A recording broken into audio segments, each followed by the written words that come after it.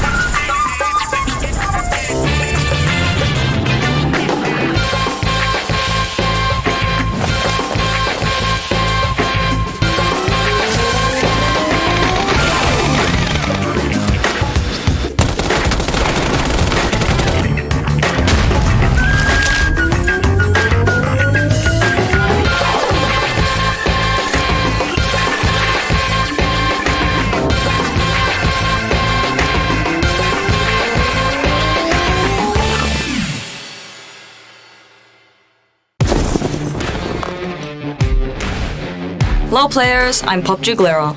Welcome to our new series, 𝗟𝗔𝗡𝗗, where we'll be addressing some of your thoughts and updating you on the latest changes we've brought to the game based on your feedback. Speaking of changes, today we'd like to discuss the recent changes made to normal matches. Over the past years, we've heard your feedback about the early phase of normal matches feeling too long or not being able to find enough items to loot. So, we've decided to implement significant changes to the normal matches rule set starting from update 23.1. First off, the playtime from phases 1 to 3 has been greatly reduced to match the early gameplay time of ranked mode. With this, we hope you'll be able to enjoy a faster paced match right from the start.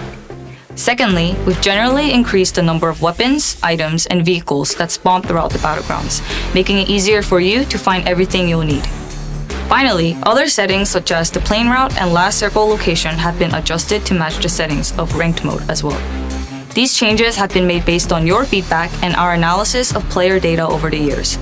Our aim is to reduce the discomfort and difficulty that players may face when jumping from normal match to ranked.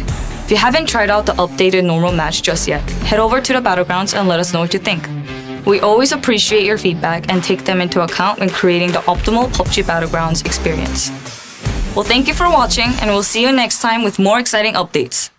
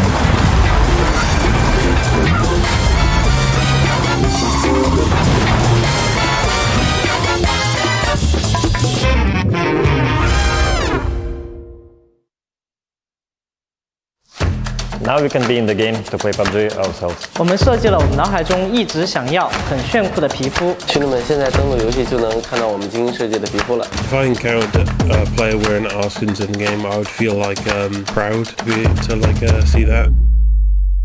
PUBG e스포츠가 오랫동안 고민해왔던 지점 중에 하나가 팀들에게 실질적인 혜택과 더불어서 동반 성장하는 모델을 만들고자 하는 것이었습니다. 그러한 맥락에서 글로벌 파트너 팀 프로젝트를 시작하게 되었습니다. 그 시작으로 GPT 스킨을 제작을 하게 되었습니다. 이번 스킨은 팀에서 원화를 직접 제작을 해주셨는데요. 그 퀄리티가 정말 예상보다 훨씬 좋아서 깜짝 놀랐습니다. 팬분들께도 응원하는 팀에서 직접 제작을 해주셨기 때문에 더욱더 의미가 클 것이라 생각이 되는데요. 자신이 응원하는 팀에 대해서 오랫동안 응원해온 보람이 있구나 느끼실 수 있는 계기가 될 수 있을 것 같습니다. I have imagined what it would feel like to have skins representing our team. It would be like we are actually in the battlegrounds ourselves in the game. Now we can be in the game to play PUBG ourselves. We designed the skins in the way we've always imagined, wanted, and thought that would be cool. I hope our fans really love the skins. I think they look really cool, so I think the fans will enjoy them as well.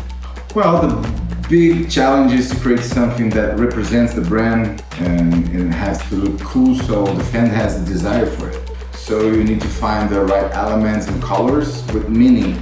I'm thrilled that GPT skins will help our fans be united with our team. It's always exciting because you only create these things in the digital world, and it's a great joy to see our fans who will win in our skin.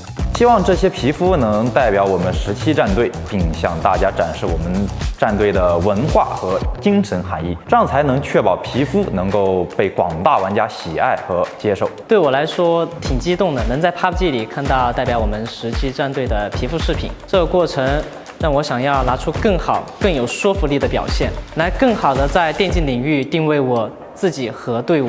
就对于选手来说，在游戏里就拥有自己的那种专属道具啊，或者皮肤，就是非常有意义的一件事。然后希望以后这种合作也能够越来越多吧。I believe there will be more opportunities communicating with our fans, expanding the global partner team program. 안녕하세요. 저는 PCC 캐릭터 팀의 이준호입니다. 캐릭터가 입는 의상, 총기, 그리고 탈 것들을 제작하고 있습니다. 팀별로 그런 색깔이나 특성이 있는 디자인이라고 생각했고 일반 옷으로 생각해도 굉장히 멋스러운 디자인이라고 생각했습니다. 팬들이 보았을 때 가장 중요하다고 생각되는 부분들, 그런 부분에 중점을 둬 작업을 했고요. 팬분들이나 이제 유저분들이 보았을 때 우리 팀의 이 유니폼을 입고 실제로 경기를 할 수 있겠구나 하면서 약간 그런 것들에 대한 만족을 위해서 생각을 하면서 작업을 했습니다. And I want to thank every fan for your support. It means a lot for us. I cannot imagine the world without fans. 期待一下我们这款皮肤吧。所以说，你们的支持对于我们非常重要，也希望大家多多支持17战队，谢谢大家。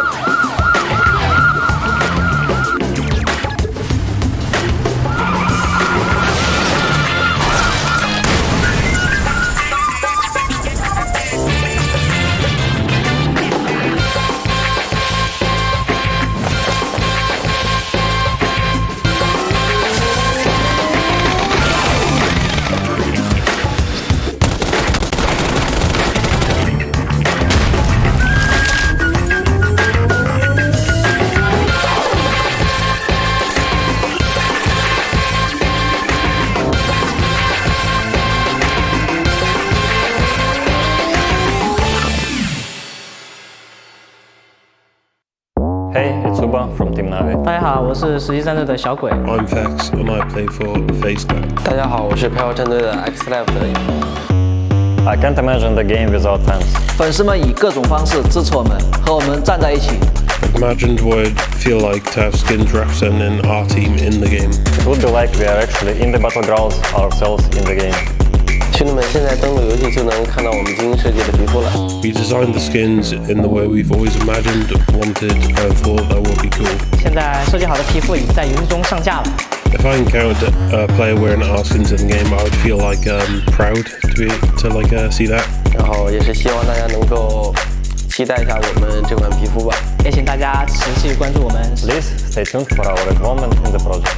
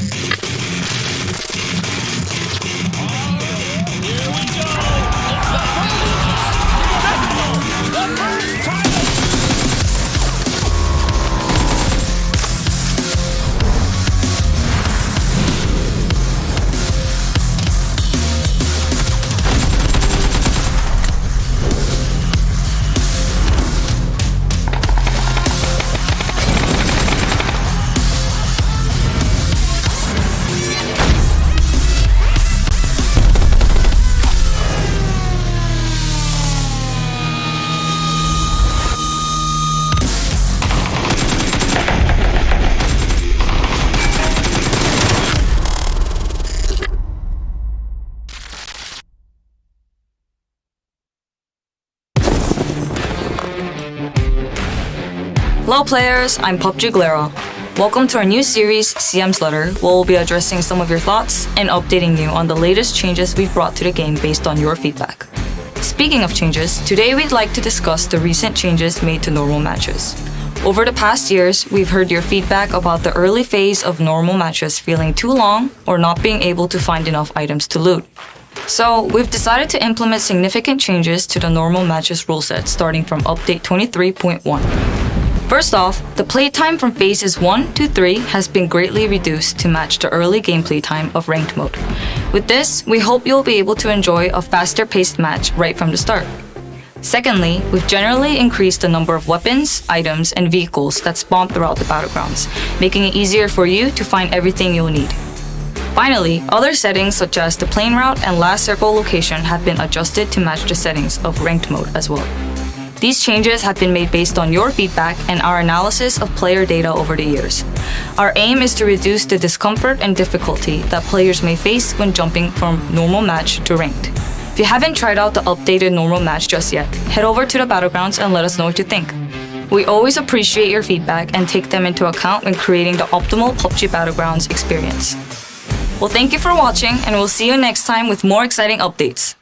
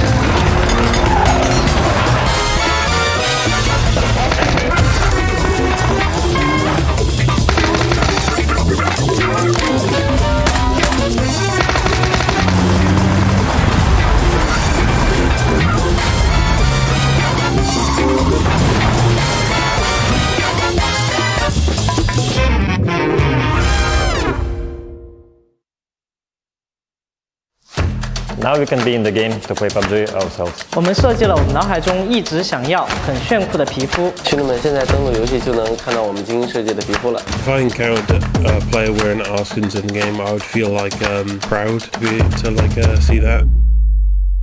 PUBG e스포츠가 오랫동안 고민해왔던 지점 중에 하나가 팀들에게 실질적인 혜택과 더불어서 동반 성장하는 모델을 만들고자 하는 것이었습니다. 그러한 맥락에서 글로벌 파트너 팀 프로젝트를 시작하게 되었습니다. 그 시작으로 GPT 스킨을 제작을 하게 되었습니다. 이번 스킨은 팀에서 원화를 직접 제작을 해주셨는데요. 그 퀄리티가 정말 예상보다 훨씬 좋아서 깜짝 놀랐습니다. 팬분들께도 응원하는 팀에서 직접 제작을 해주셨기 때문에 더욱더 의미가 클 것이라 생각이 되는데요. 자신이 응원하는 팀에 대해서 오랫동안 응원해온 보람이 있구나 느끼실 수 있는 계기가 될 수 있을 것 같습니다. I have imagined what it would feel like to have skins representing our team. It would be like we are actually in the Battlegrounds ourselves in the game. Now we can be in the game to play PUBG ourselves. We designed the skins in the way we've always imagined, wanted, and thought that would be cool. I hope our fans really love the skins. I think they look really cool, so I think the fans will enjoy them as well. Well, the big challenge is to create something that represents the brand and it has to look cool so the fan has a desire for it. So you need to find the right elements and colors with meaning. I'm thrilled that GPT skins will help our fans be united with our team. It's always exciting because you only create these things in the digital world, and it's a great joy to see our fans who will win in our skin. 希望这些皮肤能代表我们17战队，并向大家展示我们战队的文化和精神含义，这样才能确保皮肤能够被广大玩家喜爱和接受。对我来说挺激动的，能在 PUBG 里看到代表我们17战队的皮肤视频，这个过程让我想要拿出更好、更有说服力的表现，来更好的在电竞领域定位我自己和队伍。就对于选手来说，在游戏里就拥有自己的那种专属道具啊，或者皮肤，就是非常有意义的一件事。然后希望以后这种合作也能够越来越多吧。I believe there will be more opportunities communicating with our fans, expanding the global partner team program.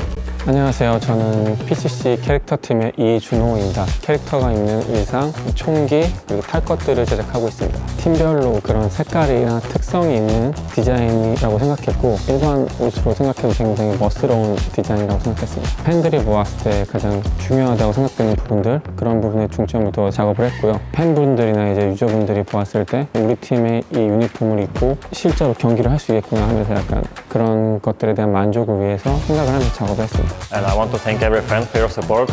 It means a lot for us. I cannot imagine the world without fans. 期待一下我们这款皮肤吧。所以说，你们的支持对于我们非常重要，也希望大家多多支持17战队，谢谢大家。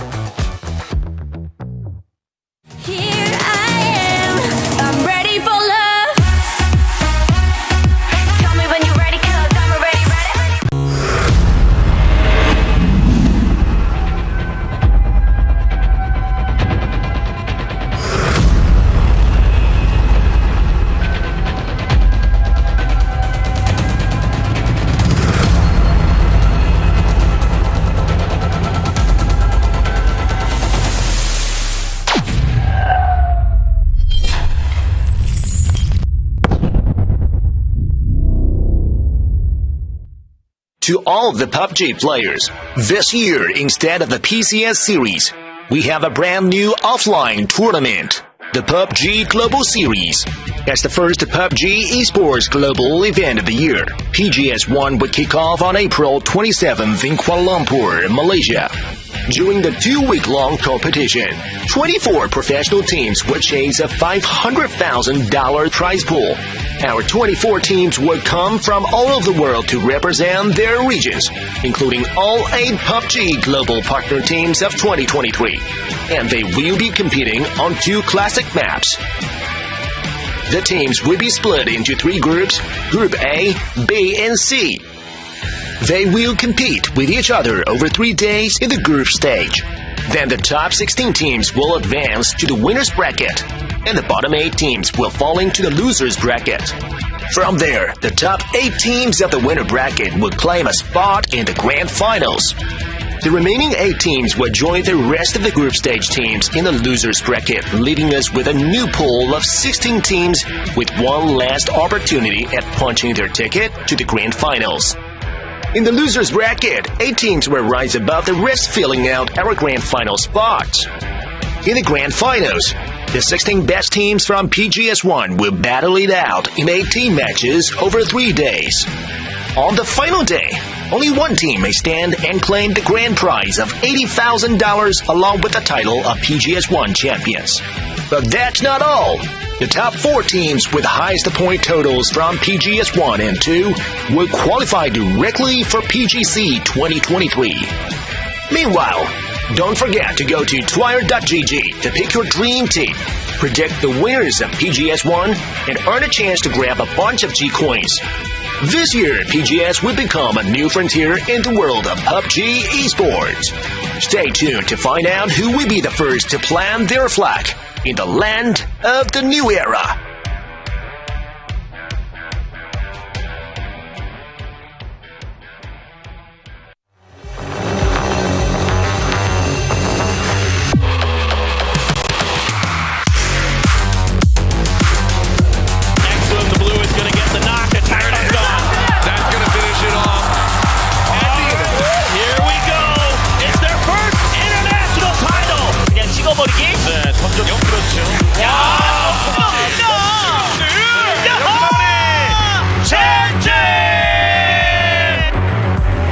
They've got shotguns in hand. They just roam around. 𝗟𝗔𝗡𝗗 connects with one. They're looking around. He knows where the other one goes for the spray. 𝗟𝗔𝗡𝗗 is the key to success right now. 剩最后一个了，无敌力这边的，前面踩上来，头盔洗头，明明。Bill's already his way using the nade actually goes out towards it. Try and go for the flag. Please the map. He is able to get it. 마지막 게임 이름을 Maybe they can find some assault. E1 Rella lined up. ผู้สิโดนแฟดน็อกไปและยังไม่จบตรงนี้เบลมอสยังคงช่วยแฟดอยู่9 คิวท่านผู้ชมเดทtrăm diện tích của vòng bo. Các vòng bo tiếp theo coi sở một mình trước những số tiền mới. Wow! Đẹp quá! Rồi! 还这么被动，其实就是恭喜吃鸡的队伍。そして上から一方的にムクに対しても。Can and good are silent, not able to do so though. Can, this is their first.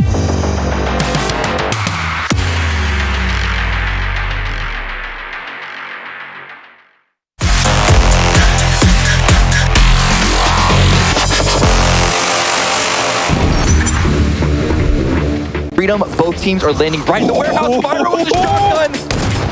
Gets this animation canceled as well to get the gun up quickly. One seen, one taken down. Spiro, that was Ada with the AK in hand, reloaded, but able to take him down. More shotgun is in play as Battlegrounds finds the second as well. Pentagram falling in seconds, and there they go!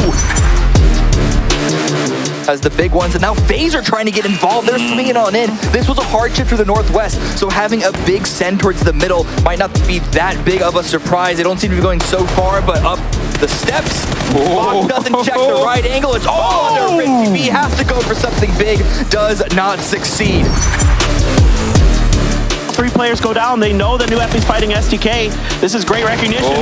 They weren't ready for Hikari's position at the tree. They're out on the road. Hikari finds the perfect time to strike. Takes 2 down. Grenade in hand here for Soul. But he's nowhere near this. He can't get a grenade there. Now he's out in the open. What a spray from Hikari!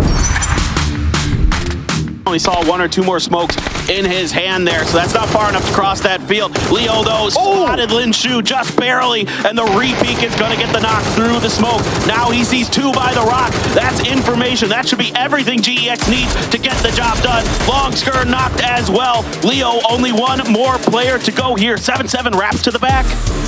Don't even need to get the revive on his Xenon. They already have the man advantage here. But look at Savior pushing on in with a grenade, trying to confirm every single person that they can. 7-7, last one up. What can he do? 1 versus 3. His position has been compromised. Here comes Yuri looking to finish the job. 7-7 though, able to at least find the knock. Leo trying to get there to prevent the point. Claimed high ground in an area that they had no rights to claim whatsoever. Aldana was going to get backstabbed here by the Yeah, that's the easiest AWM shot of your life. He's going to be able to flush kick there. Heaven, though, I'm not sure if you can get to that res before Petrichor Road decides to lock the grenade in and finish the job.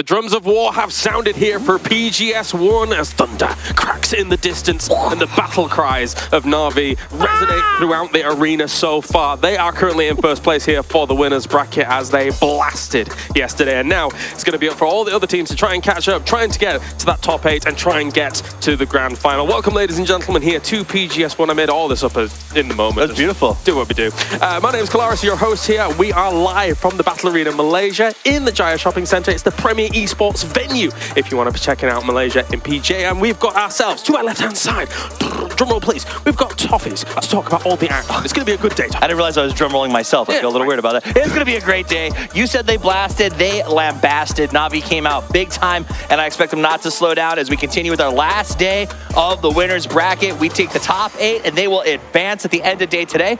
The bottom 8 go to that losers bracket that picks up tomorrow. Yeah, it's do or die for a lot of the teams in that lower bracket. Very, very scary. And then, of course, as you say, the grand finals at the very end, where it really all means something. But this truly, with the winners bracket, is the prelude to what goes on there. And if you can secure yourself a post spot in that grand finals, you've got the chance at the lion's share of $500,000. 80K is nothing to laugh at. It's a good amount of cash, but the drop-off is pretty big down to second, so these teams are going to be looking to take home that trophy. Now that we already talked a little bit about it, the top 8 do get to advance. That means they get 3 days off so that they can take a little bit of time to plan for the grand final. The bottom 8 teams have to go to losers bracket, where it becomes really their last chance to dance, and the bottom 8 will be knocked out of the tournament. Ooh, the last chance to dance. We've got ourselves here the winners bracket teams. How they're going to be faring against one another as well remains to be seen for today at least. But Na'Vi, who came in as 7th from the group stage, decided, you know what, we'll actually just take 75 points in that first day. There are some names up there, though, that were able to qualify very early. I'm looking at Luminosity, to a degree, Danawa and 𝗟𝗓, who have not had the easiest day number 1. Yeah, they dropped the ball. There's no other way to say it. They came out, they did not perform, whereas Na'Vi performed in such a way that they are already qualified. I think 75 is very likely going to be a cutoff point. They did it in 1 day. That is absolutely insane. I mean, considering their previous, during group stage, they got 46 and 34 points during their 2 days of play. They doubled that coming out here yesterday. And here is Na'Vi versus the number 2 of the lobby so far, Daytrade, who had an amazing end to the day there. If it wasn't for Na'Vi getting 75 points in 1 day, we'd be looking at Daytrade and thinking to ourselves, they're really here. That's a really good point. And I do caution folks as they look at that leaderboard not to just focus on the 75, because there's a lot of other teams that did well. It's just dwarfed by 𝗟𝗏 and Na'Vi, who played out of their mind. I mean, 𝗟𝗏 is averaging 450 damage per game. That's like MVP numbers on every game of the day. The fact that it was 3 average kills per game here, considering the performances they were putting up, was insane as well. That is not normal. That is an anomaly when it comes to international play here. So impressive by them. But Daytrade likewise. You know, sometimes for me personally, I'm going to be frank, I always have question marks around Daytrade. How are they going to fare internationally? And yesterday was a great play from them. Not only Flash, but Nurins as well. All of these guys stepping on up, being able to put up a really good showing, especially in the latter half of the day. Yeah, and I think they came in without too much expectation from the audience, and being able to step up and sort of, I think, win a lot of fans was saying something. But as you go to the leader, as we go to sort of the highlights, you're going to see the same teams over and over again, because that was the story of yesterday. We just kept seeing the same team showing up in the end game over and over and over again. And it was Na'Vi to start the day off with a back-to-back chicken dinner here, and 𝗟𝗏 just hitting the nuttiest of shots.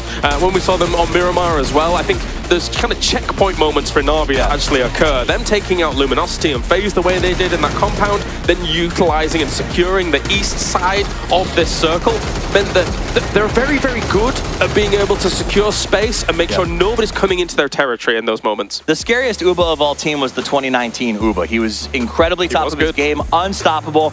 If he keeps doing this for the rest of the year, 2023 𝗟𝗏 is going to be the greatest iteration we've ever seen. I mean, I feel like we're already there kind of to a degree. Because the thing is that when you're playing a game like this, year on year on year, the skill gets higher and higher. You put the teams of today up against those 2019 teams, I think that any team, well, let's say the top 8 team of today, easily wins a tournament 2019, but it will be 𝗟𝗏 up near the top here for picks.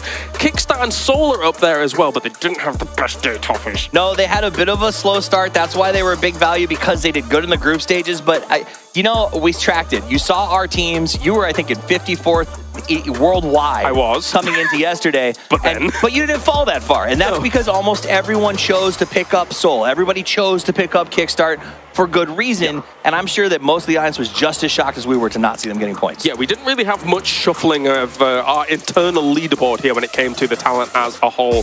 But you can see here that we have very similar picks in certain facets, and with Luminosity not having the easiest of times, with Danawa eventually being able to get, I think they did get a win on the board, correct me if I'm wrong. They did, they got one. Yeah, so, but it wasn't exactly a huge win. It wasn't a huge Danawa win, so with only 5 kills. I catch it up, I'm closing that gap. You were up by 60 at one point, so little by little, we grinded up, but that was on the back of 𝗟𝗔𝗡 because the Sonics, uncontested, 𝗟𝗡𝗗 have managed to play out of it. 𝗟𝗔𝗡, I heard 𝗟𝗡𝗗 come out of the booth and go, man, 𝗟𝗔𝗡 is beaming because he literally could not miss a shot yesterday. Let's hope it continues today. I do love this picture of Avenger. He's like Killer Croc. He's ravenous for them points. What are you... Jonesing for points. Anyway, he's going to hate me for that one. He's not even here. We've got 75 points for Na'Vi up towards the top. Okay, so here's the thing about the leaderboard. While you chuckle about that, take Na'Vi off of this thing. Boom, they qualified. So now we're looking at 7 positions advancing to the winner's bracket. The fortunate point of Na'Vi getting so many freaking points is that it is open for so many teams to be in that top 7. Even at the bottom, Twisted Minds, 𝗟𝗔𝗡, these teams, 𝗟𝗏, all they have to do is have 1 or 2 games and they're in the hunt for 8 because Na'Vi was so unstoppable. So in a lot of ways, everyone can just thank Na'Vi for being ridiculous yesterday. Yeah, I have to agree, as we have the 6 games coming at you for today, and it's Emmy today. So me. We actually switched it from yesterday. So yesterday was the one anomaly of MMM here for the tournament as a whole, and I have to go back to the point that you just made, because it is an important one. The fact that our middle pack is so close because of that sponging up towards the top, even though, got my glasses on, there we go, we're gone. I thought you look cute. I like to, mix it up. Okay. Even though, you've got these teams that didn't really do that well yesterday compared to what we're expecting from them, at least they have that reassurance of the fact that the sponging happened at the top, thus the middle pack is so close. You get 1 win down towards the bottom, whoosh, up to 3rd place. We had multiple single win games by teams yesterday that were anywhere in the ballpark of 20 to 24 points, and that would get anybody in the bottom right back up into the hunt. So thank you, Na'Vi, for sopping up the points. Let's see if they keep doing it today and make it open. I'm going to ask you the same question I asked you yesterday before we get to these games. Which teams do you have your eyes on to be able to bump it up today? Okay, so the regional bias in me, I know LG is better than they were. Yesterday was unforgivable, untenable, and it cannot happen again. So I'm watching them, I'm disappointed in them, and I hope they step up. Petrichor, stop hot dropping, go somewhere else. That's all I have to say about that. For me personally, it's one of the most interesting things of this tournament. It's like, China doesn't mind making enemies. No, there's a lot of it going on. If you know, you know. But anyway, let's get to it. Thank you very much, Toffees here. Let's get to the games for day number 2 of the winners bracket for PGS 1 as we begin the festivities. Let's get it on.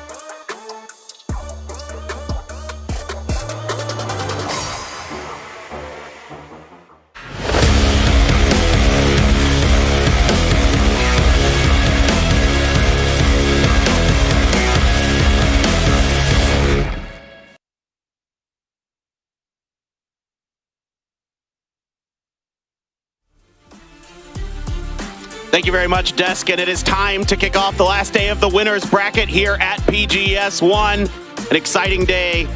The tension palpable for so many of these teams. The scoreboard so tight, so close below Na'Vi right now. Paper thin, and joining me here for the first couple of games is 𝗟𝗏. 𝗟𝗏, my friend. Yeah.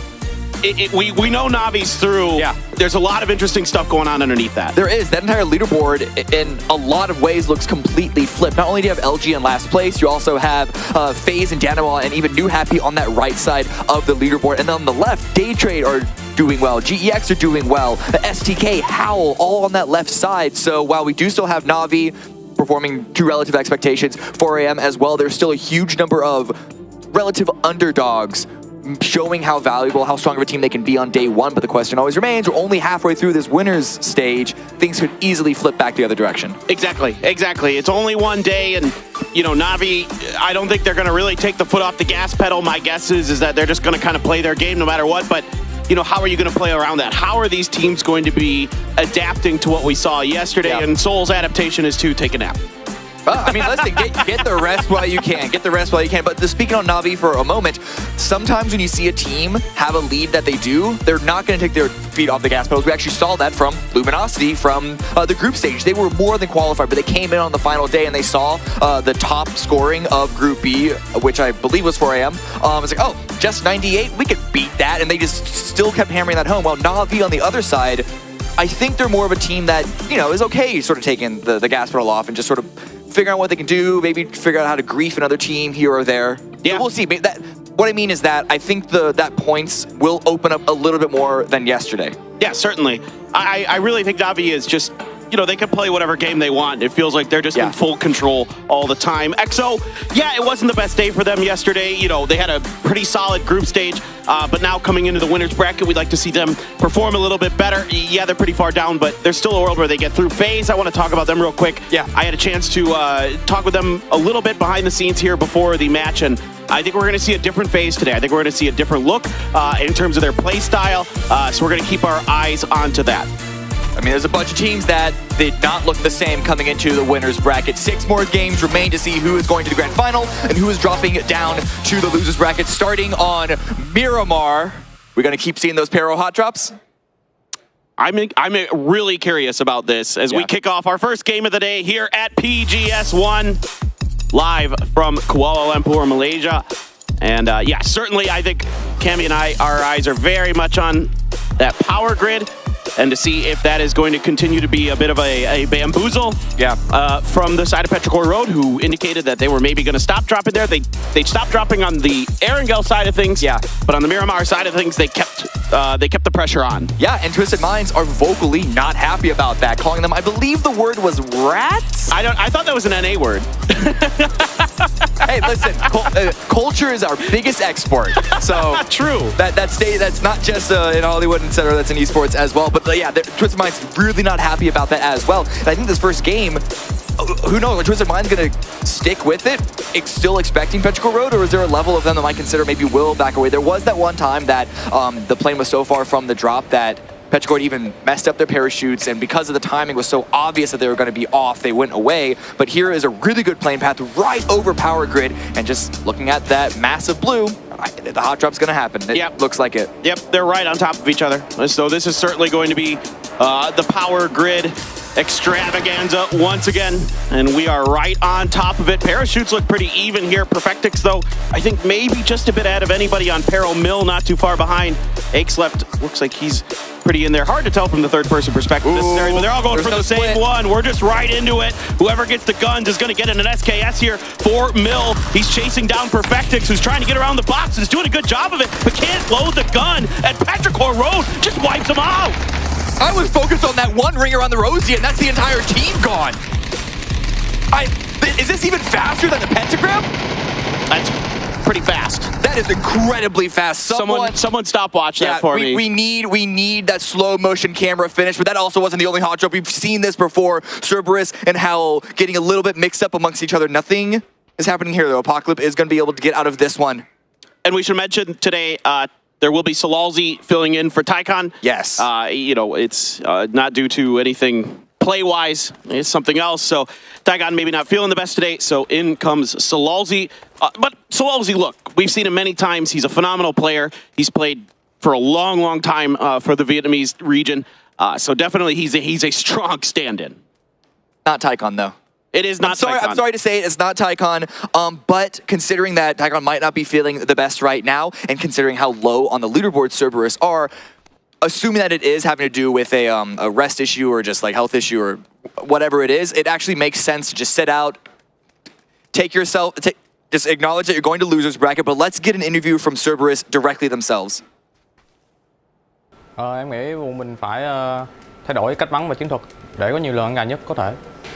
Do bọn mình đã sống với nhau cũng đã lâu và cũng hiểu được tính cách của mọi người, nên là cái điều đó đã giúp bọn mình đã bắn những lúc bắn giải đã vui vẻ và gắn kết hơn.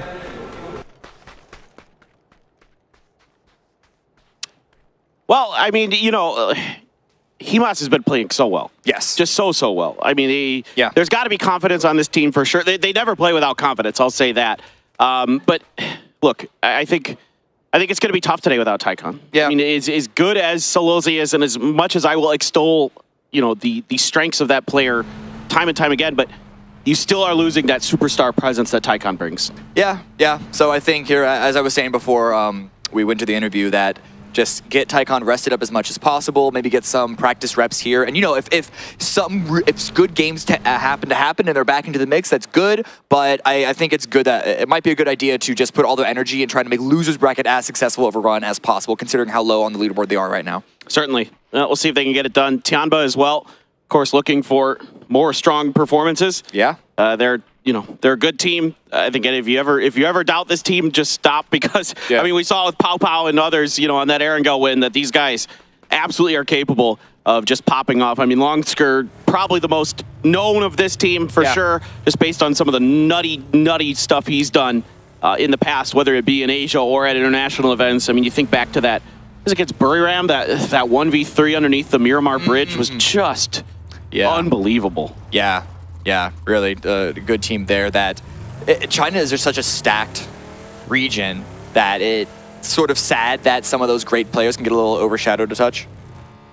Yeah, no doubt about it. STK had a great day. I mean, I talked to Vegas a little bit right before the cast here, and he's happy. He said if they can just clean up a few mistakes, they should have a really solid day. Now, this could get interesting. 𝗟𝗔𝗡𝗗 and Na'Vi contesting territory. 𝗟𝗔's kickstart and Relo.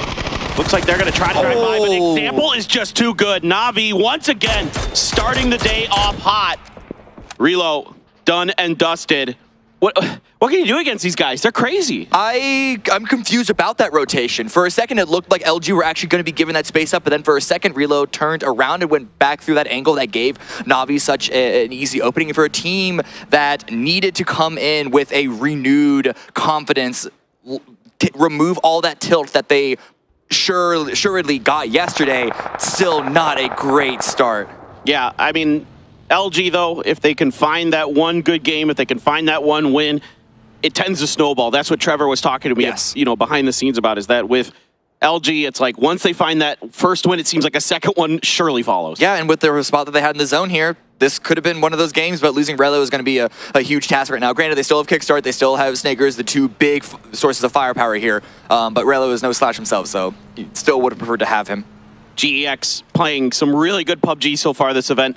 Getting into these winners, I think probably maybe not everybody would have had them as one of the 16 teams that made it here. And then not only that, right now, they're in fourth place. Yeah, they're in the driver's seat, right, to potentially make it through. And I talked to them quick before we got on the air here, Cammy, and I just said, what's the secret to your guys' success right now? What's going on? And they're just like, we're comfortable, and they're doing a good job here against 𝗟𝗟𝗡𝗗. Down to 8 HP, but 𝗟𝗏 now in a crossfire, able to pull the trigger, take one down. Savior out off screen, but 𝗟𝗏 has the flush. Yeah, really good push there.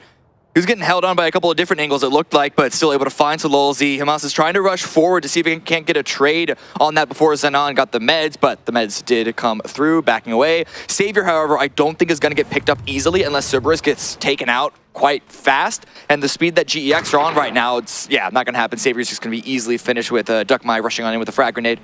Yeah, 𝗟𝗏 there, just driving out to make sure that was confirmed. Yuri here for GEX. Looks like they're going to commit with the full force that they have left. Leo there as well. 𝗟𝗏 saw him come through, going to let loose with a grenade, trying to see if he can get lucky with Leo peeking that corner. Not going to happen, but yeah, GEX just said they're comfortable.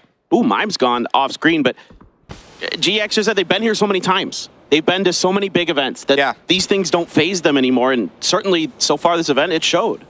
And honestly, for a team, nothing to lose, because whenever they've been to these global events, they don't routinely perform that well, so it's not like the expectations are high and there's that pressure added onto it, but it looks like the pressure coming in towards Yuri, as that smoke does allow Hamas to push upstairs. Could be a valuable angle to have with 𝗟𝗏 sneaking around on the low ground.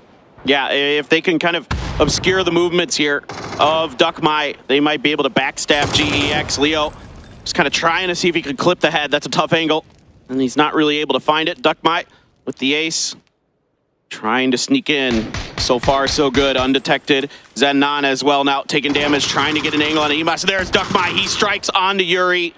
Now Leo down to half health, pinned between so many members of 𝗟𝗏. They need help from 𝗟𝗏 if they're going to survive this. Leo out in the open, gets one. Can he get the second? He does! What a spray from Leo! Unbelievable. Absolutely amazing hold, and 𝗟𝗟𝗡𝗗 is nowhere near this situation. Easily confirm those kills onto GEX, easily get the revive onto Yuri. You can see the confidence. Leo's been really good this event, and he still is. There's no doubt that these guys can play. And now ZP on here, watching this fight, watching the last member of Cerberus. It's 𝗟𝗟𝗡𝗗 who has hightailed it into his Bronco here, and it's time to get out. This has not gone well. 𝗟𝗟𝗡𝗗 was far away from that engagement for quite a while. I don't know if he was expecting some potential low ground flank by GEX, but that read on GEX's positioning, on their fighting, was just a complete miss, it seems. And now 𝗟𝗟𝗡𝗗 is going to have to pay the price. At least he gets away from this. But for a team that is so low on the leaderboard, that has actually needed placements to get to where they are right now in 12th place, it's not looking hot for Cerberus to recover the mistakes that we saw from yesterday. Yeah, certainly not what they were looking for. Now Flood trying to finish Cerberus's lobby run in this particular game, but 𝗟𝗟𝗡𝗗 is not going to be heading there just yet. Instead, he's going to be heading more towards the north, towards that Death Star Trench, and he has found his way there. However, I was going to say, if he keeps going down that road, there's Kickstart waiting, and we know even with LG struggles, Kickstart will absolutely, make short work of anybody. Yeah, Kickstart playing solo, which is incredibly, I think, very confident right now, but it's something that they need to do. Kickstart is usually out in the front in a lot of these positions that you see while we see phase 1 close. That'll be a good sort of anchor point for the rest of the squad that is still alive to maneuver around. But where is Zone 2 going to take us? Daniel right now on a rotation coming in from the low southwest position. Ooh. It's going to be a medium shift up to the northwest, centering up on that field around Day Trade. So a team that's already in second place have an opportunity to make a good game of this one. Well, look how much of that zone they controlled. Even before this circle collapsed onto them,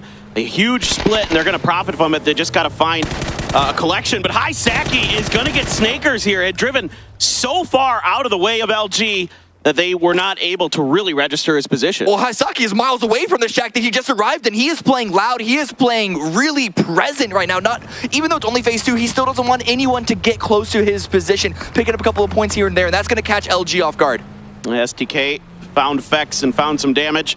alo just on the back end of things, going to be coming in with the rest of his team. Fex saw, but not dealt with just yet. More of FaZe here, going to try to hold it down, and they've got two good ones. Fex switched to the shorty, and he's got another. Just going to clean up members of STK. So they go for the fight, and they're going to pay the price. Penta should have gotten that knock. Penta really should have gotten that knock through the window. I don't know why none of those bullets hit, and they pay the price for it, because FaZe answer back in such a strong manner. 𝗟𝗡𝗗 is going to get taken out, and 𝗟𝗏 pushing in onto this. I don't know if Gustav is going to be in a strong position to revive that teammate, but still a good hold against STK at the very least. He's got an AWM out here. He's going to land a shot. Fex as well, going to combine on the long skir. Good coordination here from FaZe. I don't know if they can bail 𝗟𝗡𝗗 out.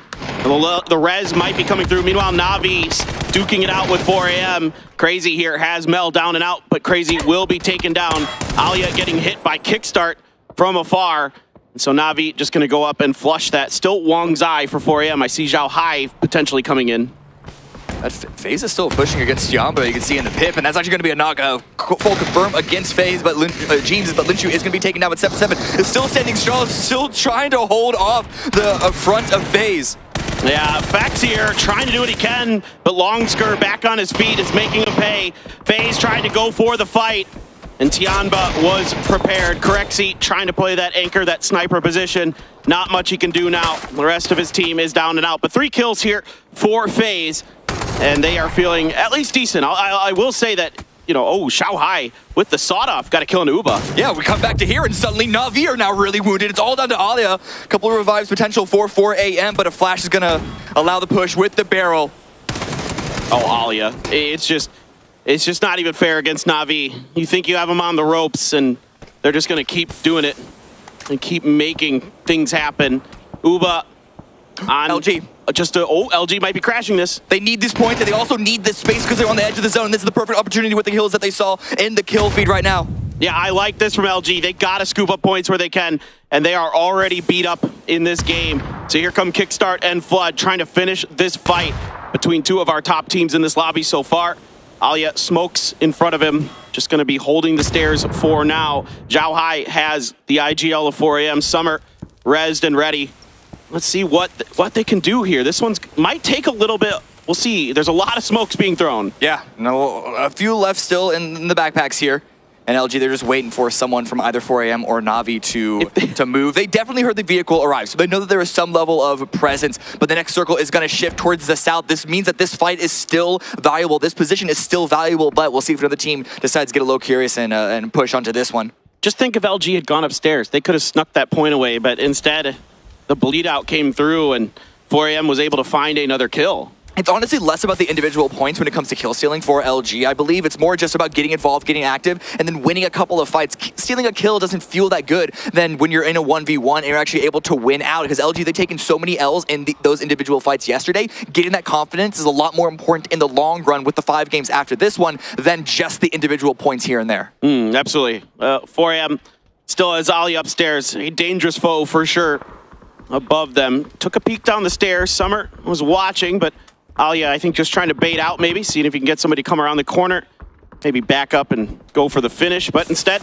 going to commit his last smoke in the bag. Meanwhile, GEX's 𝗟𝗓 skirting 𝗟𝗋 territory on that motorcycle. Donawat trying to send into the center. Our phase 3 circle did shift down towards Hacienda. Very hard shift here for our third one, excuse me. Now grenades out from 4AM.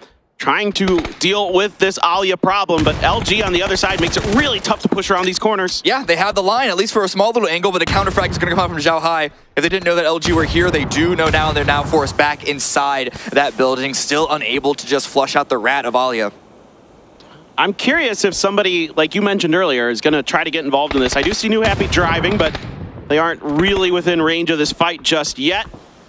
And this one drags on. The smoke's certainly helping. Now I see a pump shotgun in 𝗟𝗓's hand, so he might try to make that charge up the stairs. Soul takes a headshot from somewhere. Purdy Curdy trying to get into this shack and not going to happen. Schofield from Howell is going to collect that point. Yeah, there were a lot of angles held onto that shack, and Kurt's vehicle went just a bit too far in order to be able to slide into that piece of cover. It would have been a good find. It would have been quite a while before anyone probably last minute Plan Z sent it as a team in those fields. Probably would have lasted a phase or two at least, but STK going to be out early, going to have to recenter up for the next rounds. GEX now, they pulled away from the 𝗟𝗋, but now they're staring down New Happy, who have another edge spread that we know they are so fond of here.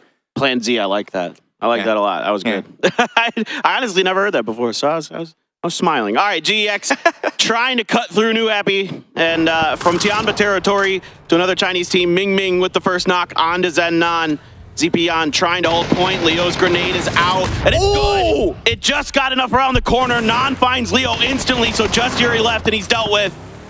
Nan and Ming Ming there doing the lion's share of the work for New Happy. Zipian looks to be resable from my purview. Yeah, it's going to be easy. Nan was actually already there. I thought they'd have to take some time to go down in that area. We're at the very end of phase number 3. Going to see where this next one is going to send us. Is it going to still favor the field? There's a lot of field in play, but it's going to be that road, and that Howl compound is going to be the powerful one here. That is nasty. I mean, it makes sense, the phase 4 shift. There is some land ratio terrain by Hacienda. That's true. So it just wants to get away from that as much as it can.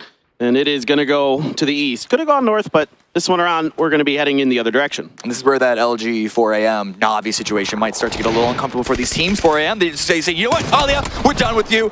You're a terrible roommate. Get out of here. And now they can just focus up 2v2 against LG. All right, now LG. Grenade in hand for kickstart there momentarily, but not going to opt to go for it. Summer as well. Just cycling between the guns and the utility. EXO in a long-range battle with 𝗟𝗋. Still Corexy from FaZe out there in the blue, trying to see if he can find some way to sneak in here and garner a few more points for FaZe Clan. 𝗟𝗋 on point underneath the noses of 𝗟𝗋. I don't know if I think they know he's there, and now they're going to drive by. Let's see. Well, they're going to find out real fast. 𝗟𝗋 spray so good. Able to control it at the end. Pow there quickly for the trade. The rest of EXO is in their vehicles. They're going to be late to this party, so that's going to be the flush onto 𝗟𝗋. Yeah, this widespread is getting punished. That isolation onto 𝗟𝗋, and then with even the 4 member of EXO range still not even close to this ridgeline, only just now arriving. EXO seem to be a little behind the ball on this engagement. The blue is closing in just behind them. 𝗟𝗋 aren't in a great spot themselves, but they still are able to get the upper hand in that situation. 7-7 and a teammate already in a vehicle on the move, Petrichor Road. Same thing with them, got to move past Sonic's hold here. A little bit disjointed there for EXO. Now 7-7, maybe trying to finish what they started. But really good shots from 𝗟𝗗𝗏. Get long skirt down, and he's got another. That is a double for 𝗟𝗗𝗏.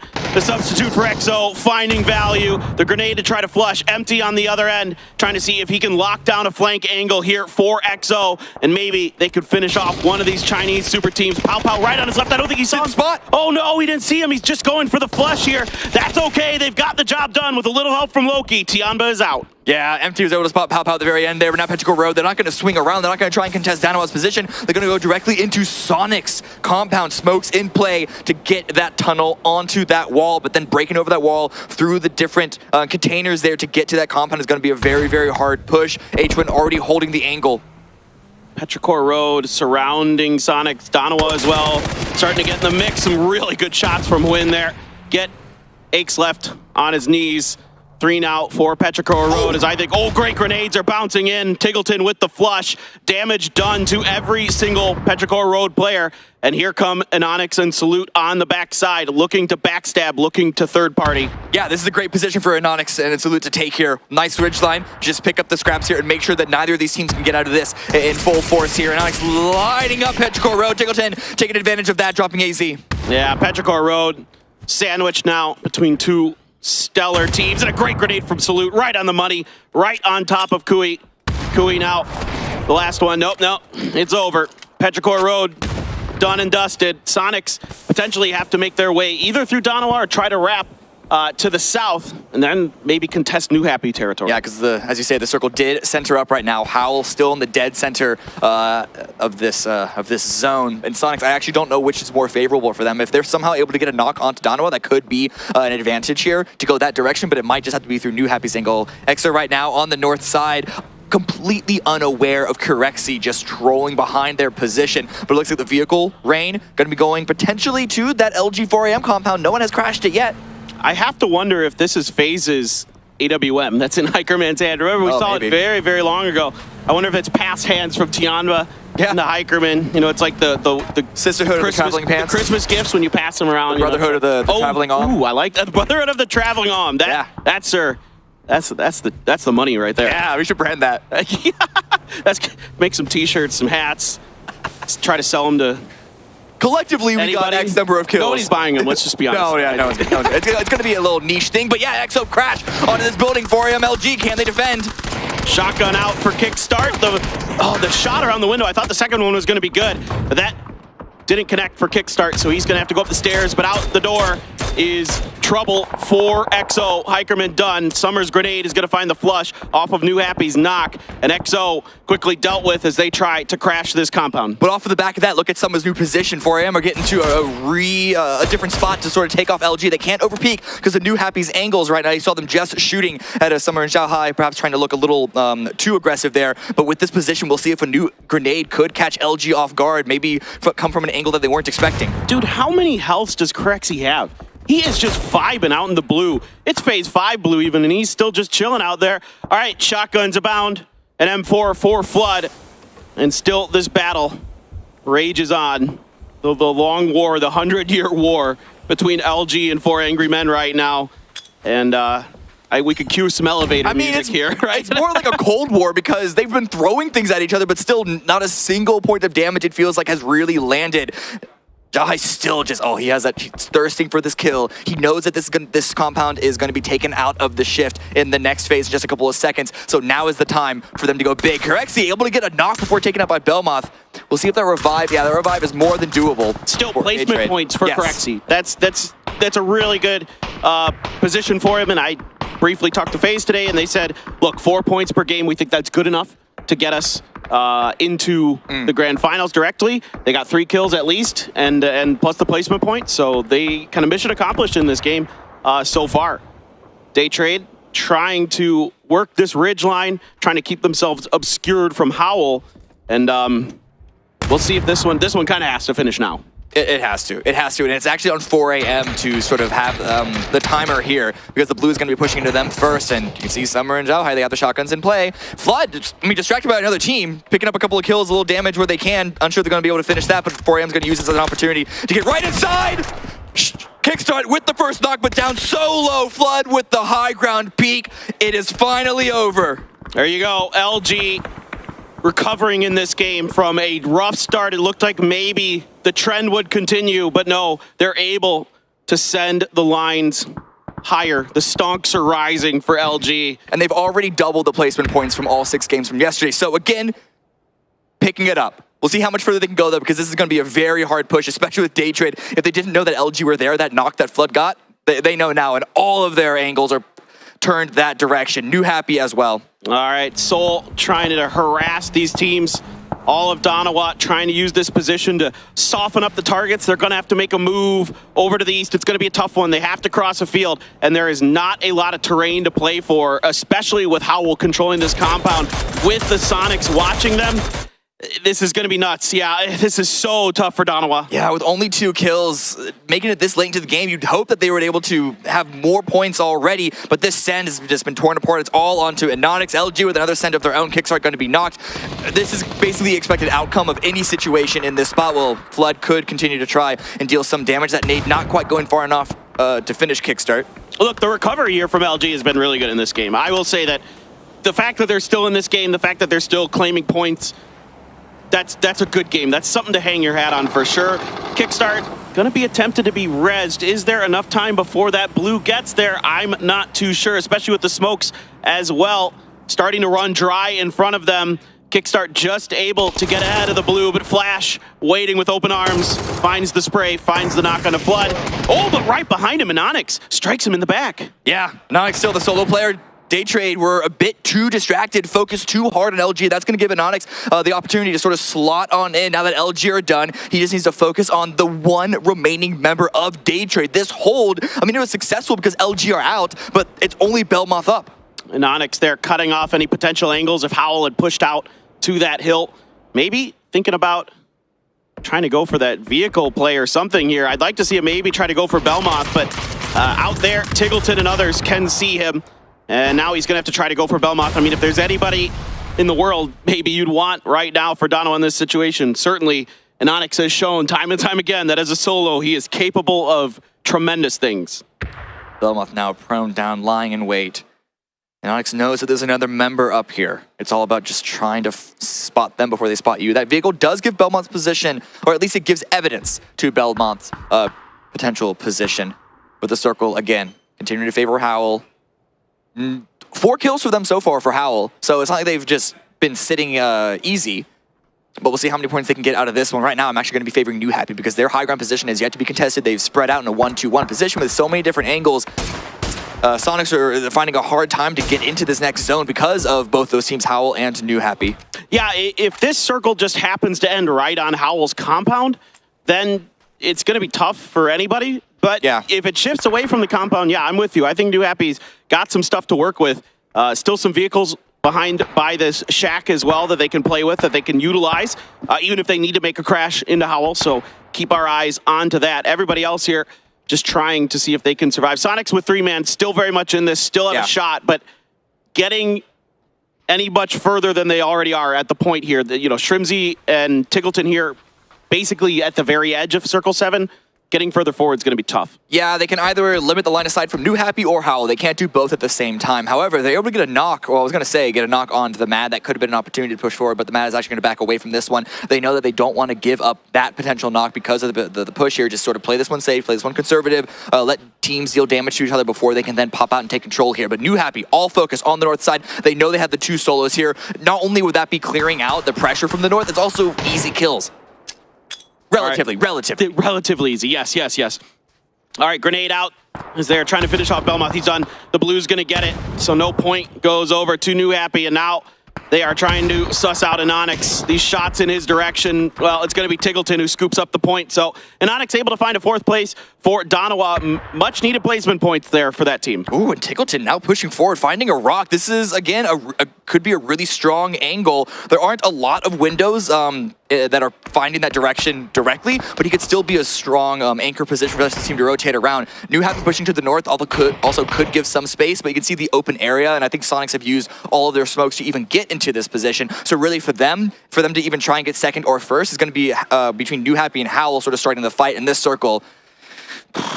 center of this last circle is just, I believe, above the ridge to the east of Howl. So Howl is a really, really strong position to play from. Sonics are going to try to do their best, I think, to harass Howl as they have to leave the shack. So some offensive smokes here may be good. The problem is that New Happy starting to find angles down towards the Sonics.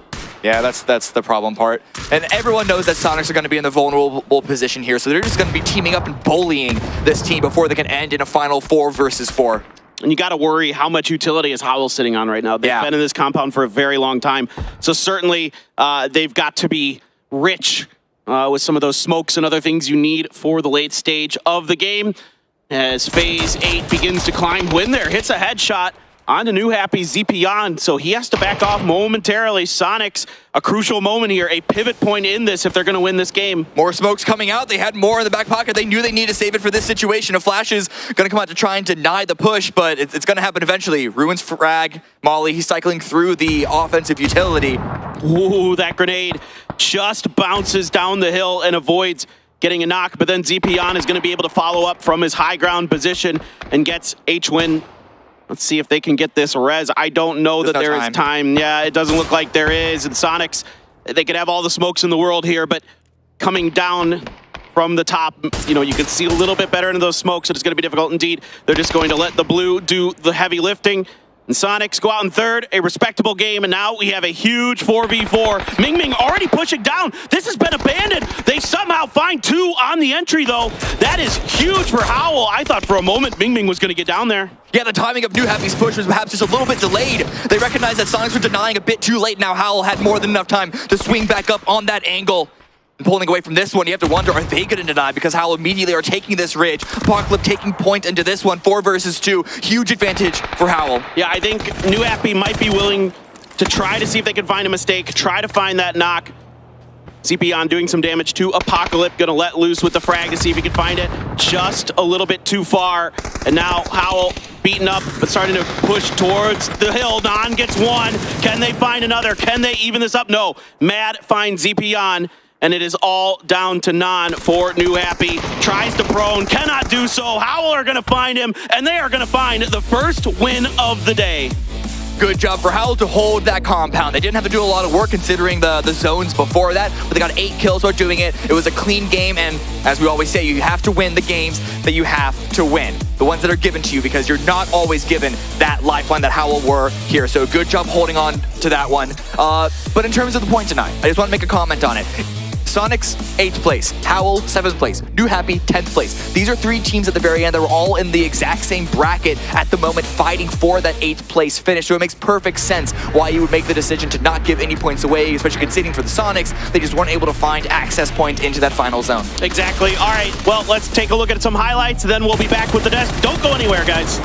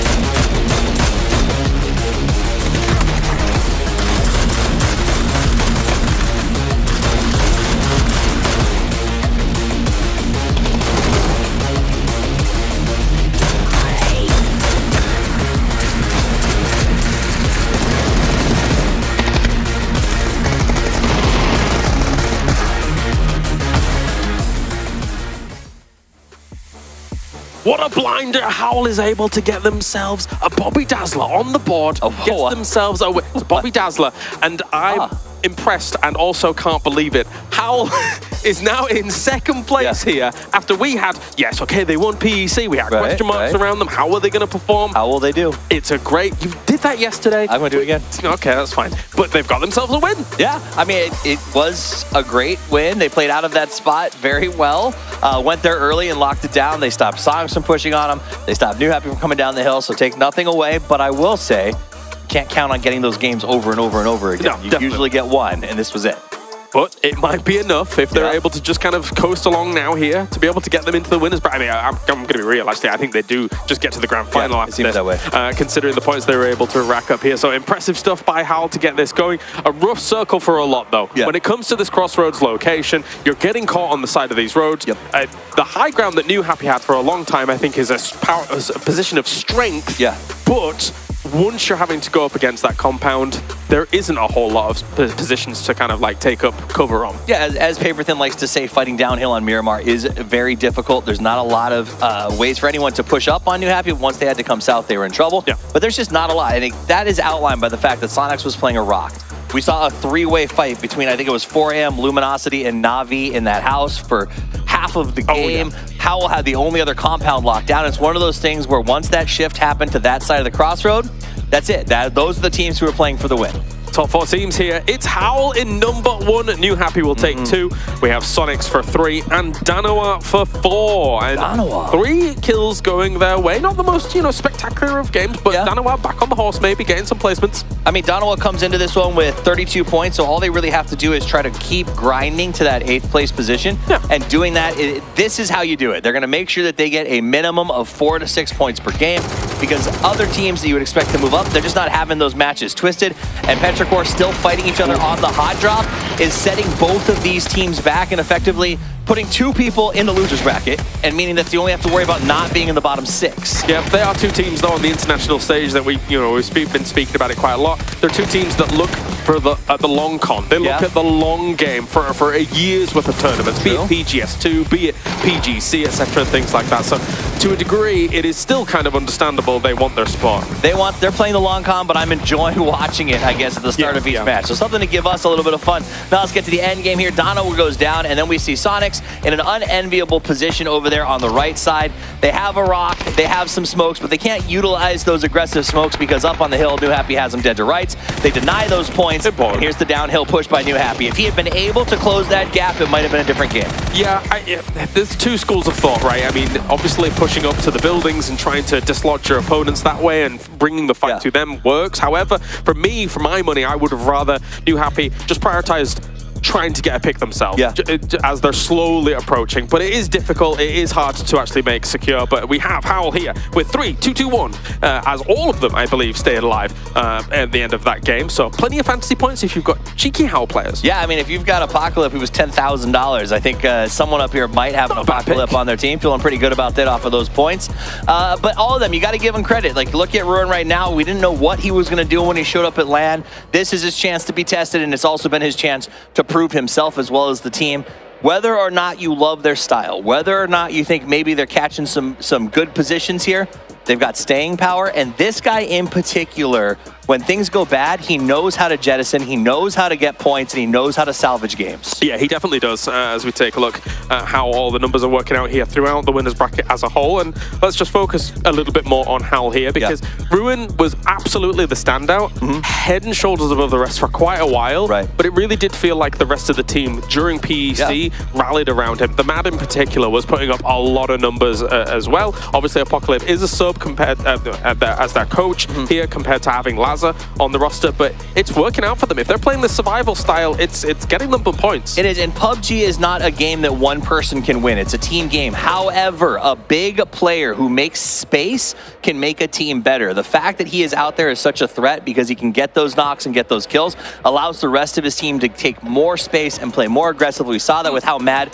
pushed up around the left side against NH. They're putting up great points. 18 is huge for them, and on the total leaderboard, they go to second. Oh, wow. That is big for them here. They were, I mean, they were quite a little ways further down here. They were technically in top 8, but now this is going to secure them even more perch in that top 8 here. So, you know what? EMEA, number 1 and 2 right now. I wouldn't have called this in the group stage at all. They look amazing, and we know that they have hang-around blood, so they're going to keep doing that going forward. The thing for me is when we look at that 8th place cutoff, all the way down to about 12th right now, it's a matter of about 10 points. So don't write off any of these teams on the bottom, because one good match, a good circle catch can change the face of this leaderboard. Na'Vi chilling there as they are very comfortably in first place. Here's 𝗟𝗗 as well, who, for all intents and purposes, I think that they still have a pretty decent shot of being able to make top 8, considering the extra power that they've been able to gain here coming into PGS 1 with Long 𝗟𝗗 looking so fine. Another team here, FaZe, they came in today at 11th place, but in the last match, they looked good. They're willing to take fights. They've been playing, 𝗟𝗗s has been playing looser and happier than I've seen 𝗟𝗗s play in a long time. It feels like this roster fits him, and he's working well with it. 𝗟𝗓 on this roster finally has space to be the hero he knows he can be. I look forward to, if FaZe doesn't do well at this event, I would be shocked, and I'm excited about 2023 for them. I may have got a spy of the plane there whilst we were seeing that loading up, and so 𝗟𝗗s had his map out thinking about how they were going to approach things, and just to infer off what we just saw there, kind of makes sense considering what we saw from that plane path as well as where they drop. They're dropping around that kind of Milta area, so he's going to be anticipating potential teams rotating past them if the circles go down there. But anyway, that is breakdown as we go now to our second game, and 𝗟𝗗 is the flavor. It's time for the grassy pastures as we go over to the Papers Grim and Cameron. Thank you very much, 𝗟𝗗. I didn't come up with anything creative on the fly. Or should we do our 𝗟𝗗 impressions now? Oi, I'm 𝗟𝗗. I'm 𝗟𝗗. Cheeky Gogna. Let's have a propaganda at this game here. All right. We did it. You're welcome. You're welcome, James. Yeah, he looks real thrilled with that. All right. It is time here for the second game on the day, and it is going to be 𝗟𝗗, Paperthin, and 𝐾AMY, the bald beauty and the handsome hero, going to be guiding you through this one. Beauty and the Beast. I went into the Australian accent there. I don't know why. Oh, I didn't catch that. A little bit. Okay. Well, anyway, yes. So the plane path is in fact garbage. Terrible, disgusting, probably one of the worst that we've seen this entire event so far. However, plus side, Luminosity can finally drop a Milta power. This is the first time they'll be dropping directly on their drop spot. So if there's any game for them to reset their mental, this should be that one. But as James was talking about, there's a huge chance that this circle is going to go 𝗟𝗡𝗗 Island. It's going to go military base. So FaZe, with that Milta position, considerations of how much we want to potentially camp that if it does go that direction. All right, we'll see.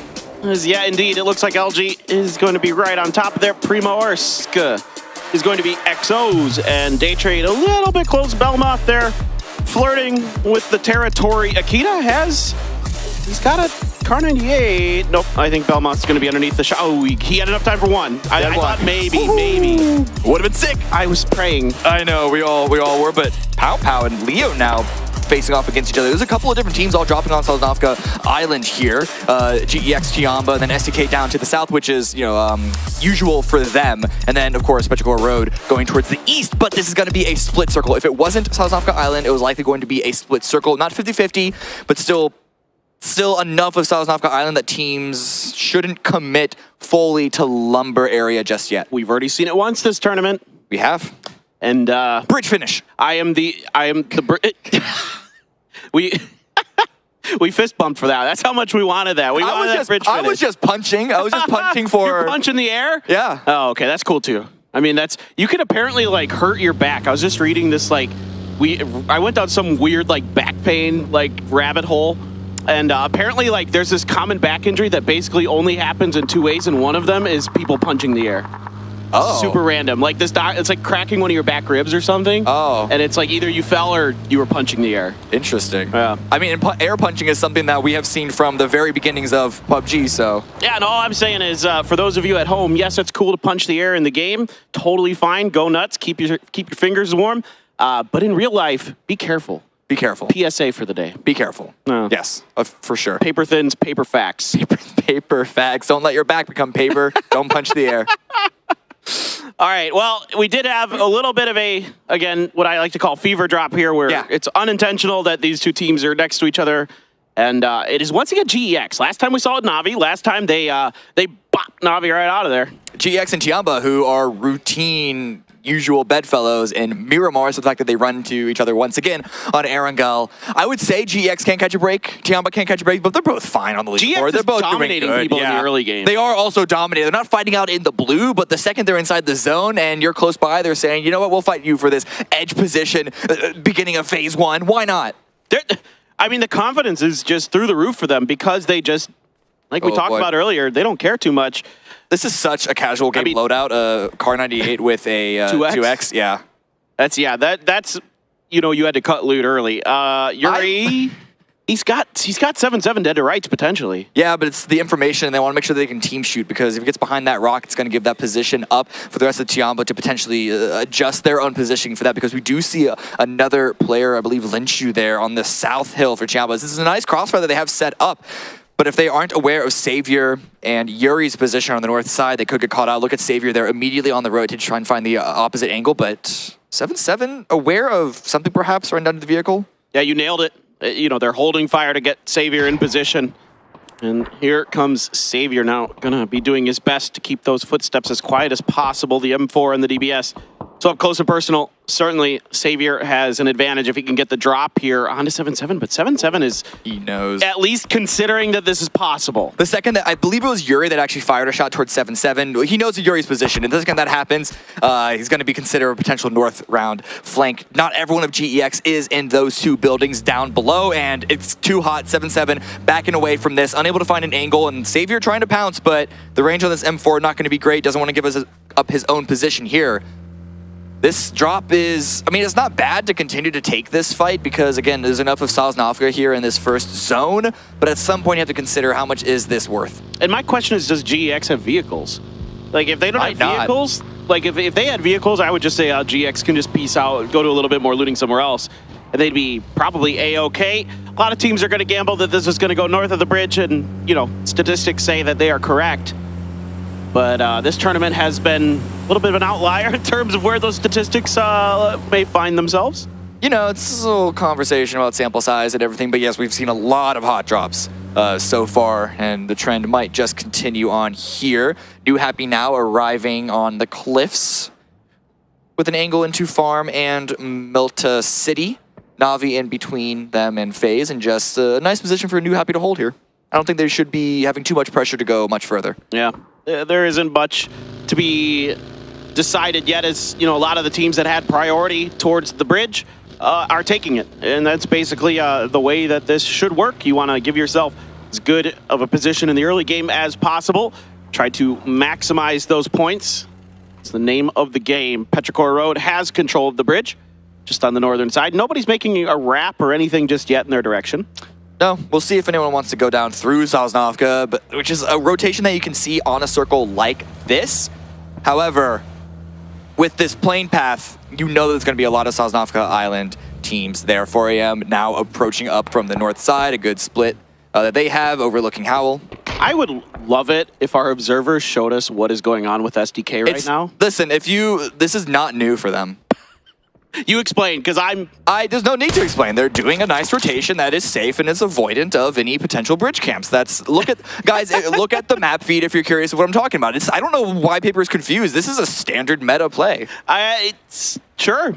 It's not when I see an Asia. I guess I'll put it that way. I don't see it much. Nothing quite like this. Most teams in Asia will go the other way. Like the long way, towards Novo. They're just streets behind, right? The long way means that they have to drive the they hedge transportation themselves. They hedge their bets here, right? Like they can go, if it happens to hard shift south again, they can go either way. I get it. It's just they were very out there, and I was like, All right. Ooh. 4 AM, Danoa. Loki. A lot of damage done, and Summer able to find it. Crazy looking for that flush. Soul trying to cover him, but Crazy, what in the world is that spray from that distance? Absolutely disgusting. Had he been able to find another shot, that would have been salute down as well. Still though, Summer able to get the cleanup, and this is disastrous for Danoa potentially. Yeah, in fact, Crazy rushing forward to try and finish off Salute. Loki would be giving that information. Salute already on the retreat, unable to get the revive on the teammate, and now Loki is going to be for sure finished out here. But what angle can Anonix find? Seeking around the side, almost got turned on, but was able to get the knock here. Should have spotted Crazy, I believe. Well, for sure now, after the shots rang out and hit his tree, he He knows where those are coming from. Trying to see if maybe he can get some help from Salute as well. Want to make sure you get those points into Summer and Salute. Yep, able to come in the back and Onyx, able to turn and get the finish. And 4 a.m. here, split between a couple different teams. Shao Hai, Twisted Minds pushing in onto him. He is down and he is out. 4 a.m. Our first team eliminated here in game number 2. Really successful push for Twisted Minds. Danima, they're going to be limping after this one, but they at least were able to recover and get some points for themselves and not have the risk of going out with another stinker on their hands. EXO now moving on in, not far away from New Happy. HS on the move, giving up their space. New Happy, they hate fighting early. They avoid it as much as they can. And so instead, they're just going to be finding position here in this new ferry. Exactly. New Happy never wants to start fights. I'll say it over and over and over. They want to finish them. That is their, I would say if you could give them a motto, that would be the best I have been able to conjure up so far. EXO going to just backfill their position. Fat backfill their position. Fat fill their position. I almost said that, didn't I? Fat fill. Well, no, you corrected it into fat back. I did, yeah. I'm really good at words. Fat fill's not bad, right? I focus on it because I'm just hungry and I want barbecue. But ooh, there it is, STK. See? They're in a vehicle. I don't know what's different about the rotation. Yeah, I know. Yeah, well, I'm crazy to think that they were doing anything out of the ordinary. They're in a vehicle, rotating up. Yeah, sure, it's a buggy. I know you don't like them, but I mean, sure, sometimes you don't have options. They were very much away from the circle and going in the wrong direction for a little while there. But I understand what they're doing. You don't choose where public transportation goes. That's true. That is true. I have no control over that. That is very true. I get what they're doing. No, I'm just being very silly. All right, GEX going to be on the other end of the bridge across from Petrichor Road. We're seeing Yuri and Leo there in that car. The other two members already up ahead, already scouting this position, and they may be able to get a sense of what's going on as Petrichor Road is taking some long-range shots at Na'Vi. Oh, nice. This is a hard shift. It's not towards the south, but it is towards the west. Half of it is going to be water, so Slumka Island is pretty much no longer a consideration here. I think it might actually be impossible for it to swing down that direction, no matter how hard of shifts you want to go. And Twisted Minds are immediately on the move. They have quick access in the top ground there on the north side of this zone. Twisted Minds is having some fun. In case you were curious, they just intentionally spun one of their players out. Then Are you sure it's intentional? It looked intentional. And then they, because they kept going for it. That's what made me think it was intentional. Still having a good time, keeping their spirits high. FaZe and Petrichor Road now maybe going to be dusting up. And it's a jump up and over for 𝗟𝗟 trying to finish the job. And it might be just barely. Yes, 𝗟𝗟 gets the kill. But then he's immediately knocked down by 𝗟𝗟. 𝗟𝗟 already 2 down in this fight. But Mill strikes from the off angle, gets him taken down. Vex is going to just barely hang on. And FaZe finds a bunch of kills and Petrichor Road gone. Man, 𝗟𝗟 holding those first 2 kills and then Vex following on up to finish the kills, to finish that fight. All done in an instant, but LG, they see the opportunity. They're going to come on in before the revives. I love this. LG, get aggressive, get those points. Now they are trying to wreck FaZe Clan's round. Kickstart right around the corner has Gustav down. That's one. Vex taking some damage. He's the last one on his feet. This is all you need to finish it. It's a grenade from Flood that does it. Well handled here by Luminosity. Really, they saw the opportunity and they pulled the trigger at the perfect time. If they waited even a few more moments, FaZe could have put up a better defense here. Now they have 4 up in a solid compound and with all the time in the world. I love this move from LG. Love it. Love the confidence, love the aggression. That opens up the space here for GEX to cross the bridge safely. Twisted Minds just taking space up on the north, getting information. There is 𝗟𝗏 and 𝗟𝗔𝗡 sitting atop the hill. But Perfectix right now, I think, pretty far away. And there is a knocked member of 𝗟𝗔𝗡 out there, 𝗟𝗟. Why are we only seeing 3 Twisted Minds members on our screen right now? Because Batulian is all the way up at the water tower in Rozhok for the Overwatch information to make sure that no one is backfilling this northern side. And with the damage done to 𝗟𝗔𝗡, the rest of the Twisted Minds are not going to be pushed here. In fact, shoot to kill with an opportunity to continue this damage onto the APAC team. You gotta love the diligence here from Twisted Minds, making sure that every possibility on their back end is covered. A grenade is short from finishing the job. The res did come through here, but Isaki has been knocked. alo trying to do what he can. It's actually Mime who's going to claim that. 𝗟𝗟 headshotted by Vegas. 𝗟𝗏 out in the open, and he's cut down by Penta. Perfectix looking to steal these points if he can for Twisted Minds from Potato, and he does. He gets one. He gets one, but this is basically an entire multi-team effort against 𝗟𝗔𝗡 right now. There is only one member of that team still standing. It's just, or rather there are two right now, but it's still all falling apart. 𝗟𝗏 is bleeding out. It's all in Hamas just pushing forward in a vehicle, finding some place to hang out in, but that's going to be on the low ground. Oh, finds a compound. That's definitely a really good grab, but you have to imagine at some point this is going to get crashed. Yeah, certainly. That'll be a tough ask for Hamas. Vegas taking some damage from Perfectix. I think able to just barely get enough of that tree between him and his opponent that he should be able to get this heal off, I believe. Twisted Minds doing a great job controlling their territory, controlling their space. This time Batu reinforces in towards Potato Mountain when now they leave Lou on the backside. Vegas is getting a bit isolated here, dropping some smokes to try and find that vehicle and get back to the rest of the team. But the circle is going to center up in terms of the circle, but a hard shift down towards the south in terms of where everyone is playing. And New Happy, dead center. They love to play the edge, but they're not going to be mad about this one.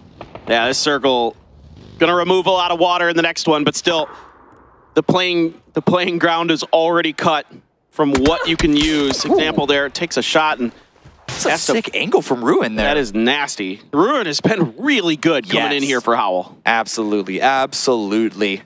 And now with the take of this first initial building of S Compound, the Mad is going to be pushing on in. They can continue to push this fight against Na'Vi. In fact, I think they might all be rearranging their positioning here. But 𝗟𝗏 now on the western edge, coming in through STK, and there's actually 𝗟𝗏 down towards the south. So they might have to just send it on into some central position, maybe where Danawa is, or perhaps Day Trade. I don't know if they can find a nice hill to play on at this point.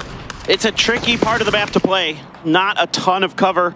Other than the compounds themselves, they may have to go down to the mini pier. There is just not much available. Danawa's shack even going to be, maybe a little bit distasteful to try to go for. And they are indeed going to just settle up here on the rocks and on the outer shacks. 𝗟𝗏 trying to make them, pay for this real estate a bit, but only gets some tires and a little bit of damage. Still, it's going to make 𝗟𝗏 know that they cannot maneuver around that freely. Twisted Minds still on their own little rotate. They didn't want to push through Sonic's positioning. In fact, they might just be trying to swing around and go through STK, if not following up on 𝗟𝗏's rotation. But this one's a little bit slow. And again, 𝗟𝗏's already taken probably the best spot that you could from this angle. Twisted Minds might just need to try and take a fight. Yeah, I think that is about the only option here for Twisted Minds at this point. Maybe hoping that the circle would leave more of that northern territory in a little bit longer. But STK, a firing line set up here on the western edge. Perfectix going right in between 𝗟𝗏 and Vegas. Vegas trying to make it pay, and he's good for it. 𝗟𝗏 now finds another, and Twisted Minds crumbling. Vegas did get knocked, and he will be flushed. Twisted Minds, 2 left. Perfectix gone. Lou and Spyro remain. Yeah, I think Vegas probably gave up his position a little bit too early, but I think the nerves of having that 2-man team get up too close to his team made sure that they want to at least get the knock there and have the rest of the squad follow up. Even if he did get knocked and taken out in this situation, the rest of the squad is more than capable here. It's all up to Lou trying to peek around the side, gets a little bit of damage. Yeah, Purdy can't quite find enough of an angle there. The car, I think, ate a lot of those bullets, but the grenade is perfect from Penta. Wait, rolls right through the tire. What's up? 𝗟𝗏. Why are they've pushed away from that cliffside. They're actually pushing a little forward. Hykeman overlooking this position. If the circle wasn't about to close, I could see 𝗟𝗏 try and go aggressive onto this engagement, but Hykeman at the very least is going to look for an opportune kill. Maybe can't catch Kurt there on the side, looting up.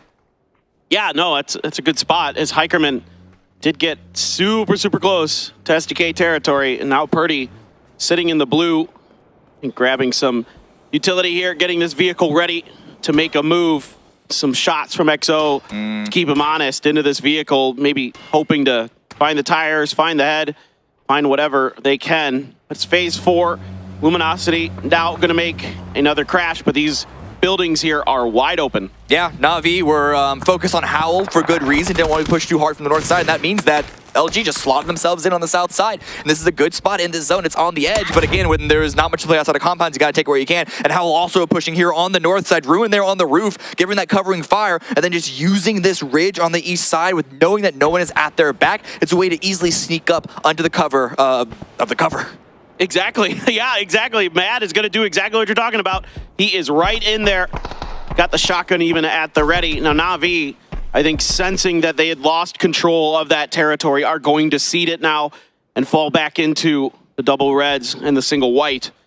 as they ready themselves for what is likely going to be a bloody battle there, potentially on the east side. It depends on what Howl wants to do. They could rotate off of it. They could, but rotate where is the big question. Na'Vi conceding that space actually does allow LG to also have a lineup on a potential push from Howl, so it's definitely a good defensive maneuver by that team. STK now moving in, just sort of using these hills, again, where they can. Kurt was able to get out of that potentially rough position, but EXO has still also pushed forward off the back of this one. And the thing is, neither of these two teams can really push too far forward, or else Daytrade are gonna have a lineup on them. Daytrade, once again, just sitting in the relative center of the zone, not having to move too far from their compound. Yeah, there's enough of a dip here that SDK can vibe for a little while. 𝗟𝗓𝗡 still has this portion of the mini pier in, the other one controlled by GEX, who has snuck their way underneath everybody. Still 4 strong. New Happy, though, on the other side of that hill. It's a tough opponent, no doubt about it. Howl, they can still wait this out for another circle. So this one, not going to kick off yet. It's not going to get hot and heavy. Just not, you know, maybe in another circle. Yeah. Sonics as well. They actually are in a 3-1. Mime in the dead center playing solo. They want to use him as an anchor position around this phase, but they don't want to give up the high ground potential with the lines of fire that this northern set have. 𝗟𝗔𝗡 shooting towards STK, and I think Hamas might even be being a little active here.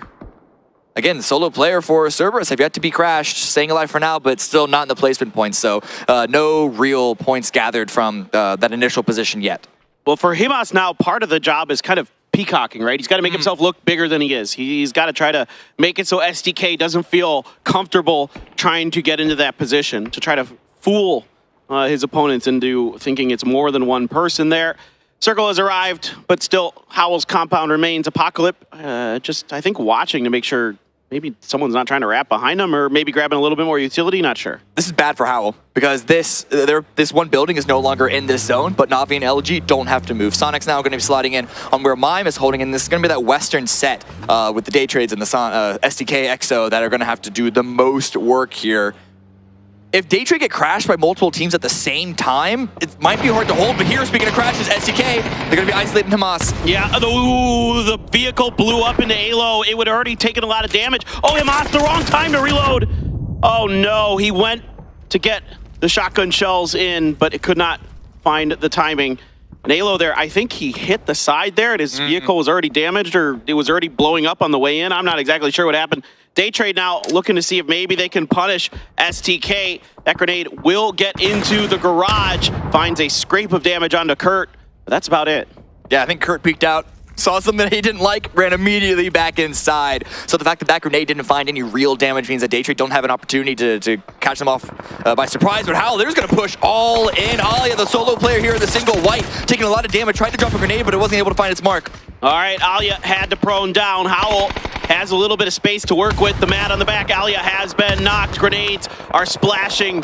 Na'Vi is dashing, trying to avoid any further damage. A good response, though, from Example is going to hit hard into Howl. Rune is down.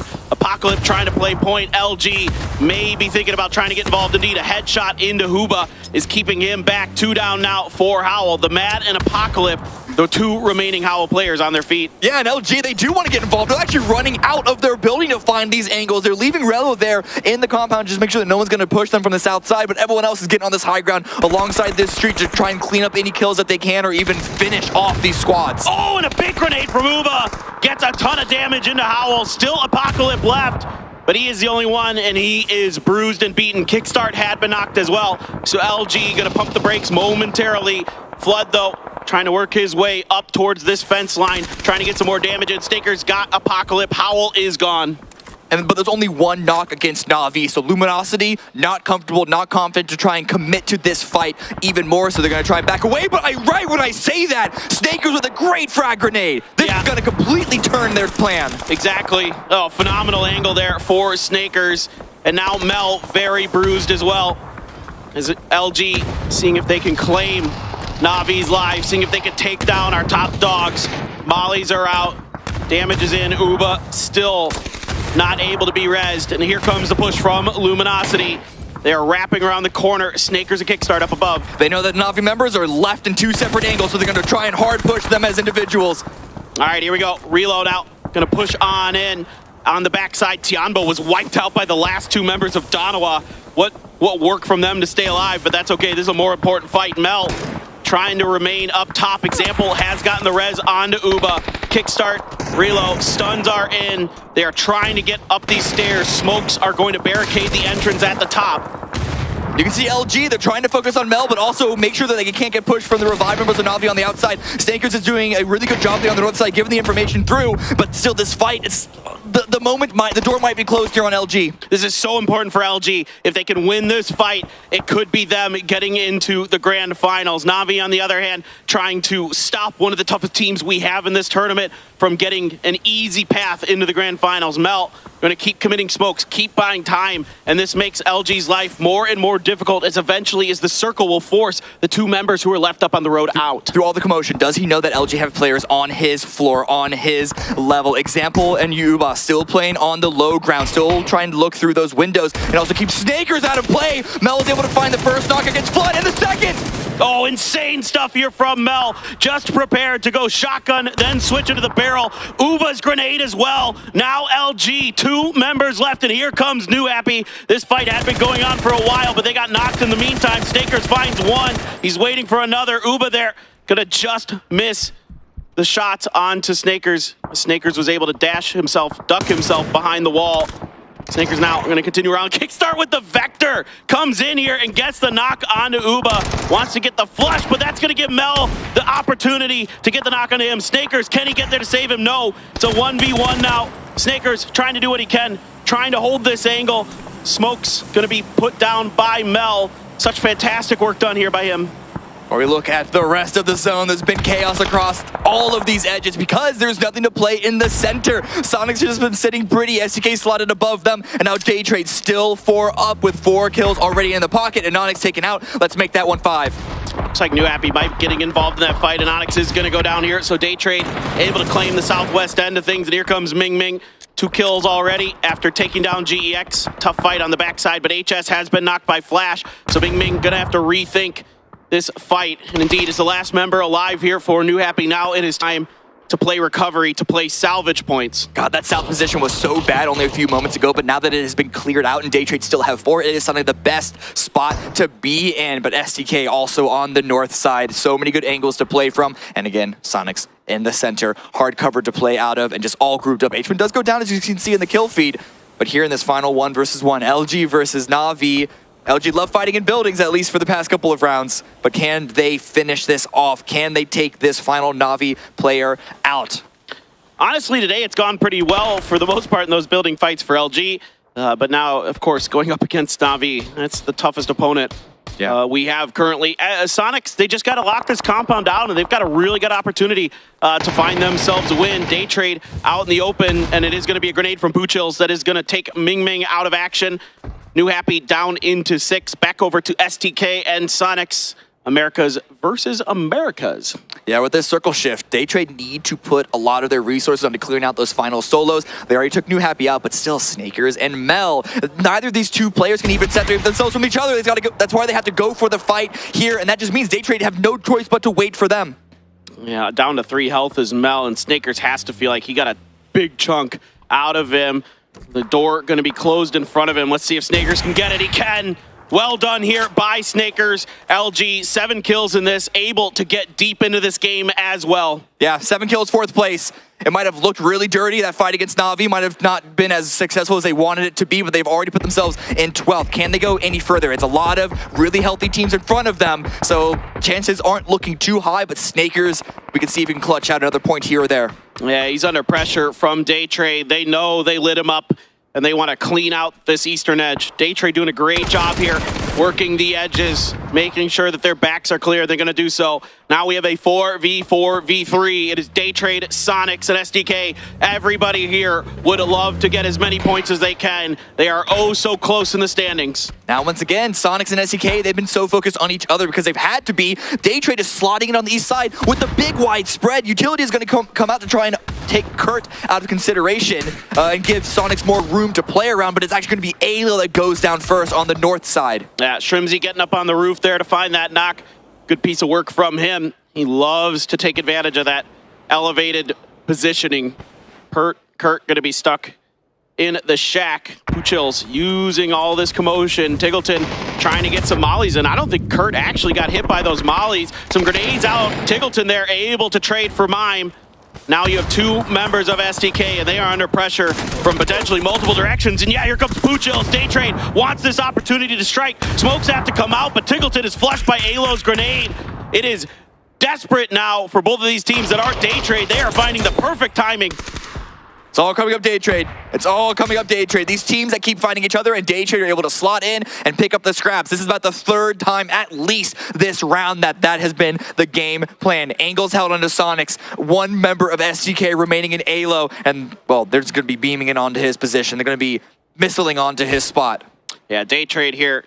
Phenomenal timing on these fights. Penta and alo just stuck, getting stunned up in there as well. The circle will be closing on them momentarily, trying to stun their way out of it, but Daytrade well out of range of being distracted by any of that. Here they come up and over to the top. 𝗟𝗏 can just keep the heads pinned down of SDK. SDK still trying to peek it. Oh, 𝗟𝗏.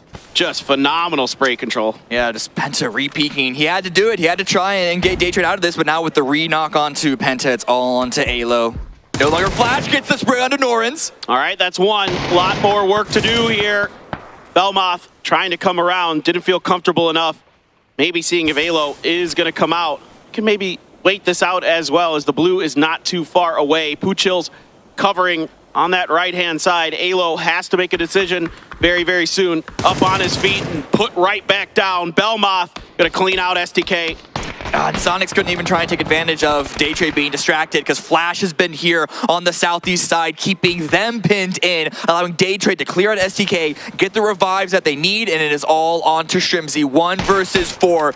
If he can get a knock on a Flash and potential flush there, that would be the final point that he can get, but any more than that, that would be a miracle. 𝗟𝗡 has him zeroed in now. 𝗟𝗡 is going to have to work some serious magic.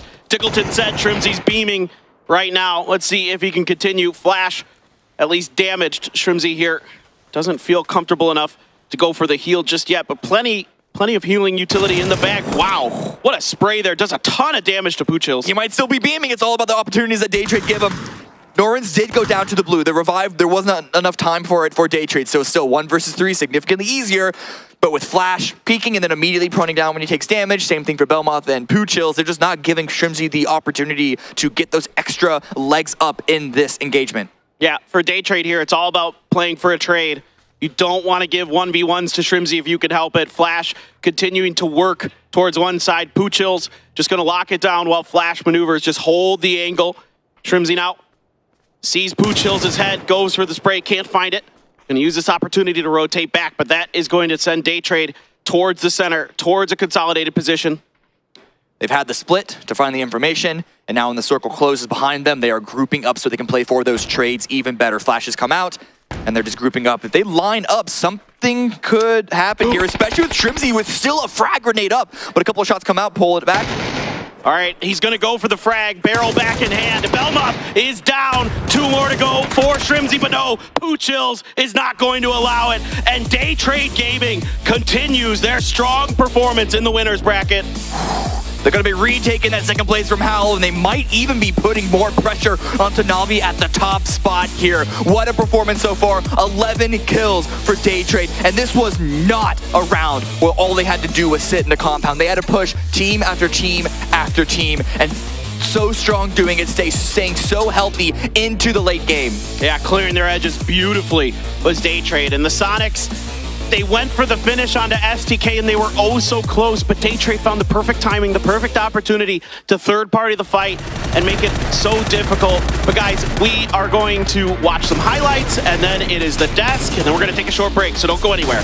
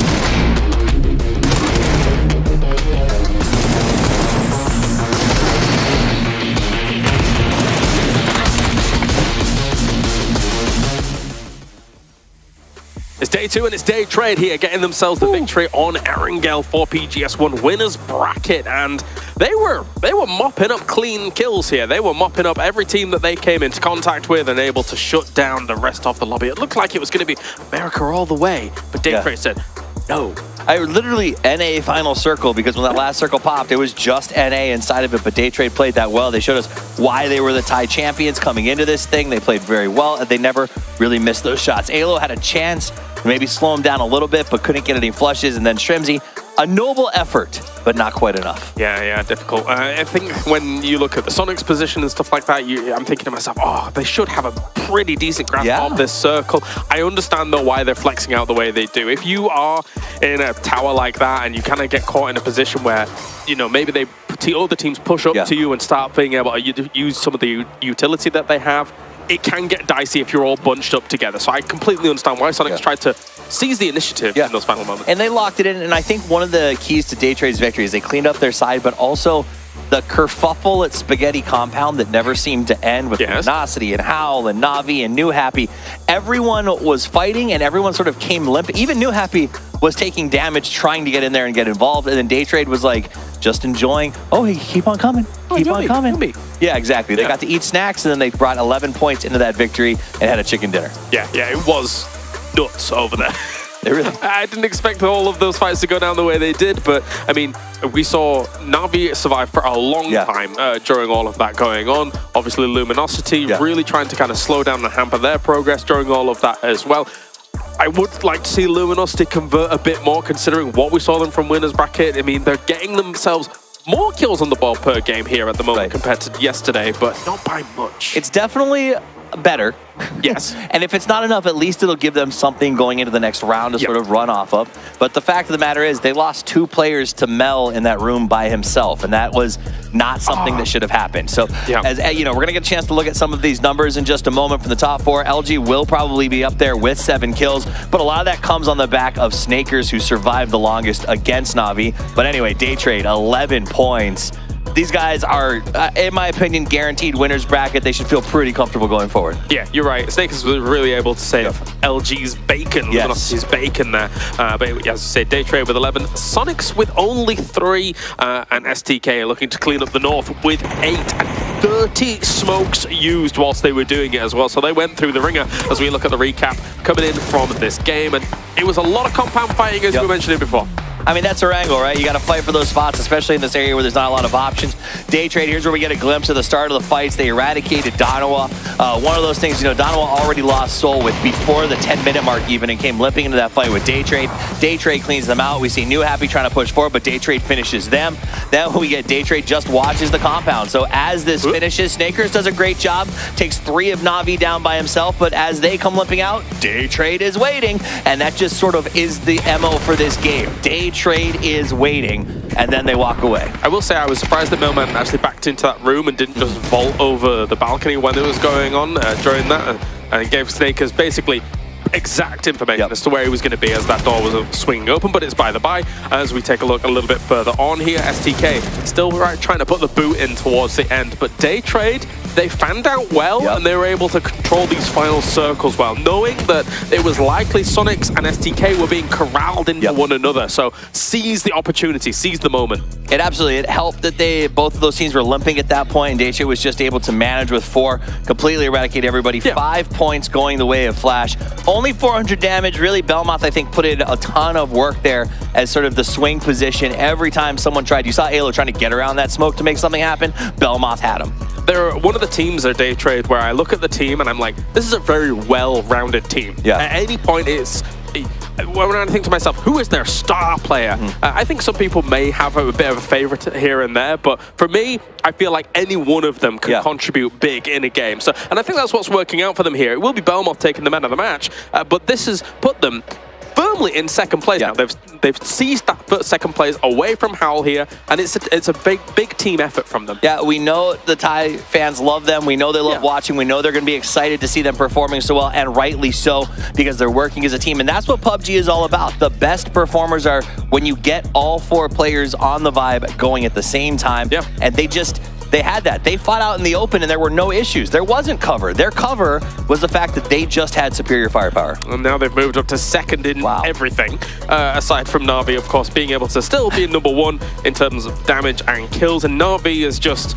they're not really letting off the pedal. I'm not saying that they're converting wins and wins and wins here, but they're just constantly being a nuisance and a thorn in the side of these teams that would really like to be racking up points, but you're running into Na'Vi and that's not a good time. Right, well, their average survival time is falling because Na'Vi doesn't, like, they're just taking fights now. They're just having a good time. That's fine, yeah. Six kills on that one, and ultimately they lost the showdown. So that Na'Vi doesn't have a care in the world. They're playing how they want. This is going to give them massive confidence going into the grand final. Day Trade is also going to have that, but for me, big shout out to STK. They came in with question marks today. They were in 6th when we started. They need to have a good average day, and they're doing that right now. All right, let's take a look at their overall then and see if that barrier at number 8 has moved too much. It seems like there is still a great opportunity for 9th through, I mean, I'm going to say even down to 15th. EXO might be a little bit out of the stretch for the moment here, especially with the kind of form they're showing here, but there's still a great opportunity. If you get a back-to-back game, you're well back in the running, no problem. I mean, if you have one big game, let's say that you do manage to get, say, 10 kills or 9 kills in the win, that's 19 points, which means that anybody in those 20s is right back into the fight for 8th, because everything in that 52 and below is wide open and for the taking. So Luminosity, for instance, they came in today in 16th place with 13 points, so they're already sort of gaining slowly. But again, all of this is because Na'Vi will not stop taking all of the points off the board. I mean, they've got 60 kills compared to the 27 placement points that they have. And the 27 placement points came off of 2 wins, and then the rest of the games has been 7 placement points. But it doesn't matter if you're killing half of the lobby when it's happening. Likewise, though, when you see Day Trade, they've had 2 wins, but 33 placement points. So you can get themselves the wins, but still have placement points coming in from those other games. They have placement points, and placement points, though, they're not scary. The thing that Na'Vi is doing that I think is amazing is for the winner's bracket, every team, when they see Na'Vi in that kill feed, they're going to think twice about going for that engagement because their entire team is on fire. Yeah. All right, well, thank you very much, Toffees. Time to go to a break. When we return, we have more PUBG esports action on the way, so join us right after this as we're here for PGS 1, brought to you and co-hosted by Crafton and VSPO.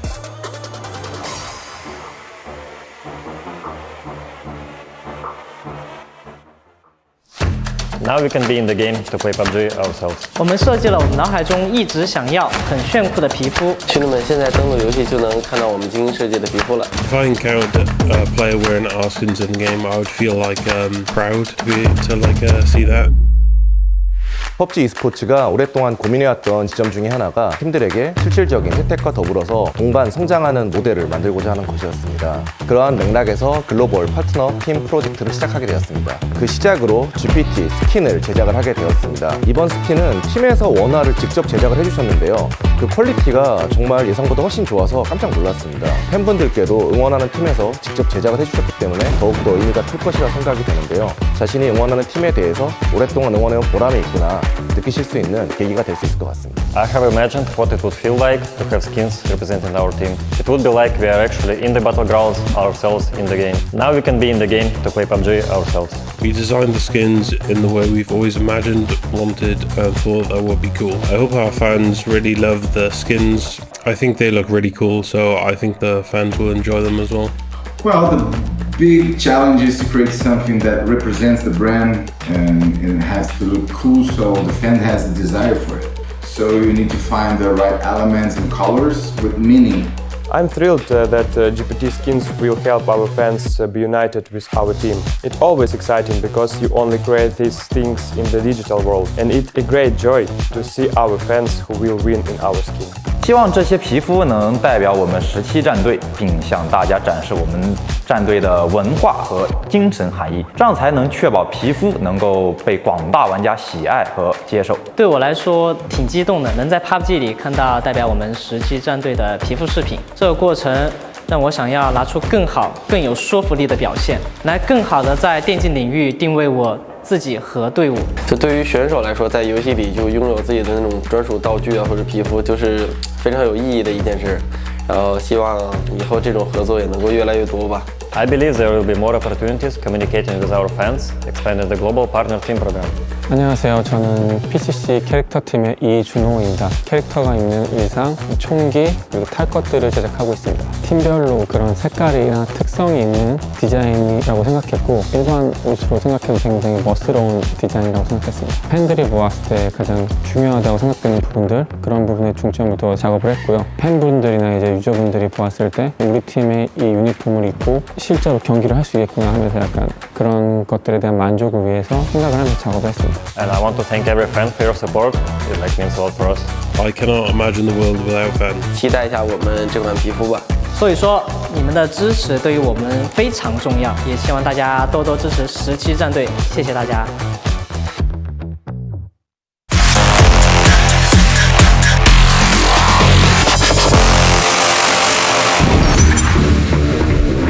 Freedom, both teams are landing right in the warehouse. Fire with the shotgun. Gets the animation cancelled as well to get the gun up quickly. One seen, one taken down. Spiro, that was Ada with the AK in hand, reloaded, but able to take him down. More shotgun is in play as Spencer finds the second as well. Pentagram falling in seconds, and there they go! As the big ones, and now FaZe are trying to get involved. They're swinging on in. This was a hardship for the Northwest, so having a big send towards the middle might not be that big of a surprise. They don't seem to be going so far, but up the steps.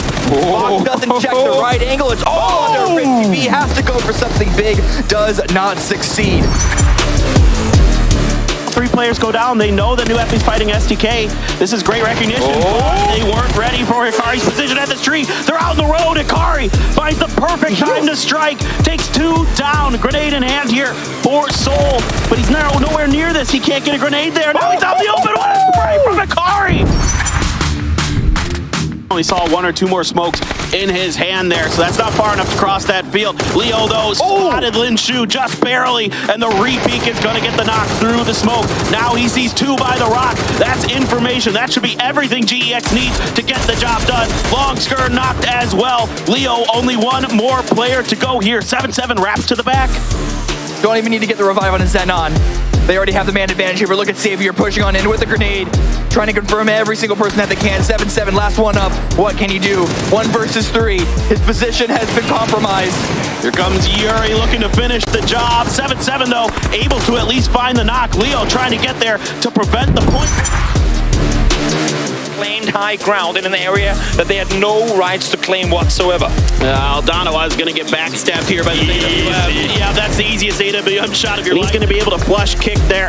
Heaven, though, I'm not sure if you can get to that res before Petrichor Road decides to lock the grenades in and finish the job.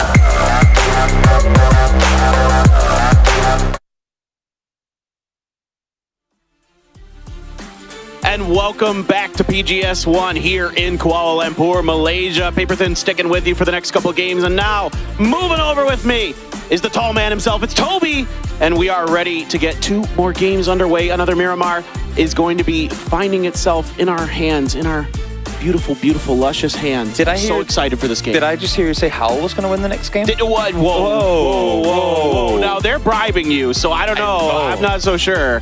With some very delicious desserts. They called me Tobias out in the green room earlier. That's so good.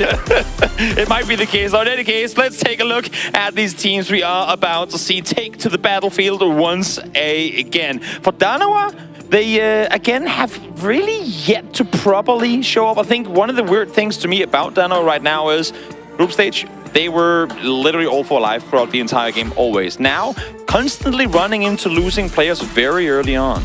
Yeah, they were playing Edge better when they were forced to play Edge in the group stage. Now it's been tougher for them. They've been losing some of those fights early. You saw with like 4AM that, you know, Crazy hit some great shots, first of all. Like, he's nuts. But they're not kind of finding success on those hard shifts, because there were tons of them. It's been the tournament of it, right? We're talking about all the time. But they just...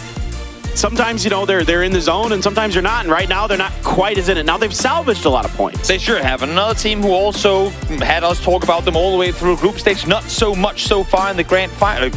We're not there yet. Not there yet. Winners bracket. Cerberus. Phenomenal through one stage, not so much for this one. And then from one kind of underperformer to another. Twisted Minds. Well, it is interesting here. I mean, there's a lot to consider for Twisted Minds as far as the hot drop goes, and then, you know, how much you're willing to sacrifice there, right? Definitely. They had a brief chat with Batulans, and I think, I mean, it's pretty obvious, even for the ones who might not know the layout of the entire season. There's so much more to play for than one event. In my book, you play event to event, but these guys, they have a whole year kind of planned out ahead of them. They want those spots that they used to loot for the long haul, and that's why they're willing to risk more in order to try and claim them. I think that's smart, in my opinion. I think Batulin's one of the best minds we have in all of PUBG Esports. And I also love his confidence. Like, I tweeted yesterday, you know, can anyone stop Na'Vi? And he's the first one to spawn right away. Just, yes, we can. And, like, no hesitation from him. He's just brimming with confidence, you know, despite things maybe not going the way they want. Petrogor Road did best them in the power grid drop, and now they're all pointing at, I don't know, whoever did the dirty work for them last time, maybe Mill. But yeah, they've been good. FaZe today, their game plan, I think, looks a little bit more edge-ish. Yeah. But right now, they're getting third parties. After they start these fights, then like Luminosity or somebody shows up. And that's the issue of the edge situation right now, right? Especially coming into the last 4 games here. There's so many of those heavy-hitting teams that haven't found the points early on, so they are on the hunt for third-party opportunities. Because realistically, third-party engagements are the best situation you can get yourself into. Potential for like a bunch of kills with usually very little risk involved for yourself. Yeah, no, I mean, it is the way of like trying to maximize points. It is, if you're stuck out on the edge anyway, you might as well just find those third parties and try to scoop up whatever you can. Look at 𝗟𝗗. He's just vibing there. Soul's awake now. He was napping a little bit. I doubt it, actually. I'm joking. A lot of players, I actually found out, the reason they close their eyes isn't because they're tired. It's just they just want to give their eyes a rest from looking at screens. They're getting full Zen mode, you know? Yeah, that's it. They're visualizing the wins. Yep, seeing all the rotation. Okay, I see you. Getting ready for potentially. I say potentially not hot drop. Is there? No, it's happening. I was gonna say it's full commit at this point. I think unless the plane just is like so far away from power grid that they can't go there. They'll find somewhere else to hot drop each other. I mean, they'll just where there's a will, there's a way. Exactly. Even when they don't end up with one another early on, they'll find each other later down the line. No doubt about that whatsoever. Yeah, I mean, look, as far as spectators, as far as viewers go, yeah, it's fun to watch, but at some point, you know, you got to expect that it's going to cost one of the teams. Definitely. I mean, it kind of already has. Cost both of them. Exactly. They're not sitting in the best spot on the leaderboard overall up until this point. Of course, Petrogor able to waver the storm a bit better here in the winners bracket than their opposition. And we'll see if maybe with just 4 games left to go, if the plans will change. But I honestly, as you said, I mean, I don't think there's any change in the hot drop and power grid. No, I don't think so either. I think we're just going to, you know, round whatever it is here, you know, round 12. We're deep into that bout. Going from teams, though, that have been somewhat underperforming in the winners bracket, a team that has been massively performing, victors of the previous match as well, Day Trade. Oh, dude, they're in. It's good. They're in the grand finals. I don't think there's any question about it now. It is just done and dusted. They are just coasting the rest of the way. I think Sonics is really darn close. If they're not there, they're having a really solid, even though they might not be as maybe thrilled with it, they might have felt like they left some points. And that's the thing, right? Because it's not the flashy Sonics that we've seen in the past, but they are getting those consistent 5, 6, potentially 7 points on the board very continuously. And therefore, since it's not the race for first place, but just race for top 8, they're actually sitting pretty comfortable. I agree. I think the Sonics are pretty good to go. And from what I've seen from them, they look really good this tournament.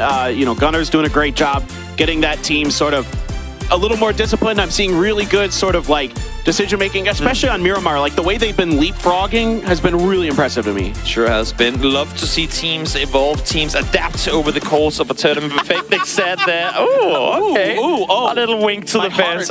Wink to the fans and a paper thin. Yeah, my heart is a flutter. Not biased. Not biased. We can't let them do this to us. They're not the ones giving us Turkish treats. First it's the cakes, then it's the wings. We can't do this. We can't do this. We have to remain professional, unbiased talent all the time. Yeah. There's never anything but. I don't know what you're talking about.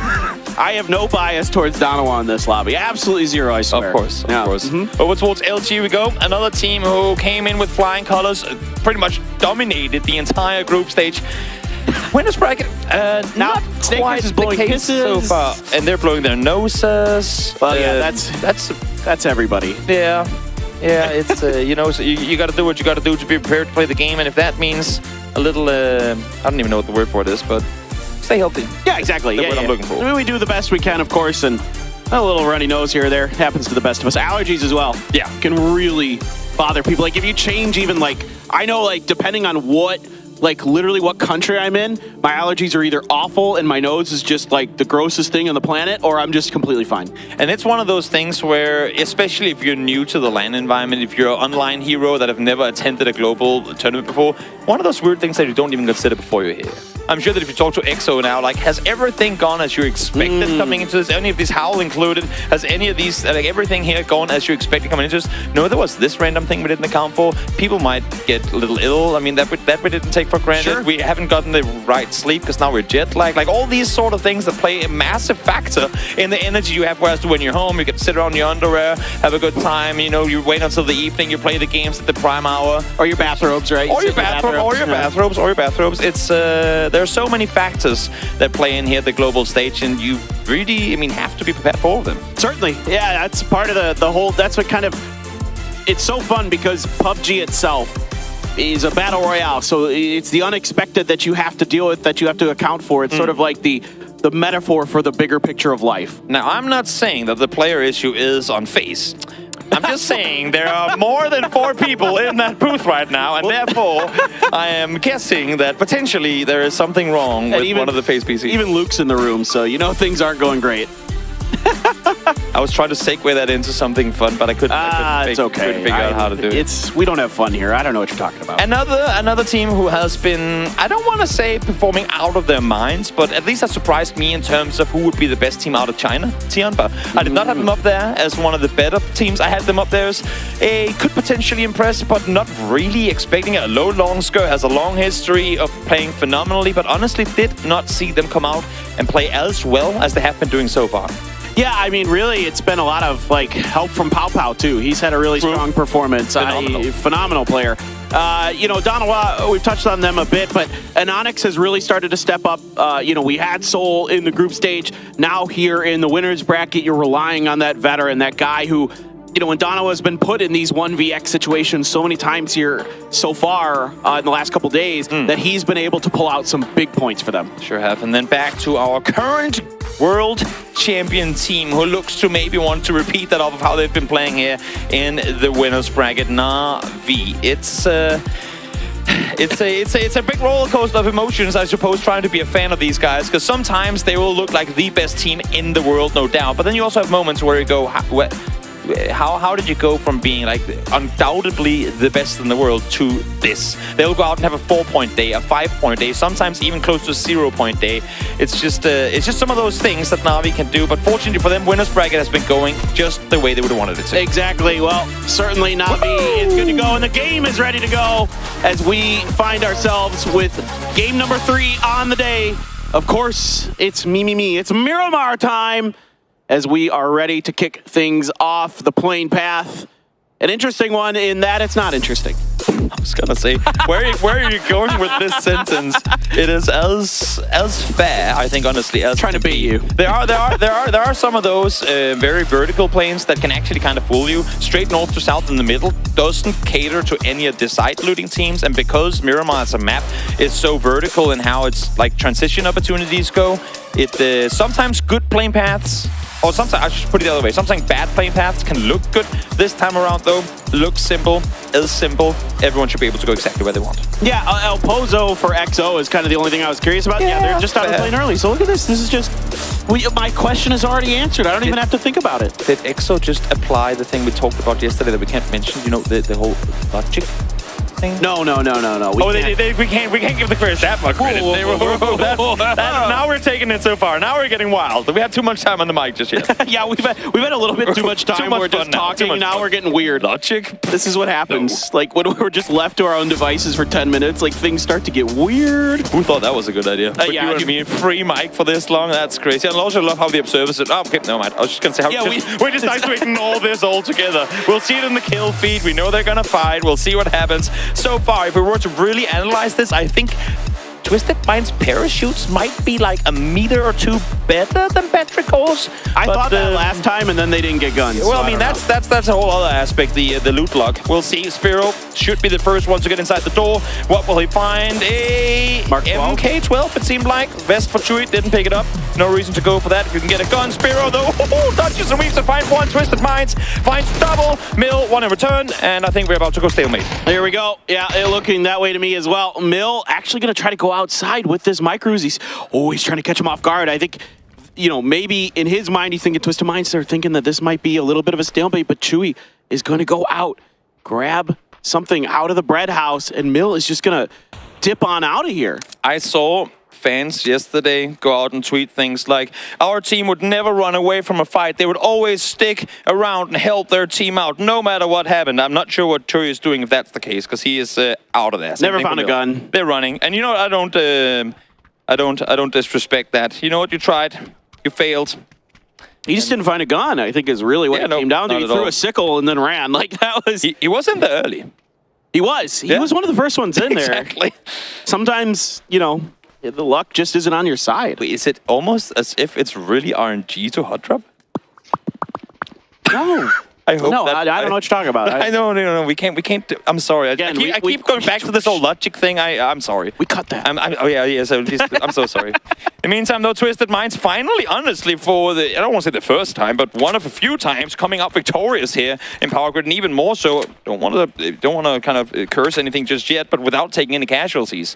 It's been a little while since they've had like a full game on Miramar. Yeah, no doubt that right now this is a big, much needed morale boost and win here for Twisted Minds if they can really clean this out. Now that they're playing ring around the power grid with Mill right now, as he is just, just trying to keep those hills in between him and Twisted Minds. In the circle, in the meantime, by the way, in case you're curious, Los Leones centered right now. So we'll get to that when we get to that, as we will look at FaZe for a little bit over in Cruz de Valle. You know what? Why don't we get to that a little bit now? Because honestly, I think despite the fact, again, I mean, we talked about simple plane paths that can really be kind of bad. This one could potentially be kind of bad too, despite the fact that it looked like the circle itself looks pretty basic. And for me, the main reason is now you have a circle center that is effectively just a massive city. Teams ain't going to go in there early. Maybe one team will hug the west edge of it. Maybe a team will sit in the mountains towards the east. But other than that, teams won't really go there. So you're essentially creating this massive roadblock in the middle of the circle, forcing everyone to play not edge, but not as much towards the center as you normally would. So should we, as we've seen so far, a couple of times, have hardships in phase 2? Haha, because they've been pretty much come all day, every day. When you have a center that is not occupied by anyone, those hardships are going to become even more brutal, because it's going to block so many rotation opportunities for those teams to respond. Yeah, this is a tough circle, as the Sonics are going to pop the tire on this vehicle that Zepion was hoping to keep fresh, I'm sure. But this is a tough one in particular because Los Leones in the center, basically everything around Los Leones is land ratioed, so you don't know which way this is going to go. Exactly. It's so hard to predict. This is going to go north, it's going to go east, if it's going to go south, if it's going to go west. All those are difficult. Mad seeing Na'Vi, but Na'Vi able to pull off, to veer off, and head towards La Bendita. Reverse, reverse, reverse. As Alias is sit down the hillside. Should be able to get away from this one, and is in fact able to do just that. So Na'Vi, I like the fact they rotate out early, try and scout further south, but of course, Howl with full control on the area they fought for a while against 𝗟𝗔𝗡, able to get there earlier. Yep, this is nice little resting spot. If this goes north, they're in a phenomenal position. Yes. If this goes north, which again, it's really hard to tell. It can. It's not. You're not wrong. I don't know how likely it is, because, you know, I'm expecting this is either Los Leones or Puerto Paraiso. Those are my guesses. They do tend to head south, which just makes for, again, I mean, alluding to the roadblock in the middle of everything. Whenever we head south of Los Leones in these phase ones, the cluster of teams out towards that east side become a joy to watch, and I believe a hellhole to have to play through. That's exactly it. And that's what we like. We like to put our players through hell. Traumatize them. Fun. Traumatize them. Yeah. Hey, Pero got out, and they got vehicles. So this is actually, I mean, as far as recoveries from a bad hot drop go, not too bad for Petrichor Road. Sure isn't. Meantime, 4M making their way down towards the south as well, pretty much just following in the footsteps of Na'Vi. Similar transition, stopping a bit earlier here, though. Maybe wanting to see if they could find another vehicle. Little do they know, though, that this has been looted by not one, but two teams, and now a third is here. Yeah, there's not much left other than maybe some leftover ammo, some spare pickings for sure. Daytrade's Flash is going to watch Xiaohai drive away and just let him go. Let that bus mosey along towards the rest of his team. Xiaohai was the last one left for 4AM. They're up in Minas, and everybody else was in that compound they just showed us. And Daytrade can vibe. This is, you know, Daytrade's just going to have to get information, play from the edge right now. Everybody's already center circle, except for like a couple teams. And for Daytrade, I mean, 74 points already. It's kind of interesting how to see how teams that are already in, especially with this many games remaining, how do they up to spend their last couple of games? You know, in the meantime, Correxa here, a little peek onto high command, but vehicle leaves, so no really fight happening there. But how do they spend the last games? Do they just kind of go, we're through, let's just bibbidi-babbidi-boo, do whatever we want to see what happens? Or do they like set up a strategy? Because sometimes we'll see teams that are through, but kind of start to look like they're playing worse simply because they're trying out new things. Yeah. Like we can risk dying early because we have nothing to lose. So curious to see how Daytrade are going to spend these last couple of games. Potentially trying new things, potentially just trying to get even better at what they're clearly already good at. Yeah, precisely. I mean, you're allowed to experiment if you're Na'Vi. I could care less how many points Na'Vi puts up today. True. It means absolutely zero to me. And we don't have them on a fantasy team anyway, so yep. That makes me feel a little bit better about my Ming Ming and Tickelton picks because they've been playing pretty good today. True. Imagine having good players on their team for winners bracket. Who would think? I want to make fun of James, but I can't. Yeah, we're still winning. We'll get it. It ain't over. It ain't over till it's over. Keep believing, Toby. Keep believing in ourselves. We can do it, Toby. Keep believing. The casters. We're also humans. That delay really made us goofy. All right. I don't mind it. You know, we're here to have fun. We're here to have a good time. And until the players start shooting at one another, it's hey, they're shooting. They are shooting, but it's been a slow burner to this one. And you know what? I don't mind it. Usually, hot drops aside, the more chaos we see early on, usually, the more teams are willing to risk. We have only got 4 games left to find our top 8. Teams know, especially the ones that aren't in just yet, know how much is on the line here. They have to play the best PUBG they can in order to solidify their spots, and that's why we're only seeing 2 kills off of that hot drop situation at 8 minutes and 30 seconds. Teams are playing cautious. They're playing mathematical PUBG, and which usually, at least to me, also transfers into the best possible PUBG we can see out of these teams. Certainly. Yeah, I mean, you're already seeing really good days out of the likes of STK, Sonics, New Happy, who really needed points, who are really around that bubble, around that 8th place position, having strong days. Now you start looking at teams like Tianba. You look at GEX, who started today, 4th, right? Yeah. Now they're down to 9th. Donawa still needing points. FaZe needs points. LG is making a hell of a run. They're making a shot at it, but it's going to be an uphill battle. I mean, 11th all the way up to 4th is just one good game. It's less than a double-digit win. Yep. There's so much like this. Take a screenshot, everyone, of the leaderboard right now and see where we're set by the end of today. I'm pretty convinced it's going to be very, very different to what we're seeing right now. Yeah, you could flip this, and I wouldn't be surprised. I mean, it could be... I mean, if EXO gets over 87 points by the end of this game, I'd be pretty impressed. Oh, that would be... Is that even mathematically possible? I mean, they'd have to go farming, that's for sure. All right, Gustav, chilling and watching a little bit of the 4 a.m. boys, the red-colored teams spotting each other. And, of course, whenever you think of La Bendita and FaZe, you think of that semifinals at PGC in 2019 and that stellar game and the way that all occurred. Petrichor Road is driving right at the Sonics. Yep, and Circle in the meantime down towards the south we go, and it could not be any worse than me. Let's hold that thought for a second, though. Let's watch Chewie get killed. There you go.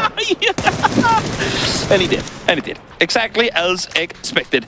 This Circle headed down towards the south. It ain't necessarily the worst, but it kind of has become just that because we're still not out of Los Leones just yet. As a matter of fact, the edge, like the western edge of the Circle, just encapsulating the city in on its own, meaning that if no more than 1 or 2 teams goes in, the space towards the east is going to be so important to claim early because all the teams going to be sending it out there. Exactly. Now in transition is Na'Vi. Cerberus already found a home. Na'Vi looking for one. So far, Cerberus not going to spring into action. Isaki might put a few parting shots in. Thought maybe he might go for a tire. Doesn't look like he's going to try.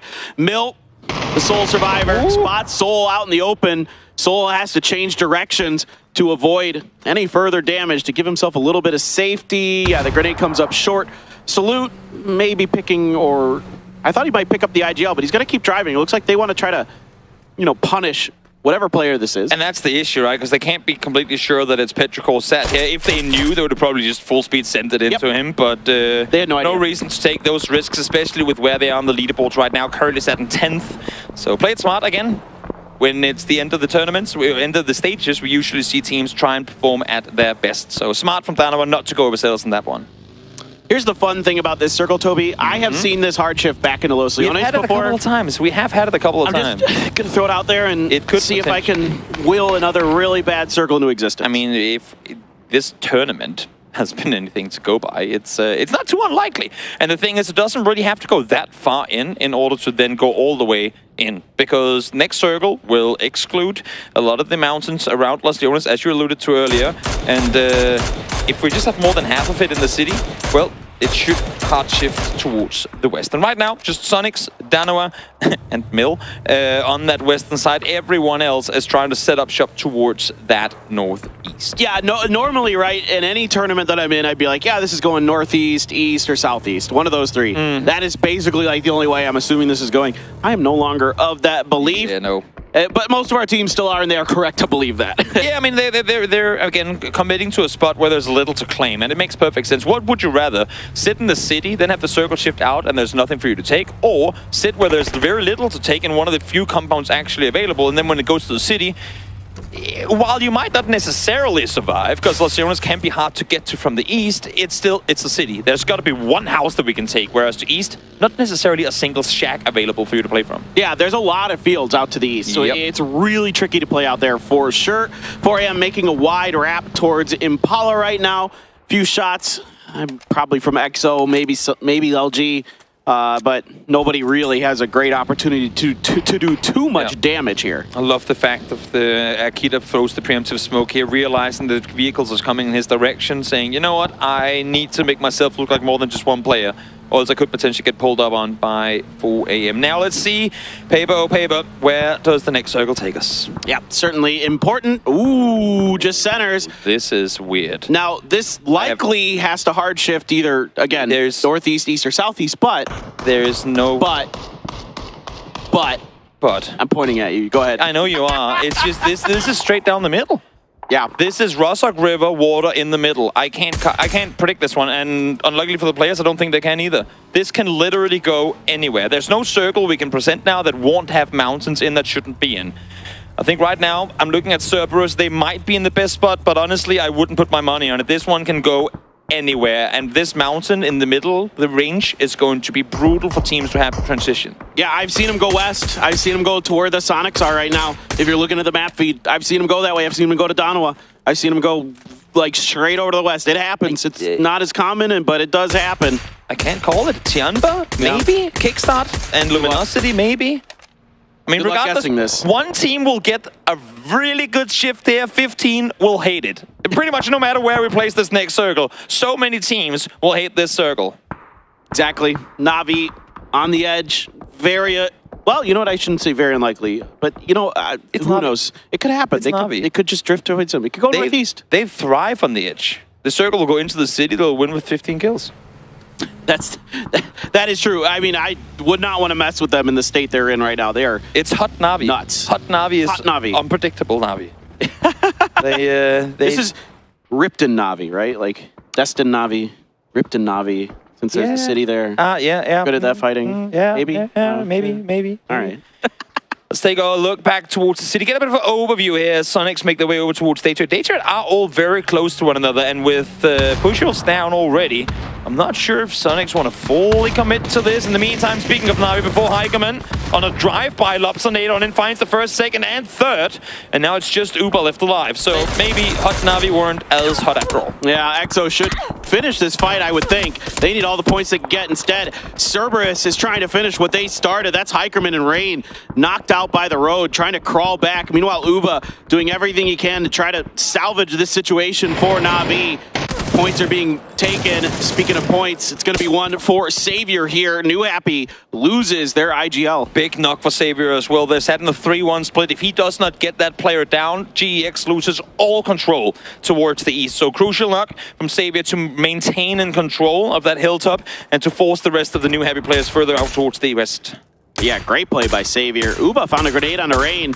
I guess the res had come through. Hikerman flushed by Himas. Crazy now. Finding a knock on a phase somewhere else. Is another good grenade from 𝗟𝗏. Right on the money, and EXO just can't quite finish what they started. They were so close to wiping Na'Vi off the board, but then 𝗟𝗏 came in and ruined their day. You can just tell him sitting there saying, you want to take us out? You damn better make sure you take out all of us, because if not, then we'll come punish you. In the meantime, I said earlier that 𝗟𝗏 might look good in this circle alongside Luminosity, and they will. Hard shift towards the northeast. Na'Vi, as a matter of fact, still inside as well. Yeah, so it was going to hard shift somewhere, and it's going to be the northeast. Very good position for 𝗟𝗏 and LG. Howl as well, not in a bad spot in terms of information. They can see what is going on for days from up there. They basically can see everything except like the far southeast side of the circle. The center for now is going to remain quiet while the edges are going to be burning for the next while at least. At least this circle shift and probably the next one too. It's going to have a lot of casualties coming through. So strap your belts and have fun, because this one is going to go crazy anytime soon. All right, Mime and the Sonics gonna have some work to do. When Tiggleton as well with him. 𝗟𝗏 just found a knock there to boot. 𝗟𝗏 also a team on the outside. New Happy has Danawa above. Ming taken down by Salute. A grenade from Nan. I think went just a bit too far to find any damage. Now the stuns out here from Danawa. A grenade only clips Nan for 3 damage. He is trying to hold off this push. HS trying to find the flank, and it's just destruction from Salute. And it's this all happens as soon as 𝗟𝗏 falls to Savior. They lose complete control of what's happening above. And Onyx, though, will fall. No real position for Danawa to maintain control and to try and get the trade before he goes down. So HS able to find one and all of this. Soul now being shot up by 𝗟𝗏 from down below, too. So he's going to have to fall back. Maybe, just maybe, HS able to survive this one. Yeah, Danawa's an Onyx, just not aware that HS could have been wrapping there. And that is killer for Danawa. What looked like a great fight, and they will finish it. Now is going to get even more difficult. 𝗟𝗏 and STK looking there. Over to FaZe with 𝗟𝗓. 𝗟𝗓 needing points desperately to rebound. Same with FaZe. They want to get up in that leaderboard. It's a good shot from Yuri, and 𝗟𝗓 just wipes the floor with FaZe. Access denied for FaZe Clan as they tried to make their way further, as 𝗟𝗓 knew they were coming and they take them out in an instant. In the meantime, now back towards the southwest, shoot to kill. They heard Danawa up close and they want to take them out. They stealth their way forward, finds the first, finds the second as well, as there's now just Loki left to be dealt with, but he was already in the city side, so nowhere near this skirmish. Yeah, now Loki, one of the best in the business at salvaging points, is out. He is gone. He is by the S in Los Leones on the map. 𝗟𝗏 and 𝗟𝗏 going to see if they can barricade against STK here, but they also have 𝗟𝗓. Yeah. Savior still right underneath their noses. Sat right next to them. That's what those hillsides can do. You can sometimes manage to hide in really obscure positions that opponents just do not manage to check. In the meantime, now Daytrade trying to get to safety, but Twisted Minds with full control of the hillside up above. Shooting over the top, finds the first one. That is Pushels down. Yeah, Tiggleton and company. Oh my God, what a grenade! Belmoth gonna find 3 from the Sonics. 𝗟𝗏 in the blue trying to get in, but it is over. The Sonics are just wiped by Belmoth. Access denied as they fall in a shack. Almost as if sitting 3 in there ain't the best place to be in now. I'm surprised that Howl ain't doing more to aggress onto Twisted Minds because they're fully committed towards that south side. But them having a compound for themselves, them needing desperate points here, don't want to risk it. Loki, in the meantime, falls in 11th. Yeah, Loki trying to find something, but tough to maneuver that space there on those roads that go out of Los Leones. There's so much high ground around them.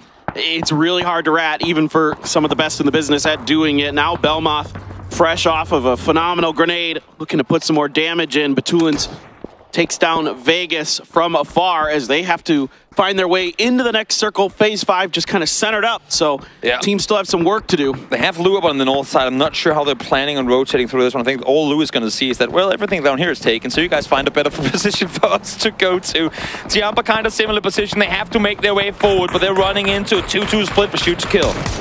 Kurt can't quite find the timing on the exit from the vehicle onto Lin Shu.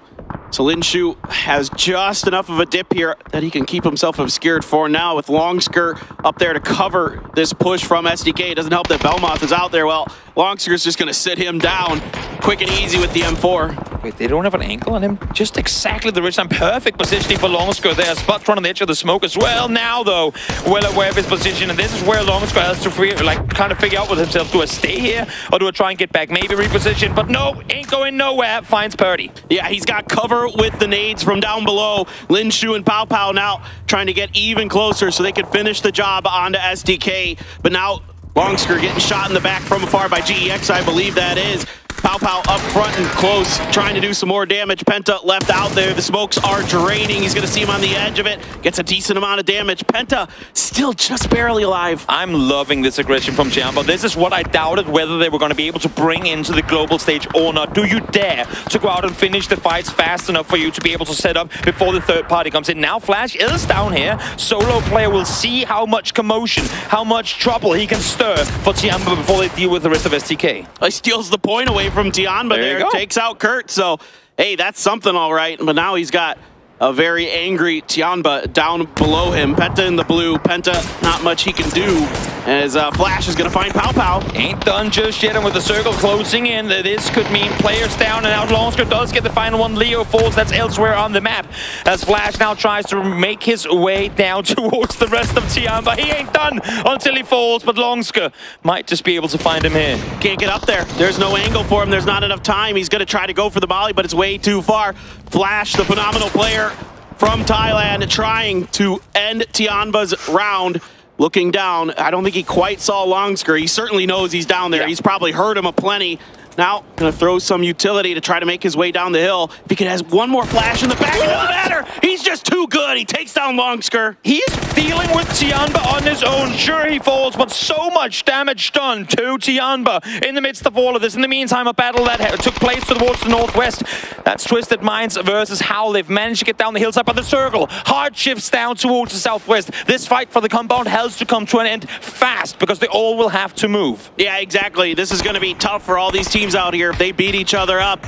It is not going to be an easy finish as 𝗟𝗏𝗏 is still 4-man strong. A good grenade from the Mad finishes off Perfectix. Lou very damaged, but able to go for the heal. And Howl now resting in this compound, but they're going to have to make a move. Yeah. And even 𝗟𝗟𝗏 is kind of trying to watch this a little bit. Howl realizing they have to make the play on out. I think with Twisted Minds not having been dealt with on the north, they have to try and wrap south. But as you were saying, 𝗟𝗟𝗏, they're already set up there. They were allowed time to reset because Howl didn't make the play earlier. Now, with 𝗟𝗟𝗗𝗏 coming through, they're starting to take casualties because of it. Howl in a really precarious position here. No doubt about it. Kickstart out in the open, has to make a move here, trying to gain some space. Relo giving some good covering fire, taking down 𝗟𝗟𝗏, getting some help from 𝗟𝗏𝗏 as well. 𝗟𝗏𝗏𝗏 on the other side here, pinching 4 AM in. 𝗟𝗏𝗏 still on his feet, but for how much longer?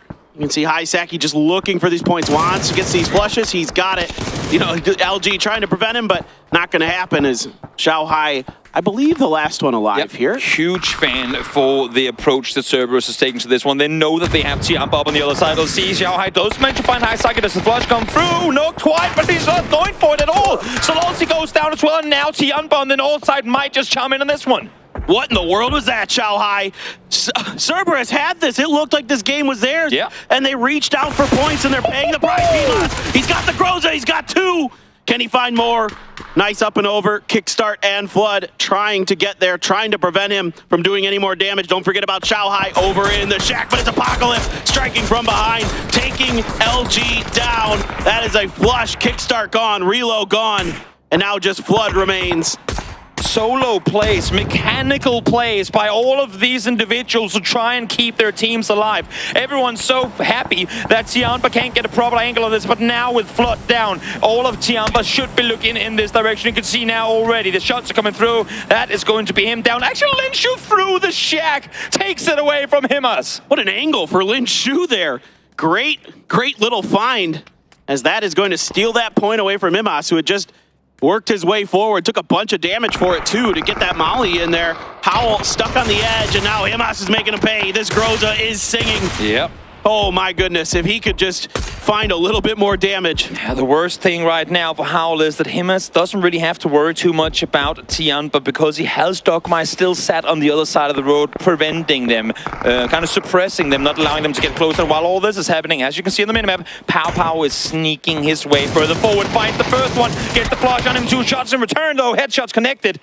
Potentially forcing 𝗟𝗋 back. Yes, there's more on the line in this game than just dealing with 𝗟𝗋 right now. Yeah, certainly for 𝗟𝗋, he has to, consider the points that could be gained here if they can find this win. If they could get deep into this, they can certainly get themselves basically close to secured to going into those grand finals. So for now, things take a quick breather. 𝗟𝗋 here able to regroup, but can they find a way in? I was just going to say, I mean, for pretty much everyone except 𝗟𝗋, this is not too bad. The fact that things are slowing down, 𝗟𝗋 will be the first ones who have to make a play, but 𝗟𝗋 will also have to get off that hillside eventually. 𝗟𝗋 sat down below. I think 𝗟𝗋 should get up towards that shack real soon. He's currently trying to play the ridge line below, but of course we'll see if it's going to work out for him. You know what? Use the roof, spin around a bit, make it hard for him to hit. That was an Ace Ventura move right there, just like a glove.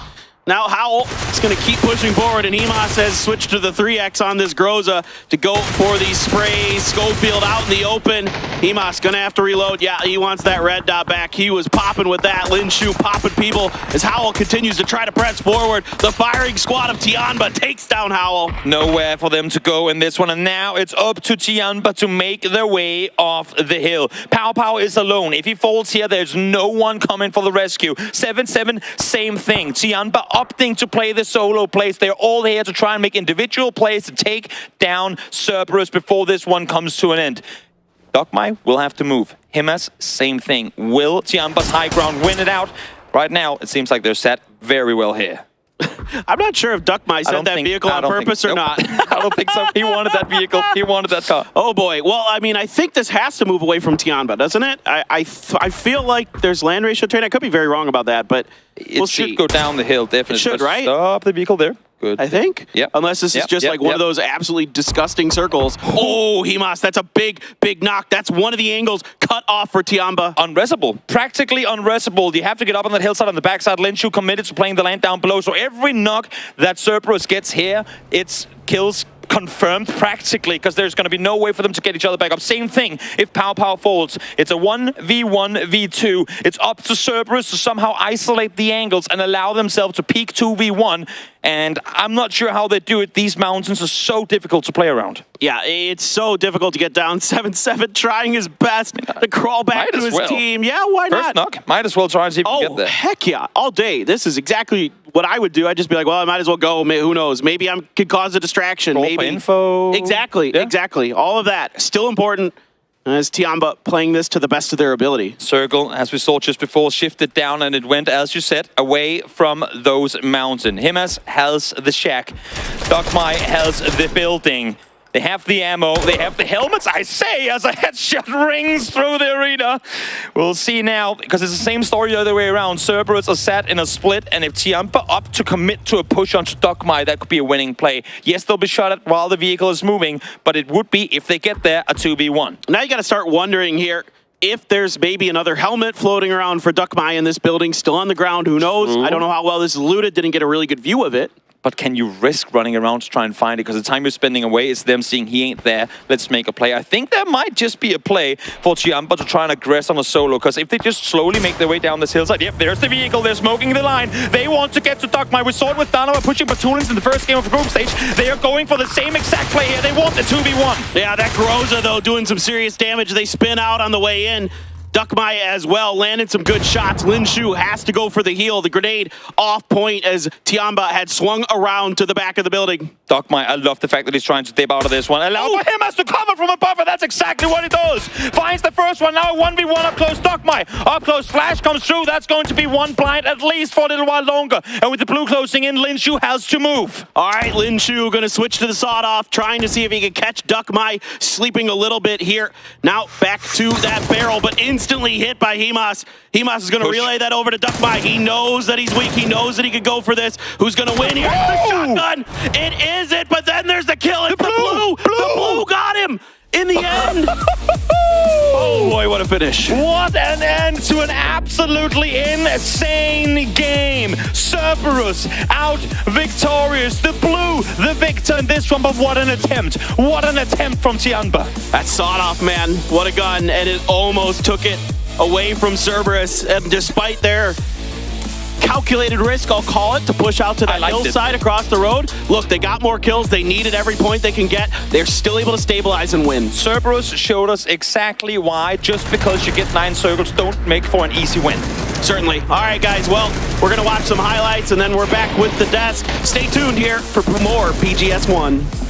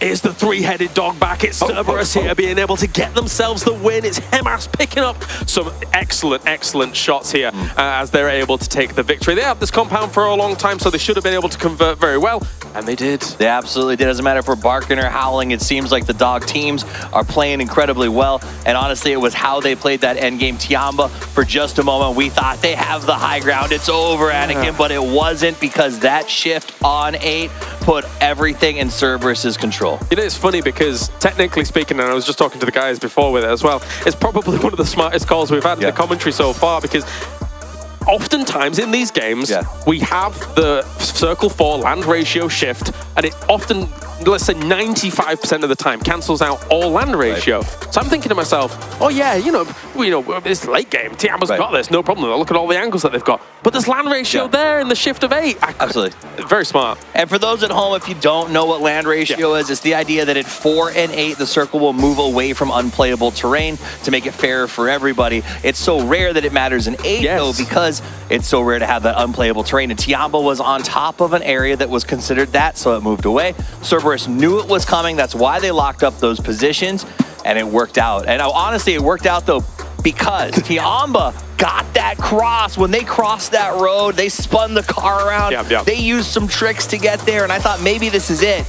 But boy, oh boy, that shot from him as across the street, through the window, the single SLR to the head, opened the door for that win. It's a really smart fallback from 𝗟𝗋𝗋 to go to the tree that he did go to, just to delay and buy any little bit of time that he could possibly to allow him to even get a single shot on where they were going to go. I will say that the initial push around at the very end to try and go for something was a little bit ambitious. However, you could look at it the opposite way. You can say, well, okay, he knows the blue's coming in. He knows his opponent's going to be busy if he's actually jostling around from there, and then he would have come out into the range of him anyway. But here is the top four. We have ourselves 𝗟𝗔𝗡 at number 1, 𝗟𝗓𝗏 number 2. Howl, once again, the sneaky guy. They got that alligator. They just hang around, man. They're 4 kills, 700 damage. They put in work. They know how to go deep, and I got to respect that for them. 4AM doing 6 kills on that one, but it really was the 𝗟𝗏 and 𝗟𝗏 show as we got to that end game, and we'll see that in just a minute. Donowa had a great moment here. Salute racking up the kills. I know it kills you a little bit inside since you want to see some go to Soul, but Salute has been on fire here today. Well, I'll take the 𝗟𝗏 ones, though. Yeah. that's going to help me out because my fantasy's been in shambles. Shambles. Absolute shambles, lads. But yes, looking at some of these final moments as well, I was surprised that 𝗟𝗏 pushed as aggressively up here. I do get it again, considering that they want to try and shove every other team into one another and then kind of corral them and make sure that they're not pushing across the road towards where they were, but even then it would have been difficult. You know, and part of this win came also, 𝗟𝗏 I thought would maybe go a little harder against Luminosity there in that moment, but he showed restraint. He got the double knock and then fell back to hold that shack instead of exposing himself to getting picked off by 𝗟𝗏 in that situation, and that allowed them to get to the late game to work that final circle. Now, that slide to the side where they spun out the car actually saved both their lives and got him in, but that shot is legendary. 𝗟𝗏 is gonna feel that, and then he held the same window and was able to get another shot on 𝗟𝗏 through it to open the door for them to move to this stage. Always showing how strong that sawn-off really is as well. On Miramar, it's really awesome that you can effectively have a 3 gun loadout, but this is a record. 1,479 damage coming in from 𝗟𝗏. He just saved me completely from you encroaching on my territory. That is 𝗟𝗏. They came out. I mean, he had the 𝗟𝗏. He had an SLR, 2 of the most overpowered guns in the game, in my opinion, and he knew how to use them. 1,400 damage. 7 knocks, 6 kills. He never stopped. Everyone tried. Luminosity threw 4 bodies at this man and could not dislodge him. I'm going to be real. I don't know if this man of the match is going to be broken in terms of the damage done throughout the entire tournament. It is rare we get over 1,000. Never mind getting close to 1,500 damage here from 𝗟𝗏. What a performance coming out from him. Probably the MVP of the day, you would say, if there was an award like that. He will probably be the #1 mom of this entire tournament. I don't know if anybody beats that. And he did a great job. He carried his team to victory there. Yes, the teammates helped, but he really just put it on his shoulders and ran. 20 points for their reward. What a play here. But by all that said, 𝗟𝗏, still a great game for them, considering they're controlling the high ground the way they were. They, up until that phase 8 shift, which you really kind of hampered their position, they had overlook over so many fights, and they were hitting great shots across the board here. So 16 points for 𝗟𝗏, I'll take it. The other thing to remember is the points are so top heavy. Everything on that left side is sucking them up. So as we go to the total leaderboard, Na'Vi will still hold first with 91, but Day Trade is closing in at 82. And 𝗟𝗏 now has got 45 points. This keeps them in the running to try and get into top 8. And honestly, when 𝗟𝗏 gets a win like that, I think this is going to boost them quite significantly. I think coming into the next games, we still have 3 more to go here. I can see 𝗟𝗏 getting into that top 8. Yeah, I just need the rest of the team to catch up to 𝗟𝗏 because, I mean, he did. That was insanity by himself. If one more player comes out there and puts on some big numbers, they are going to keep moving. But that does just get them into the mix. And that says a lot about their early performance. If something like that, a game like that, only gets them back into the fight for 8th, they do need to find a few changes. Oh, yeah. I'm going to use the S word. Shambles. It was before this game. Shambles. Not easy to do. Shambles, guys. Shambles. I hear the commentators to my right hand side also shouting shambles. But looking at how things going out, we just saw Luminosity as well. It's kind of shambles as well at the moment, but 100%. We're seeing a few kills here and there. Absolutely. You know who's not in shambles? Howl. These guys have blown my mind. I did not expect a lot coming out of them. They have set the stage. They have been absolutely wonderful at this event. I can't wait to see. All right, let's do it then. It is time for 𝗟𝗏 as we head over to the grassy pastures and we head over to the casters. Is this game going to be shambles? Let's find out. This game is shambles, Toby. Shambles. Shambles. We're in shambles. Here on the caster desk. As after that game, after that performance from Emas, yes, I am in shambles. Everyone looking to try and see if they can beat a record of most damage done on a global, they're in shambles because almost 1,500 damage. I know that this talked about it, I just had to say it too. That is absolutely insane. I vaguely remember somebody maybe in a PCS putting up something close to 2K once, but that was I can't remember for sure. I might just be making that up out of global tournament. I mean, we just coming into this game, we just talked about how much pressure and all these different factors that play in to performing on a LAN server.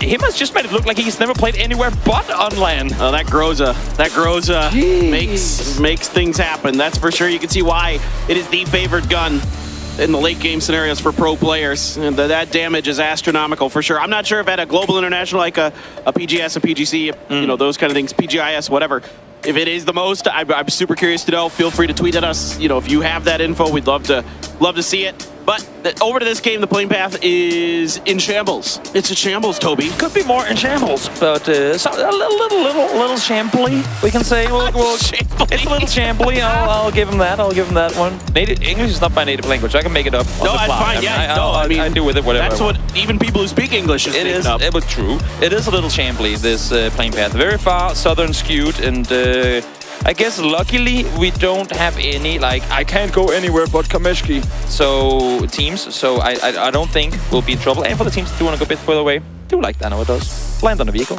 and get there. Yeah, certainly. Schofield here for Owl, but wow, this is this the most circle is so far north. Yeah, surprisingly north of the plane barely path. touches the plane path, yeah. True. Well, this is not what you expect off of that plane path. You're thinking, you know, maybe near quarry, something like that. Long range shots from Xiaohai.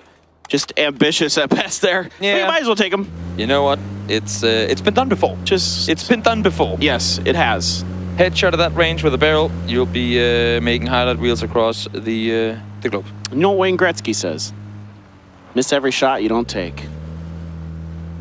I don't know if that was actually Wayne Gretzky. That's like I don't know if it was actually. I don't know who he is, but I respect it. It sounds like an American football player. Oh, hockey player. There you go. Yeah, the great one? Could have been the same. You know what the great one is? You don't like hockey in your country, do you? We have some pretty good players in the NHL. Really? What do you mean? Yeah. What do you mean? What do you mean? You don't know who Wayne Gretzky was. What do you mean? Yeah, I don't. All I know is PUBG, and that's exactly what we're looking at here. And look at this Petrichor. Oh, 2 minutes in, they're still alive. I can say the same thing about. Thumbs up. I could say the same thing about Twisted Minds. That's my reaction to that. Thumbs up. One thing that, you know what, I'll make that point in a second, because first, let's see if 𝗟𝗡𝗗 can hold up against 3 shotguns. All right, well, this is not going to be easy. He's trying to cook the grenade, but he was a little bit late there. Somehow, is able to survive so far. Grenade out there, and yeah, Mel's got him. Just not much 𝗟𝗡𝗗 can do. Of all the teams with nothing to lose, flying Na'Vi players, I feel bad for 𝗟𝗡𝗗. Not the team you want to run into. And honestly, while it's not necessarily the contributor to New Happy currently sat in 9th, thinking back over these winners bracket games, the first player to fall in multiple winner bracket games has been 𝗟𝗡𝗗. Caught on his own. Last game it was against Xavier from GEX, and this happened yesterday and earlier today as well. And if there's a player, I know that Ming Ming is kind of the name of the game for a lot of the New Happy performances, a lot of the highlight reels and stuff, but if there's a player to ever instantly trade and get Ming Ming back on his feet, to hold the flank when the team needs him to, that is 𝗟𝗡𝗗. And missing him this early on in so many of their winner bracket games, I think, plays a pretty big factor in where they're set on the leaderboard right now. He's often right up there with exactly. Ming Ming and damage and kills. They're a duo, right? Yeah. They play it together, and he doesn't have that guy with him because he goes down off the time early on. Exactly. Yeah. In this case, though, can't really. I mean, 3 shotguns, Na'Vi full speed forward. There's just not much you can do. That's it. He is kind of, since he gets the IGL, he does be that player who has to go out on those early scouting / kind of looting missions. Let's take a watch at a replay here. Oh, this Belmoth grenade just boom. Ow. Oh, it's just beautiful. Sometimes you can do something, sometimes you cannot do something. It's the best thing you want to see in your kill feed, though. It's just like that grenade, and it's like, it just goes from nothing to like, bloop, like 3, Boring. and you're like, oh. Yeah.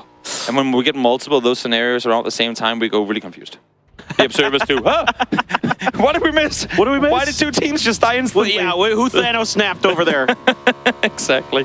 We did, while we saw the leaderboard during the break, and the desk was talking about it a bit too, you and I, we were talking about it. The mid-pack right now, because we have some of those teams that are racking up so many points in the top, is terrifyingly close. Off of Cerberus winning that previous game, they're now sat in 11th. If they were to, theoretically, repeat that performance, they would be in 3rd. 11th to 3rd is 20 points. It's a 10-kill win.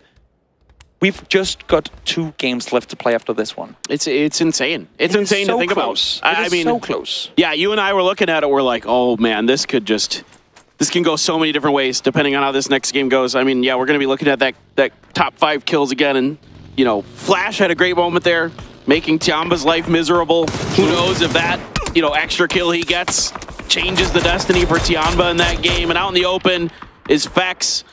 Almost gets knocked. I like this from Howl. Now, some of you might not have caught on to it, but FaZe has done this to Howl a couple of times, both here, but also previously in PEC tournaments, where they try to find one and catch one off guard.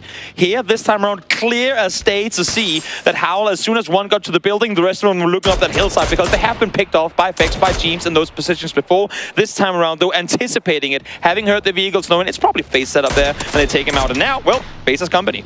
Yeah, Na'Vi now slamming in right behind FaZe. Potentially the fight should be brewing as they are. Yeah, 𝗟𝗋𝗄 actually gets the opener onto 𝗟𝗄. Now over to 𝗟𝗋𝗄 again, trying to hold it down against 𝗟𝗋. Gonna have to prone and then repeat. Can he find the spray? He does find some damage. Grenade on his left from Example could be coming in. 𝗟𝗋𝗄 able to sidestep that, go for the grenade of his own up the hill, falls short of 𝗟𝗋. Now more grenades going to be slung here. 𝗟𝗋s has been knocked for FaZe, and he looks to be flushed, I believe. While 𝗟𝗋s does fall, it's crucial that they find the first knock onto 𝗟𝗄, because they were not in a position to respond to that fight whatsoever. So they find the first knock, a bit of the air out of the balloon, and now 𝗟𝗋𝗄 with an opportunity to push up. Absolutely. Let's see if 𝗟𝗋𝗄 can do some more damage.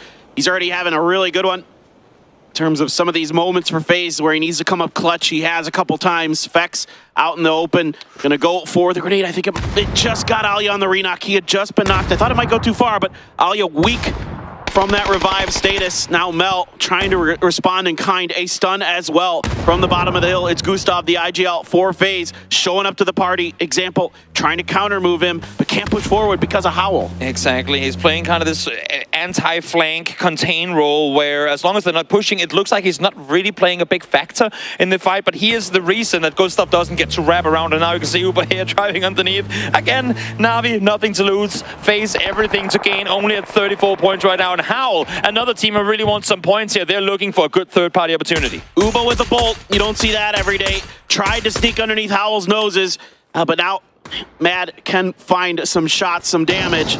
Example, heal up. So now 𝗟𝗄 knocked again. That's 3. 𝗟𝗄's going to bleed out quick. 𝗟𝗋𝗄 good for 2. Huge plays here. Once again, 𝗟𝗋𝗄 turns. He finds the 3rd. Insane. 𝗟𝗋𝗄 now trying to save FaZe's life, trying to keep them in the hopes of getting into that grand finals. Yep, if he gets him up, there might be 2 reses available as well. We'll see. Uber tries to get back to safety. Not going to happen though. Howl there to help 𝗟𝗋𝗄 with the triple. The young gun out of FaZe, keeping their hopes and dreams alive and pushing them up to 12th. Time and time again, he's been phenomenal. In these moments where FaZe is like in a make or break, in a do or die, he steps up. You love to see it. 𝗟𝗄 drifting in towards 𝗟𝗋𝗄 territory. This is pretty typical for 𝗟𝗋𝗄. They like to spread out around this smaller road that runs in between Yasnaya and school in some fashion or another, whether it be a 2-2 or in this case it looks like a 2-1-1, I believe. And so 𝗟𝗄 gonna scout that out a bit. Let's see how they want to approach this. It did happen off screen before, but you see it here in the bottom left as well. Salute did get taken out on their rotation to this position by one of the STK players from the north. So that's why they're maybe looking to sit a little thinner than they normally would, because they would, as you said, have 2 in that middle position to fortify, to be able to go both north and south if the cavalry was called upon. So this one, a little slimmer for the 𝗟𝗋𝗄 boys, but as for right now, I mean, they're set pretty well in this circle. Now it makes sense. Now I understand. I was like, well, is there 2 in one of those compounds? I just can't see it on the map. Well, if I just look at the thing in the slide, I can see a player's dead. Did you just talk like James? We're having too much fun. It's like he encouraged it today, though. He literally asked us to. He asked us to do it. He's paying us to do it. Yeah, that's right. Yeah. Just like Howl's paying you to be on their team and delicious desserts. I mean, you know what? If that's how I get paid, I'm not complaining. Yeah, definitely not. That baklava looks amazing. I can't wait to try it. It tastes amazing too. Woo. Thank you, Howl. There's nothing up here. There's just XO. They're just chilling. Actually, SDK's a little bit ahead, but... Which means one thing and one thing only. In 10 seconds, this circle hard shifts north. Because if we are to go off of anything in this tournament so far, the fewer people inside the circle shift is usually where the next one takes us. Let's see, where are we going?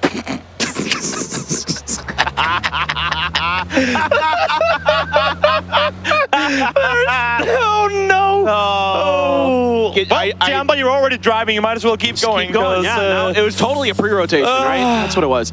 This is definitely what we expected. I should put my iPad away. I know too much, you know. I know too much. You got a third eye growing in the middle. Apparently, I was not ready for that one. I was not ready for that one, and neither were everyone but STK, 𝗟𝗋, and EXO. Because everyone, you haven't seen on the main feed yet, but the circle just did hard shift towards the north. We need some lottery picks from you today, Toby. Give me the juice. It's the house buff. It's the baklava buff. I'm telling you. It's baklava buff. Yep. We'll see though. Unluckily for Howl, they're probably one of the teams furthest from this shift, so they got a bit of a rotation to make of their own. Twisted Minds making landfall up on the hillsides just south of the gas station. Now Petrichor, the team the furthest away, are going to have a weird of a transition to make. This is tough for Howl, man. They're going to cross right in front of Daytrade. Daytrade already hitting a headshot onto Apocalypse. Okay, great.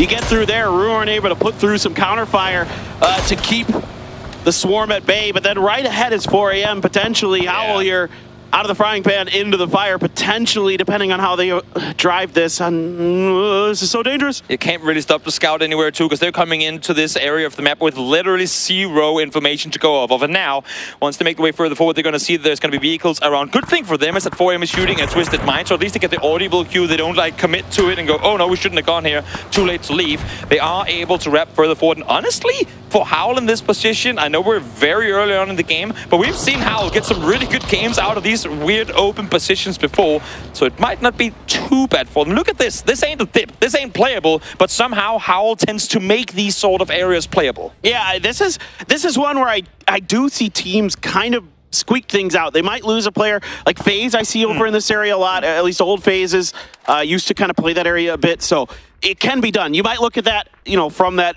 bigger picture perspective as a new player and think, oh, how the hell are you going to make that work? Yeah. Well, these players, they know these angles, they know the way the trees cover things so well that they can find these little spots on the map. And also, even for the teams currently set in the center of the circle, that's why I can do these sort of things here.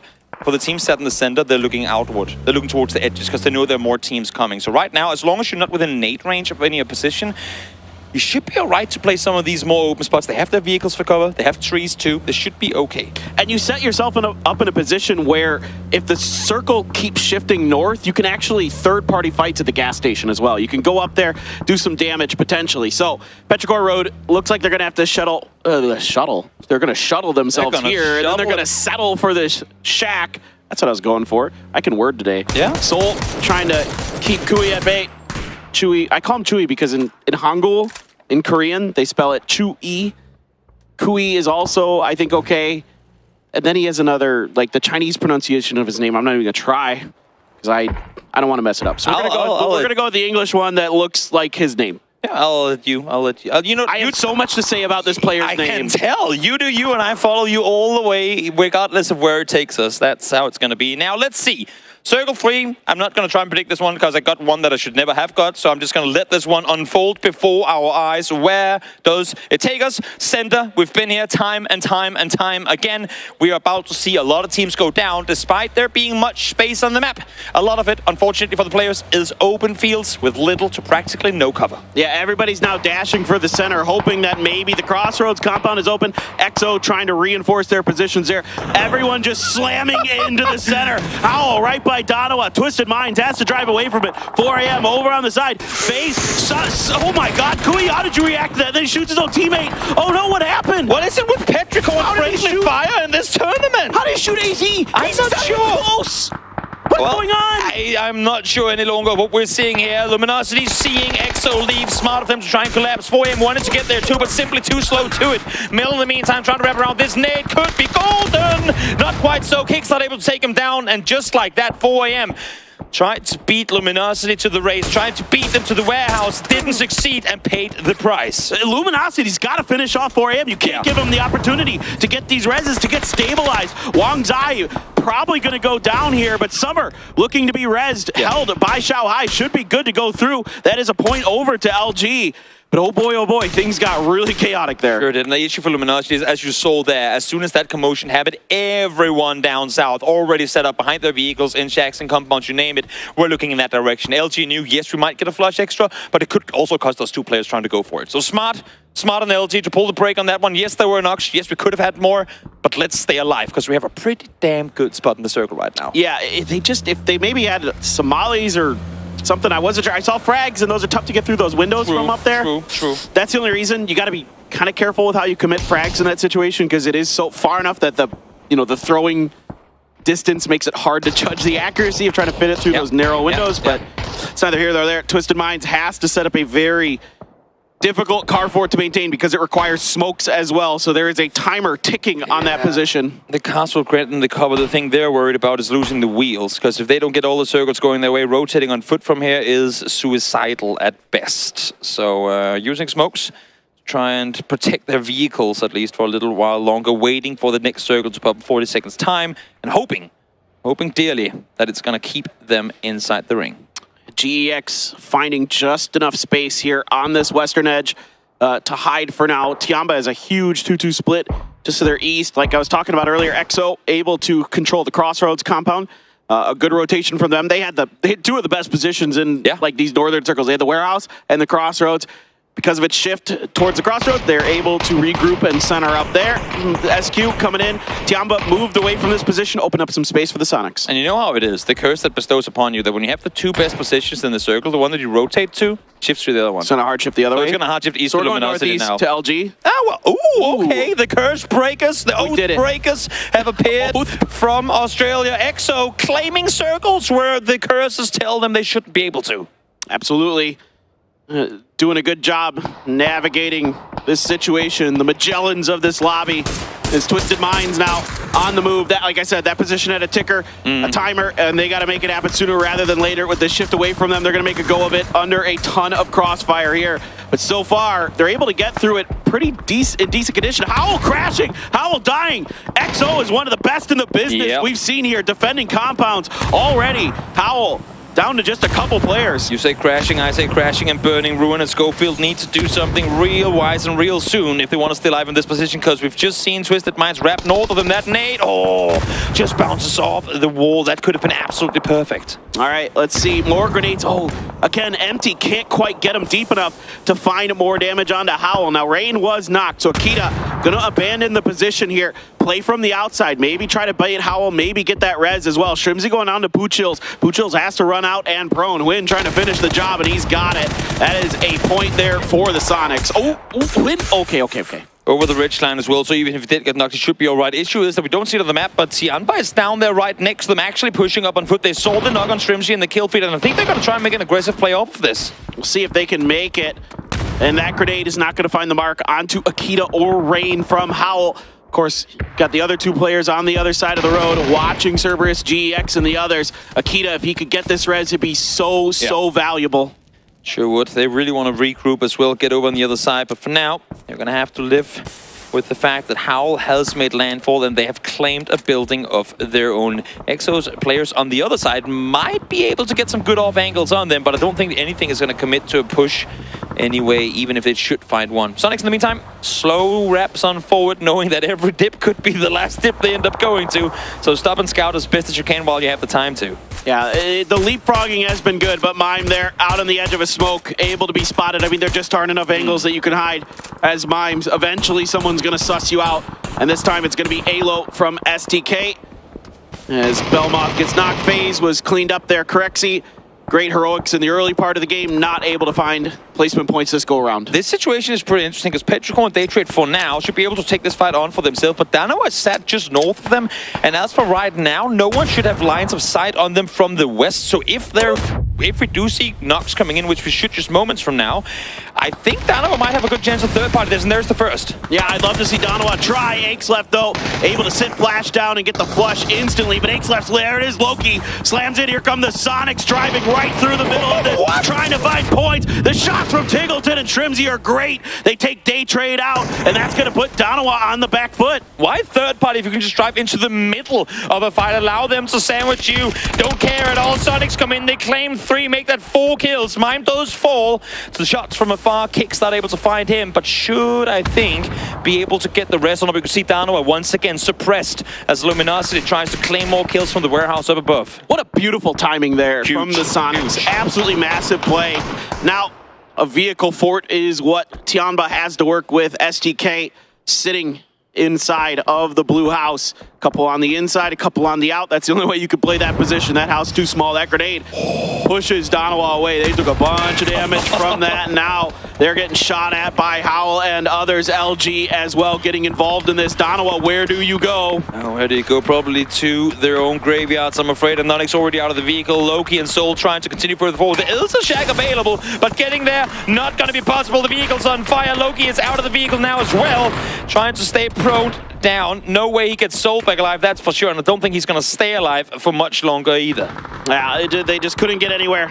Again, there just isn't much real estate to work with. And the middle of this circle is playable if the circle keeps shifting south eventually. But right now, because there's teams in the tip of 𝗟𝗏, this is not a safe spot. Here comes 𝗟𝗏, full speed forward. Kickstart finds Mime at the worst possible time as well, because they're about to get pulled up. But Kickstart finds the second. So much health coming through from Luminosity above and Sonics. Just moments away now from falling off completely. We'll see if somehow 𝗟𝗏 in here in the... Is he in the car healing here? That's at 7-7. Takes him out. Valiant effort, 𝗟𝗏, but you, my friend, got spotted. Look, the Sonics made something out of what looked like a lot of nothing there, so I'll give them the tip of the cap. That was pretty well played. 𝗟𝗏 as well, making great moves here, finding great times for third party. Speaking of third parties, potentially STK trying to show up on the backside of 𝗟𝗏, but 𝗟𝗏 has already gotten to this tree. An empty from XO is making things even more difficult. What a sight line he has.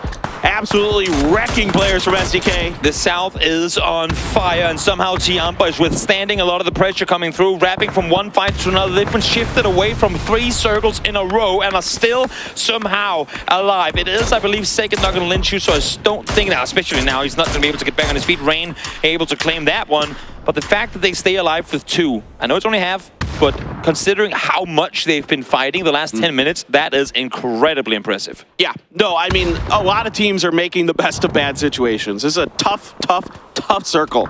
And a lot of teams are fighting tooth and nail as best as they can to find whatever points they can. So, again, tips with the caps all around. Penta still alive, at least now that vehicle's permanent cover.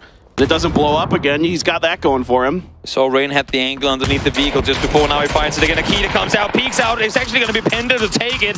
But nice damage coming through from XO regardless. Yeah, XO, only 3 kills. I thought they'd have a few more by now, but a lot of them getting, I think a lot of those knocks getting stolen, especially on the Howl crash. Yeah. Just have to assume. Now, the tip of 𝗟𝗏 has to be abandoned by 𝗟𝗏. Still 3 up, though, as they lost 𝗟𝗏 forever ago. And now they still have 3, so they're actually got a pretty good shot at this game, to be honest. They've been sitting tight for a while. 𝗟𝗏 going down to the vehicle at which Danawa died just moments ago. And I could only imagine meeting the same fate in just a moment. Kickstart, solo player on his feet. Is there a chance for him to get flood back up? I do not think so. I believe that's Loki and Danawa's former car that's already sitting in this dip, if I'm not mistaken. So that's a little bit of extra cover here for Luminosity. They might be able to just barely hang on, but with 2 teams still up in the north, this could be tricky, depending on how hot and heavy Twisted Minds and 𝗟𝗏 get. And that's the issue for 𝗟𝗏, right? They can't really go anywhere until Twisted Minds moves first. If whichever of these 2 teams start driving, know they're going to be absolutely slaughtered by the team sat there waiting. So both of these 2 teams kind of holding each other back right now, but they have to commit eventually. And now I think Twisted Minds, while they're set back, 𝗟𝗏 are opting to go out towards the west. Yeah, and you can kind of play north to south in this circle. It's doable. I've seen teams get it done. If 𝗟𝗏 can get to this hill, but 𝗟𝗏 has a great grenade in hand. It's out, it's short, but that follow-up is good from 𝗟𝗔𝗡𝗗. Yep. The stand-in for 𝗟𝗔𝗡 is nailing some grenades. Just Ming left for NewHappy. Absolutely perfect. Throws the first one. Unfortunately for him, I don't think he has an extra. Maybe now try and tell him that's exactly where he threw it so he can find the cleanup. Not gonna happen, at least at the first time round. NewHappy trying to get some smokes out, trying to get the res on through. HS on fire. I like the commitment despite the fact that he's on fire, but here comes Spiro! Here comes Twisted Minds, full speed in!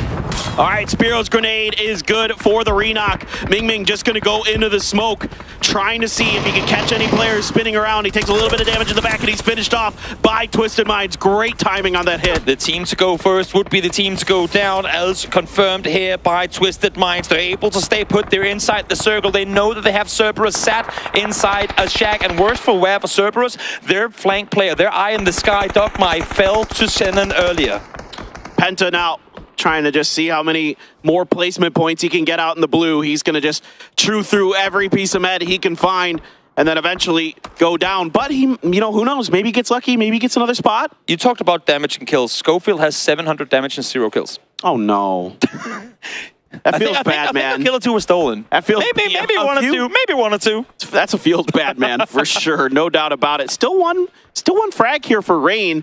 If he could find the right moment, yeah, he might be able to clear Howl out or, you know, get a knock, and then maybe they can try to finish the job. But with that compound still being in and, you know, control, now they're sitting really nice. If they can stay alive, they should have a great chance at this game. 𝗟𝗟𝗡𝗗 knocked by Empty even from 𝗟𝗏. 𝗟𝗏 just trying to prone his way to safety. Yeah, not a whole lot he can do here, I'm afraid, but stay down and hope that maybe placement points will be friendly to you. I like the idea that he runs away, allows for the utility to come through to then run back, but did they hear the footsteps? Nope, that one's gonna bounce short. Kempertulen's fitted in. One's gonna go short, the molly is there. That should be him as down and out, unless if he somehow gets the heal on through it. Yes, he does! Surprise, surprise, did not expect to see him live through that. 𝗟𝗏 still alive, still has a role to play in this as well, so good job by them to hang on tight to another difficult game.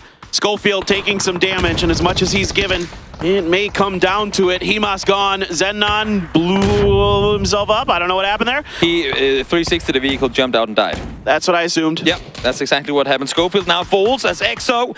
They knew they had to commit to this eventually. They cannot allow the neighbors to stick around for much longer now. 3v1, but 3v DPS. Let's see what's gonna happen. Flash the two! Back-to-back Ruin! So much damage done, and just like that, 𝗟𝗏, not dealt with yet, but so much under fire here. Yeah, Ruin trying to do what he can to get more. Oh my god, keep pulling the trigger. Oh, he was so close. He was so close. Empty just barely saves 𝗟𝗏's bacon. And now 𝗟𝗏 with 2 up, Twisted Minds with 3, and 𝗟𝗏, if they can get these reses, will have 3. And this just goes into the, adds to the whole Howl damage but no kills. That was his all the way through, but couldn't confirm the last. There would have been 4. A 1v4 for Ruin, but it wasn't to be. Good thing for them, though. Good thing for Howl. They're pretty much already through to the grand finals. Batu's angry. It seems like it. Look, I get it. Yeah, the funny thing about this position for 𝗟𝗏, this doesn't work right now without Loki's car. It doesn't. Yeah, no, I don't think so. I do not think so. Interesting thing is, Batu's usually in these endgames smiles. Right now, he's all business. I'm zooming in on his webcam here. It is. There's a lot of business going on in his face right now. these guys, they while they know that they want to commit to the hot drops continuously and all, they also kind of want to make grand finals, I think. Especially if they win a game here, that would be maybe just a little. A little grand final ain't never hurt nobody, and I think Twisted Minds want a piece of that. All right, well, while also hot dropping. Yeah, well, yeah, if they can get there in barrel camp, then icing on the cake. Yep. See if it's happening. Perfectix just popping some shots. 𝗟𝗏 gonna have to burn through a little bit more heals. Now there are some, of course, crates here. You had 𝗟𝗏 there. There's a little bit of extra oomph to put beneath yourselves for the end of this game. Phase 8, right in the middle of the road. Literally no one is in the Phase 8 circle currently. Come to think of it, all these 3 teams pretty desperate for this win. Oh, yes. None of them solidified just yet, as far as my memory serves me. And with just 2 games to go after this one's over, the earlier you can claim your spot, the better off you are. We talked coming into the game about how incredibly close the mid-pack is. A good game here. could be the difference maker on whether you make finals or not. The pressure is immense for Twisted Minds and Luminosity, who are a little bit higher up. XO is in last place coming into this game. Who knows? They win back-to-back games. Anything's possible. The toes are showing a flood, and they are starting to get clipped. Perfectix there, finding a really nice angle. Flood now able to scooch just a little bit off to the side to keep himself safe. That's got to be the most painful pedicure in the world. With bullets.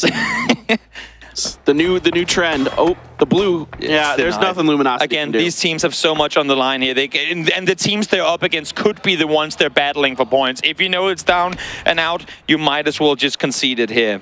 Kick already done it. Flood should be doing it in just a second. There's nowhere for him to go. I like the fact that he uses the pan to block his feet off, potentially. But nah, he's going to fall. Conceded, take the third place. Great game for Luminosity to hopefully get it rolling coming into the final two. I want to see some proactive play here from XO. Twisted Minds has scooted far enough forward that they are in the circle. They've got a hillside to work with, but center of the circle is, again, on the other side of these hills. So if XO can find some way to hold on, they're going to try to fan out. They're going to try to cut Twisted Minds down. Does XM get to crawl forward? No, now he's been seen. They need to contain. They need to somehow contain him. Rain needs to hit all the shots in the world. Issue for him is Perfectix. And the rest of Twisted Minds right now, while it has looked slumbersome in some of the hot drops today, right now they're feeling it. And a on-point Twisted Minds, especially in the end game, one of the best teams to claim victories when they get them served. Oh God, yes. This is absolutely one of the teams that I would not want to face in a situation like this. And XO, you know, again, all the credit in the world to get here. Rain just can't quite find the shots. He's trying, he's doing his best, but not going to be able to get there. He is nearly downed, but might be able to go for the heal. No, it's Perfectix who's going to find the angle. Just Hikerman left out in the open. He's taken care of. Twisted Minds are going to find a huge 9-kill chicken dinner. Do we say, welcome back, Twisted Minds? Or do we say, are you going to stop hot dropping now, Twisted Minds? I'm not sure where we're going from this. Definitely, Twisted Minds has made their way closer to the top 8. It's not there just yet, but it is going to be close. We're seeing serious mode Batu, but we are going to watch some highlights, and then the desk will be back, guys. Don't go anywhere. We'll be back soon.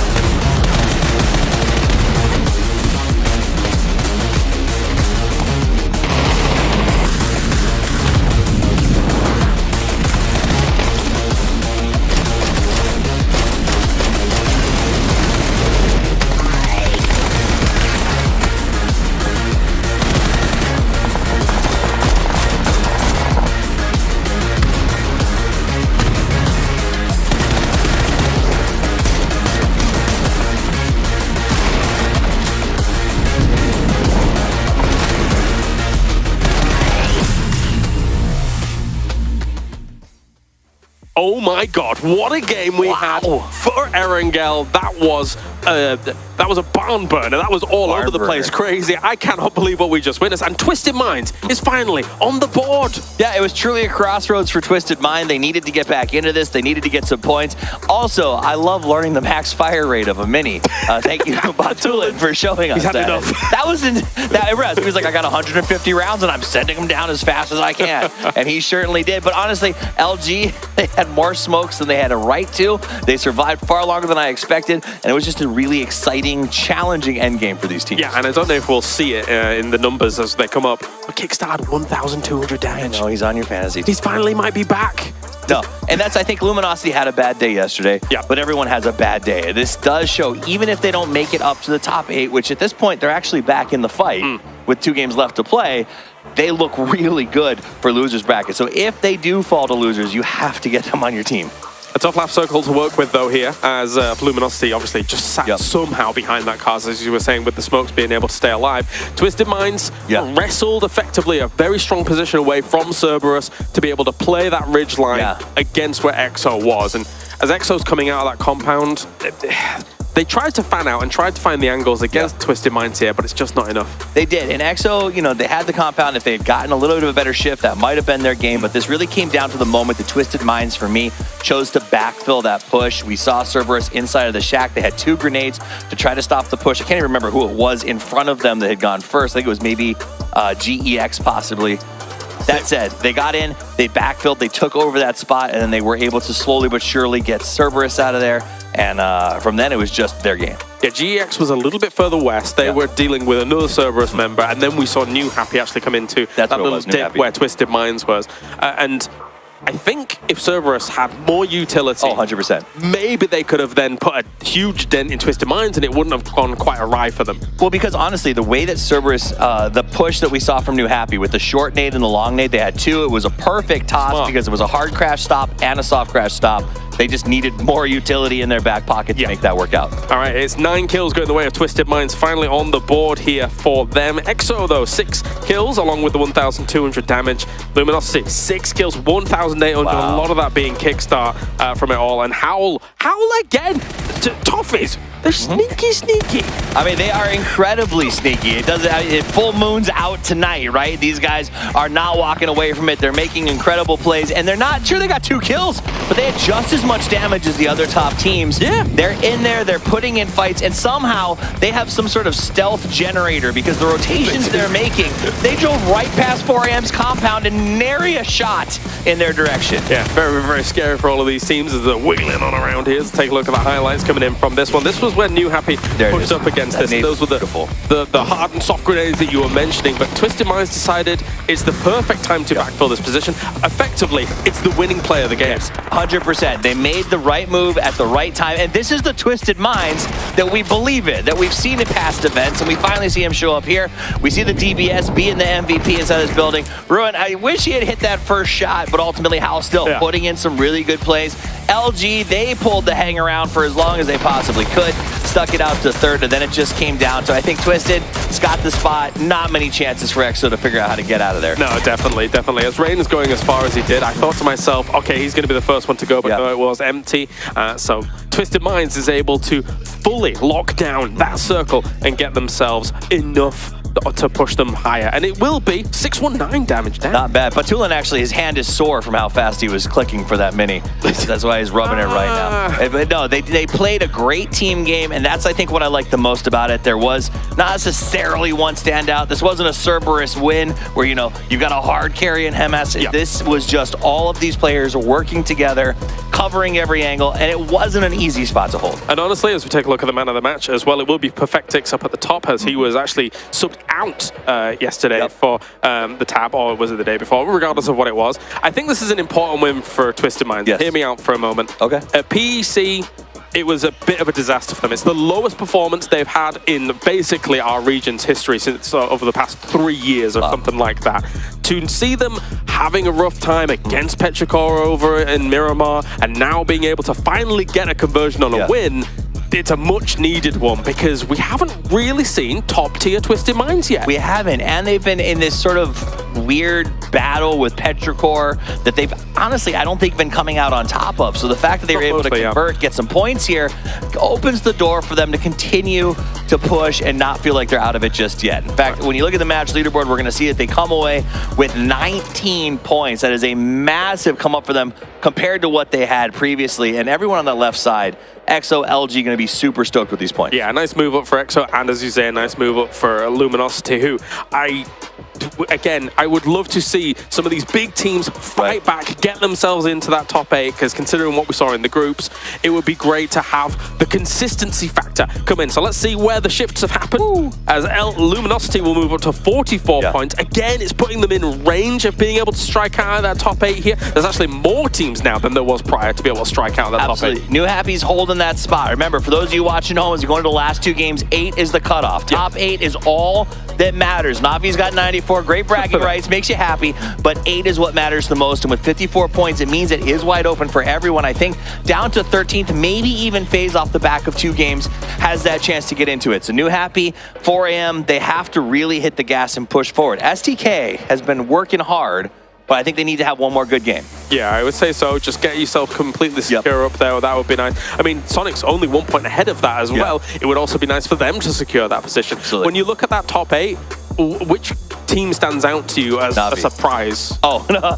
Surprise. I mean, they stand out anyway. Okay. For me, it's 𝗟𝗗. I think 𝗟𝗗 came in here without a lot of expectations, and they're playing their game. I don't know if it's their stealth generators. I don't know if their stick-around capabilities. Whatever they're doing is amazing. I know their fans will love. Maybe it's the bribes they're giving to Tobbers, or Tobias, as you will. Tobias, yeah. They've been killing it, and I love watching it. Yeah. No, I have to agree with you. Again, you know, for all of us coming in from PEC, we really did have question marks around how they will play. 𝗟𝗗 as well for me is another one that I think I didn't know how it was going to fare for them in this winners bracket, but currently in 4th place. So really blasting ahead. But thank you. We are now going over to a short break, and when we return, we are going to have more PUBG Esports coming at you here from PGS1, co-hosted by Crafton and VSPO. See you soon.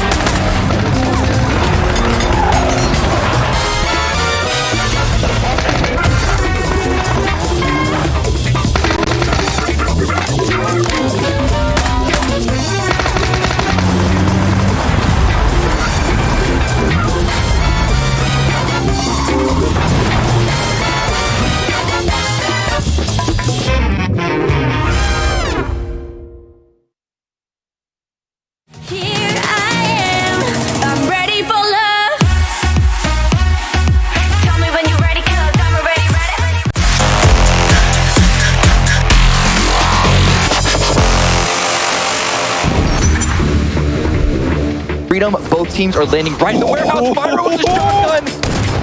Gets this animation cancelled as well to get the gun up quickly. One seen, one taken down. Spiro, that was 𝗟𝗗 with the AK in hand, reloaded, but able to take him down. More shotgunners in play as 𝗟𝗗 finds the second as well. Pentagram falling in seconds, and there they go! as the big ones, and now FaZe are trying to get involved. They're swinging on in. This was a hardship through the northwest, so having a big send towards the middle might not be that big of a surprise. They don't seem to be going so far, but up the steps. Fox doesn't check the right angle. It's all under Risky. He has to go for something big. Does not succeed. 3 players go down. They know that New Epi's fighting STK. This is great recognition. They weren't ready for Hikari's position at the tree. They're out on the road. Hikari finds the perfect time to strike. Takes 2 down. Grenade in hand here for Soul. But he's nowhere near this. He can't get a grenade there. Now he's out in the open. What a spray from Hikari! Only saw 1 or 2 more smokes in his hand there, so that's not far enough to cross that field. Leo, though, spotted Linshu just barely, and the repeat is going to get the knock through the smoke. Now he sees 2 by the rock. That's information. That should be everything GEX needs to get the job done. Long Skir knocked as well. Leo, only 1 more player to go here. 7-7 wraps to the back. Don't even need to get the revive on Xenon. They already have the man advantage here, but look at Savior pushing on in with a grenade, trying to confirm every single person that they can. 7-7, last one up. What can he do? 1 versus 3. His position has been compromised. Here comes Yuri looking to finish the job. 7-7, though, able to at least find the knock. Leo trying to get there to prevent the point. Claimed high ground in an area that they had no rights to claim whatsoever. Aldana was going to get backstabbed here by the AWM. Yeah, that's the easiest AWM shot of your life. He's going to be able to flush kick there. Heaven, though, I'm not sure if you can get to that res before Petrichor Road decides to lock the grenades in and finish the job.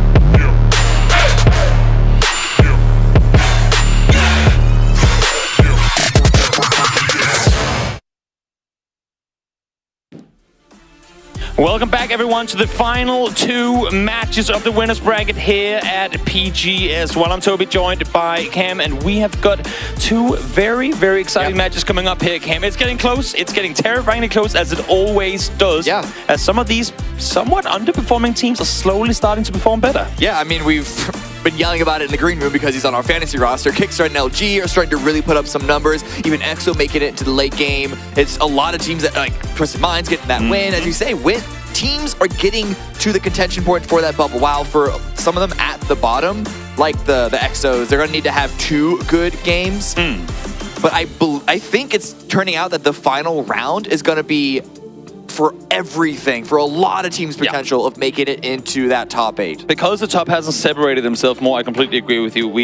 I mean, it's for some it will require an insanely good game, but I don't think there's going to be anyone, with the exception of maybe 1 or 2 teams, that are going to be completely out of the competition here. We'll see as we head on over to Miramar for the final time in the winners bracket. 2 more games to go. Last time on Miramar, Cerberus came out victorious. We'll see if they can repeat that. They want to repeat that, as they want to make their way into the top 8 and straight into the grand finals. Yeah, just to reiterate, if you missed them going over this on the desk, 8th right now is 54 points. But Sonic's in 5th place at 62, so not far ahead of that. And then all the way down to 11th place with Cerberus Esports is at 48. Below them, Twisted Minds at 47. So you can see just how tight it is right now. One good game, even for a team like FaZe, Petrichor Road, and ExoClan, who are sitting at 37, 32, and 31. One good game here could lead to them being in heavy contention come the final Erangel. So this is not a single team outside of like Na'Vi and Daytrade at the very top should feel particularly safe. I mean, we casted it coming into the final games of group stage when Daytrade were still far away from potential qualification. We said they need 2 really good games. They started off with a 2nd place, but 12 kills at that. Final game, they punched their ticket through to winners bracket. Now they're already, most likely at least, through to the grand finals here. And let's take a look now at this Miramar plane, because a southern one, not really optimal for some of those northern looting teams. Pretty bad, pretty garbage. Really terrible. Yep. Not as impactful as this plane path that we saw on Erangel, just because the 𝗟𝗔𝗡𝗗 Island everything. This doesn't have nearly as dramatic of a shift. That is, unless it really wants to commit to the Drumstick Island in the southwest.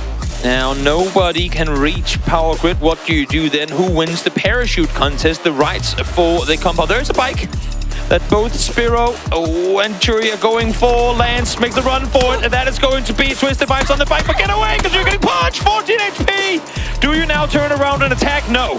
Too low HP, can't risk it, get out of there. But do you go for it or do you not? Circle, dead center here, Cam. Yeah, it's centering up on Power Grid, so it's really good for Twisted Minds to sort of win this. Petrichor Road once again backing away. If they're not able to land directly onto Power Grid itself, they're the ones that are immediately backing away and finding more scavenge compounds around the area. And it really hasn't been particularly successful for them when they've had to do this. Granted, it's been very unsuccessful for both of these teams just because of the hot drop in general, but Petrichor Road, they need a really good game now to get into the top 8. This is not a great start for that round to happen. Exactly. 15 points difference between Twisted Minds and Petrichor. So Petrichor, while they still need some good games in order to qualify through, a little more space to take risks, even though some would argue that neither of the two teams can really risk anything at all. Yeah.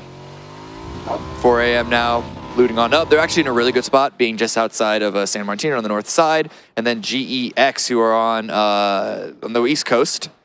GEX routinely have actually run into a number of teams from that angle approaching the zone, and usually it's been Tiamba, judging from where both of those teams are dropping. I don't expect that to happen again, but GEX, they don't fight outside of the zone, but the second they land inside Phase 1, they will hold on to their position, edge or otherwise, with like a dog with a bone. It's insane. And difference from group stage here to winners bracket is now they've been really successful. I mean, don't get me wrong, they did play a pretty good group stage as well, but seeing today and yesterday's games, they have been out there fighting for quite a big portion of it. So a big A for them in APAC, as they've already, I mean, throughout this one, performed pretty well.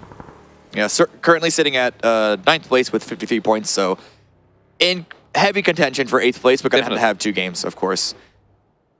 I'm kind of hoping for 16th through 11th to have a really good game now. So we're sitting with, imagine that we have like, I don't know, 5th through 16th, all within like 1 game, coming into the final one. That would be storylines across the board until the game was at the end. Well, I mean, the teams sitting at the midsection of the top 8, like Tiamba Sonics and I guess even Shoot to Kill and 4 Angry Men would be happy about that. Yeah. Because the better the teams at the bottom do, the lower that cutoff point is going to be. True.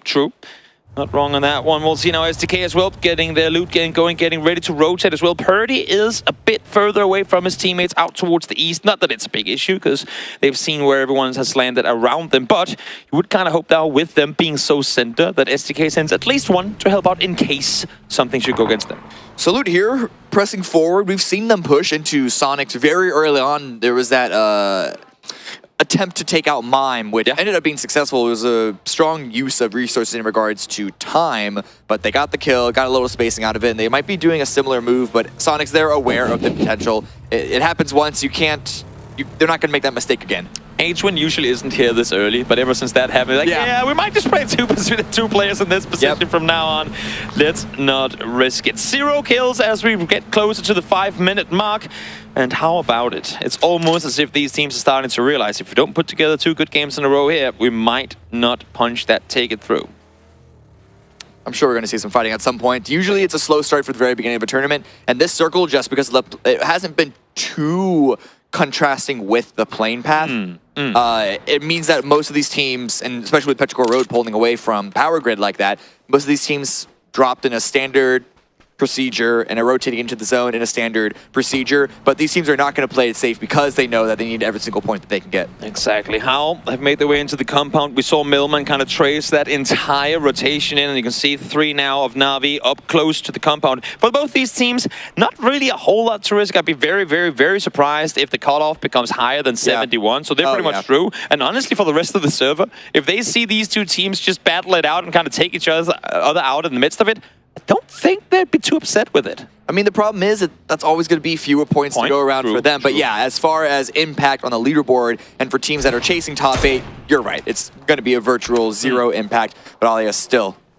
making presence known. Couple shots towards Howl and even spotting out New Happy, who are the most consistent third-party team in this lobby. Only 2 members have left Los Leones at the moment, but surely the rest are going to group up there in due time. Day trade now rotating up around church just outside Chumasera, the Church of Los HD, as we call it in North America. I mean, we call it the magnet because, oh my lord, has a lot of circles gone that way over the course of the existence of Miramar. Great spot to sit in, great spot to scout from. Day trade should be just fine in the position down towards the south. GX now.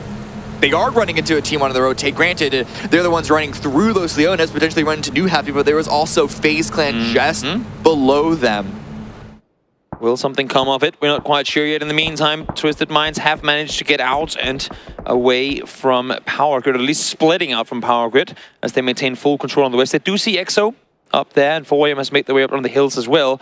But for now, again, I mean, pretty quiet despite teams getting closer to one another. This is a strong grab for 4AM. It is. They push themselves really close to center, and it's a nice little ridge hilltop overlooking a lot of the teams coming in from the south that they can get some good information, if not actual presence and pressure, and getting some knocks and potential kills. It's too early for them to really make themselves known and start to take over the lobby, but it's still a good grab to get away from Twisted Minds and Petrichor Road, who I think were the other teams that were contesting for that. EXO now rotating in. Twisted Minds pushed a little bit outside of Power Grid. I love this play from EXO. They read that there was a solo, they read the split, and they're forcing him back. Again, a team with limited to no LAN experience taking on one of the most LAN experienced teams and forcing them off. Many new teams to the server don't dare go for these aggressive plays. They kind of just let the opposition, the bigger guns, so to speak, kind of dictate the flow of the game. EXO, they're coming in here with a we don't give a crap mentality, and I love it. They're here, they're pushing people around, they're saying we might be new, but we're here to pick up a fight. Yeah, I mean, EXO Clan, it hasn't worked out the best for them. They are currently sitting in 16th place, but still, to your point, they've at least made attempts. They have not just cowered, they haven't just been turtles going back into their shell. Let alone the fact that they're in winner's bracket. Yes, they might be down low now, but again, as we said, I mean, 2 good games. This is winners, and also this is winners. This is the best of the best here. Exactly. Someone's got to be 16th place. 4AM 𝗟𝗓 actually spinning out, pushing forward down into Picado, where Petrichor Road have then backfilled the Sonics, taking the Picado suburbs. So 4AM maybe trying to get a bit too greedy with their attempt to go towards center. Suboptimal position to end up in, that's for sure. In the meantime now, Males Buzz kicks that outside. That is one down. A player that I don't think for Luminosity that they have really lost early for quite a while. Usually, should Luminosity take casualties early, Kickstart will be one of those players left alive till the end game. But this time around, -3 points in the book for everyone with him on their fantasy team. I'm just shocked at where that would be. That the LG going ahead without scouting that out, without expecting anyone there. Petrichor Road didn't die in the kill feed. They must have gone somewhere else. Maybe they thought that Petrichor Road actually didn't commit to the hop drop at all. It's a domino effect, right? Because Danawa has pressured Mime earlier, Sonics rotate west earlier. Because they rotate west earlier, Petrichor, who was up on the hills, saw it, they go down earlier. Because they go down earlier, a position that Luminosity would usually be able to get to for free is now taken. Domino effect of occurrences forcing, well, really that scenario to happen. Yeah, always unfortunate. I mean, especially in the early game when you're trying to get that initial information, sometimes things just fly under the radar. Just very unfortunate that Luminosity needed to continue to have good games to make up the deficit that they found themselves in after yesterday. But still, it's not like Kickstart is the only player on the team who can frag out. They still are very capable of having another solid game here. Only a few moments away from Phase 2. where is the hard shift going to go? We're going to get a hard shift. We know that. The whole question is, which direction? The recipe says hard shift. We'll see if it's going to be the case. Where are we going? And you know what? Let's hop up towards the northeast. Luminosity has been pretty lucky with some of these shifts so far in the tournament. They're set up there pretty decently right now. They lost one. Let's give it to them. Yeah, consolation for losing kickstart early. Question is, do they try and go back into Graveyard, give some more space downtown, or do they keep the high ground presence that they have? James now also from FaZe rotating around. They're actually looping around that sort of mini crater that you see Na'Vi and Howl all taking control of. GEX2, more teams coming in down from the south. And would you have it, GEX and 𝗟𝗋 rotating right next to each other. They dropped the total opposite sides of this map, and they are still somehow always running into each other. The southern swinging teams, the pendulums down towards the south, trying to make their way, trying to find entry points to the circle. And, well, right now it seems like both of them are going to wrap out towards the east to make landfall from there. But, of course, teams will be seen mid's rotation, and Dano are one of the teams to get eyes on one. That's Daytrade, trying to make their way on further forward. Slowly swinging on through. Good grab for 𝗟𝗋 to find the relatively open northern section of this zone. The rotations here are going to be a little weird because of the mountains out on the south and then the northwest. So you can loop in through San Martin and then loop in through that Mercado Death Valley. But other than that, which are going to be choke points, potentially because someone could be camping them, you have to be going either wrapping way further around or going in through the hillsides that are already contested. I mean, the path from Picado to Hacienda is essentially a river. It's a death space that you don't want to go to. And in order to get to it, you have to go through cities on both sides. Simply not worth it. So teams are going to try and commit to the hillsides, to the southeast, to the northwest. Right now, more space in the southeast available, therefore they'll go there. Upside, 𝗟𝗋 has been recovered by 4 a.m. Summer is the Uber to pick that one up. Downside, has to make his way through this crossfire to get towards the other pairing. I was worried for a second that they'd be driving into Luminosity. They're able to find some sort of gap, but 𝗟𝗋 are taking shots at them. Surely Luminosity is going to get a little curious. Then 𝗟𝗋 might also find an angle, but for now, it looks like the path, the saving Private 𝗟𝗋, is going to be a successful military maneuver. And little to no damage taken as well, including the vehicle. That is huge. They dodge and weave between 4 teams and somehow manage to make their way back towards the north, back to a good position in this circle. All 4 together. Great run, great attempt, great effect from 4 a.m. to stake all 4 up. This is a new in the zone. GEX, 𝗟𝗋, trying to run away from each other, trying to run away from the teams on that cliff that is just northwest of here, meeting each other in Los Leones. Daytrade are also here. Bumping shoulder to shoulder once more. I mean, you called it coming into it. They have the same pathings. They run the same directions. That's what happens at Globals. When these teams that don't usually run into one another during their own regions, they might even have looked at each other's rotation in their separate regions, going, oh, these guys do something really smart. Let's start doing that too. Doesn't work for them. Danawa now sending into Picado. Sonics have already taken point at the south side with the motel and the gas station. Tickelton with opening up shots. Not a lot of damage. Danawa can still rotate through and continue on forward. But SDK are going to be holding that north side as well. But still, no one down for Danawa. They've been able to make it out so far, but now Na'Vi are going to get involved, and 𝗟𝗋 are going to have the angle. Danawa have a really hard push ahead of them. Oh, Gustav, a little bit of help coming through. Loki will go down. I mean, I would be completely flabbergasted had they not lost at least one on that rotation. So fair is fair. Loki does go down. Na'Vi forced back down as well, though, as more damage comes through from FaZe Clan. Really the only safe spot that Danawa could go, immediately at least, but it's not a great one.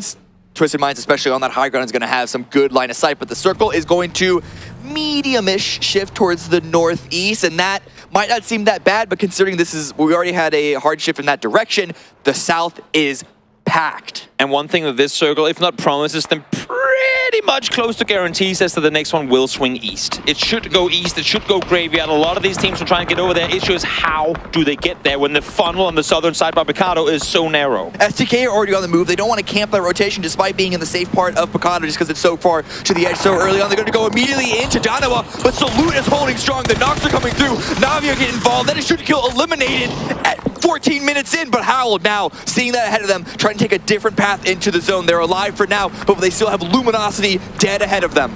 Danawa dared to try and make a play early. It cost them a player, but they got up here before the other teams did. They would have had to surpass everyone. Now they got it. They took out SDK. Now they get to sit tight. Luminosity, in the meantime, spotting the Howl rotation. Not sure what Howl is planning on going off of this, but they're not done driving yet, and they won't be for a little while longer. I think that might just be going towards Graveyard. It's a lot of dead space between Graveyard where Cerberus is and then where LG's position is. Howla driving around, we've seen them try and double guess and figure out, make last second decisions on where to land. It's been disastrous before, but here they're still alive because Twisted Minds have had to leave the high ground. They knew that the terrain shift that you mentioned was going to go away from their high ground, and they're arriving at the perfect time to punish this rotation from Howl. Barely even gets out of the vehicle before the first one falls. Now Cerberus from inside Graveyard able to find one, but Perfectix perfectly placed nade over the top, finds one, Lou finds the second, and just like that, it's just the Mad left alive. It's not super safe for Twisted Minds, however, because Cerberus are also getting involved here. Spyro and Perfectix are down. The Mad, the last one up, and Batulin's pushing on in, trying to find the final angle, and the grenade from Snakers. LG are not going to let that action happen without them getting a small little piece of the pie. Exactly, great use of utility there, not really revealing yourself too hard to the opposition, so able to get the point back off, and now New Happy in need of these points, taking the fight to Na'Vi, the team with the least need of having anything going their way. They gotta win this battle to get into the circle. 𝗟𝗚 is grouping back on up, understanding the threat of the 4 versus 3, and he needs to support his team. Shots do come out. Non is going to be the first to fall, and grenades immediately being thrown to try and finish that. Sonic's trying to find the angle. Example taken pretty low. Mel getting chipped down as well. This could be the space that New Happy need. Ming Ming with the knock, trying to go for the second. Peeking over, Na'Vi are falling apart. Great shots coming through from Ming Ming. They're really using the high ground to their advantage here. 𝗟𝗚 down to low HP, only a rock for cover. If they can place one nade, which they should. No, it's going to be short. No, never mind. How did that hit? HS takes him down. Just enough damage to find him before the first they came through. And now, Alia, solo player alive here. 𝗟𝗋 trying to reposition on the inside of this as well. Do they forget him? Do they not see him? Does he get 3 from behind? This could look like it. It's coming in from out the smoke, from like a shadow. Gets one, but now his position is known. They know exactly where he is. Spray comes through, a lot of damage in return, but New Happy stay alive with 3, and they can get the revive. Circle shift does go down in their direction somewhat, but again, with the southern stacked rotations we've been seeing, it's still a lot of teams down here. Had Alia held this fire just for a second longer, for that second smoke to fade, he would have seen all of them, maybe not gone for the shot instantly. What a close call, but fortunately for New Happy, they get to live with the scare. They lose one, but they take out Na'Vi. That is huge for New Happy down on the southern side. GEX now trying to push on through. They've gotten a kill. They still have all 4 up, and they need to move into the zone. Fortunately for them, FaZe Clan have left and gone and pushed towards the east side. That could be some space that they need, though. We see them open up on the day trade. A couple of knocks. Saviors and Non all chiming on in. This is huge damage. It is. And Day Trade have been performing very, very well, but at this point, they've been really wounded. It's going to have to be a strong hold from Belmoth in order to recover this. And it's the perfect bait execution as well. They sent one vehicle forward, they leave the other players behind. They know that once they hear the car coming through, one will peek. Once it peaks, shots instantly fired. They find the knock, they find the kill, and now GEX have made their way into the circle. Great setup, great execution by GEX. They're taking it a little slow, though. They're not trying to over-egg the pudding here. They're inside the next zone. They don't want to send it to a position that they know is surrounded by a bunch of different teams. New Happy also having to make a rotation to get inside. And 𝗟𝗋 with the angle. GEX with another angle on another team. Savior lets it rip. Zipion taken very, very low. It's going to be 𝗟𝗋 that actually gets involved from 𝗟𝗋 too. New Happy are falling apart.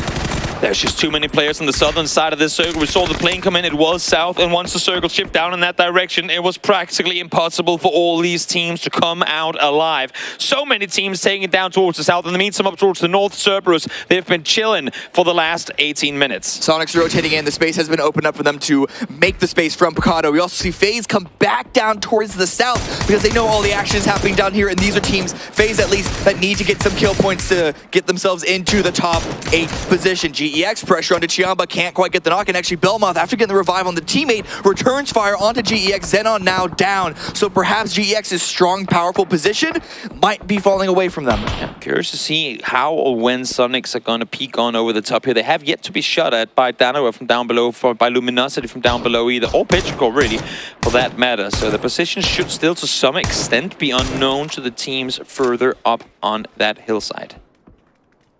Leo's still looking for an angle. Yeah. And now Yuri running out, just aware of the potential backfill from FaZe.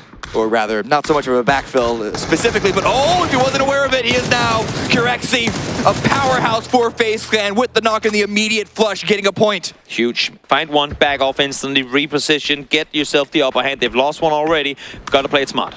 And Gustav as well, with the information on the north side, they know how much space around them that is clear. They can keep all these teams a little shoved in the corner on the southwest side, but the shift, it's going to go hard again. pretty hard towards the north. Good for LG, good for Twisted Minds. And 𝗟𝗗𝗗 now has to think whether it's going to be worth it for them to focus south or look for a position for themselves further up towards the north. You can see all this commotion happening on the southern side, but everything that happens inside the ball down here, 𝗟𝗗𝗗 can't do anything about anyway. So might as well try and see if you can focus on a spot, finding a spot further north, because that's pretty much going to be placement points guaranteed with how many teams are about to die down here. Problem is, Sonics, they're thinking the exact same thing. They don't need to commit to this. They can try and get some points, they can get some damage, get some potential kills, but already 𝗟𝗏 and 𝐴Twin pushing towards the north because they know that that's going to be their best access into the zone. Now, 𝗟𝗗𝗗 Road, they have a nice little hill, but this is a sneaky little slot in by 𝐴Twin and 𝗟𝗏. Great read by Sonics, seeing the 𝗟𝗗𝗗 falling back to this, but 𝐴Twin down below, though. I think Chewy is in for a surprise in just a second. It sure is.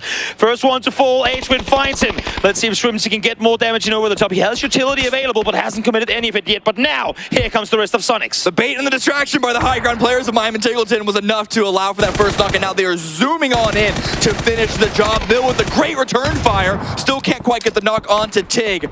By the time, allow for the rest to come through. Issue is Sonics are pushing on through, and they know they have to take the fight now, because as long as this is happening on the southwest side, no one can interfere. 𝗟𝗏 staying on the low ground, still finding the angle, still beaming his opponents. The sprays come out, AZ tagging down very, very low, gonna go for the confirmed kill to stop the information, to stop the potential revive, and now 𝗟𝗏 closing on in, pitting himself right in the territory of 𝗟𝗗𝗗 Road. And one team that's laughing their way to placement points, seeing this in the kill feed, is Twisted Minds. Sonics annihilating 𝗟𝗗𝗗 Road on the southwest side. Great position for them to sit in. Surprised, really, that 𝗟𝗗𝗗 wasn't anticipating that more. It's not over for them, though. They still need to make it to the zone. GEX as well. Day trade. Grenades coming out. Xenon.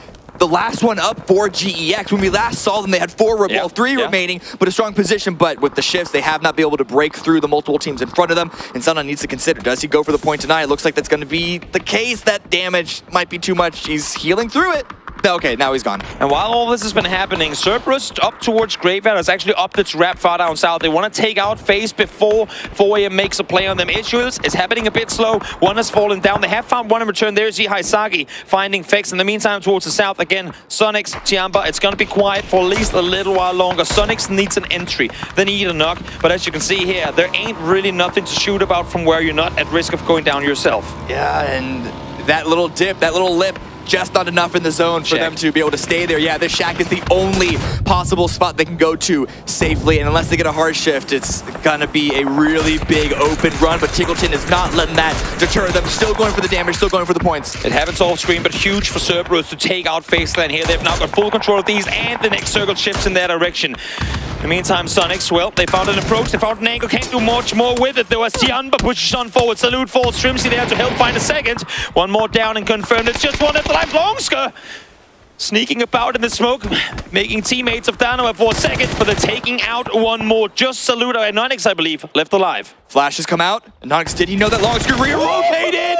𝗟𝗏𝗏s gets the drop on 𝗟𝗏𝗏s. Dynamo are out at 9th place, and now we are hitting placements. How much further can 𝗟𝗏𝗏s drag his team across the line, and how much further can Sonics make 𝗟𝗏𝗏 on a bike? There's a smoke wall ahead of him that seems to be enough, but it is just the first point because EXO are right there at the front level. What a read, what a preemptive nade throw. Look at this, all of them getting the nades out in hand. They know where he was, they know where they want to find him, and they do confirm 𝗟𝗏 up close on his own, does not have his teammates near. Good couple of shots onto Rain. I think the rest of Sonics are about to follow up, but so much utility, well, running out for EXO.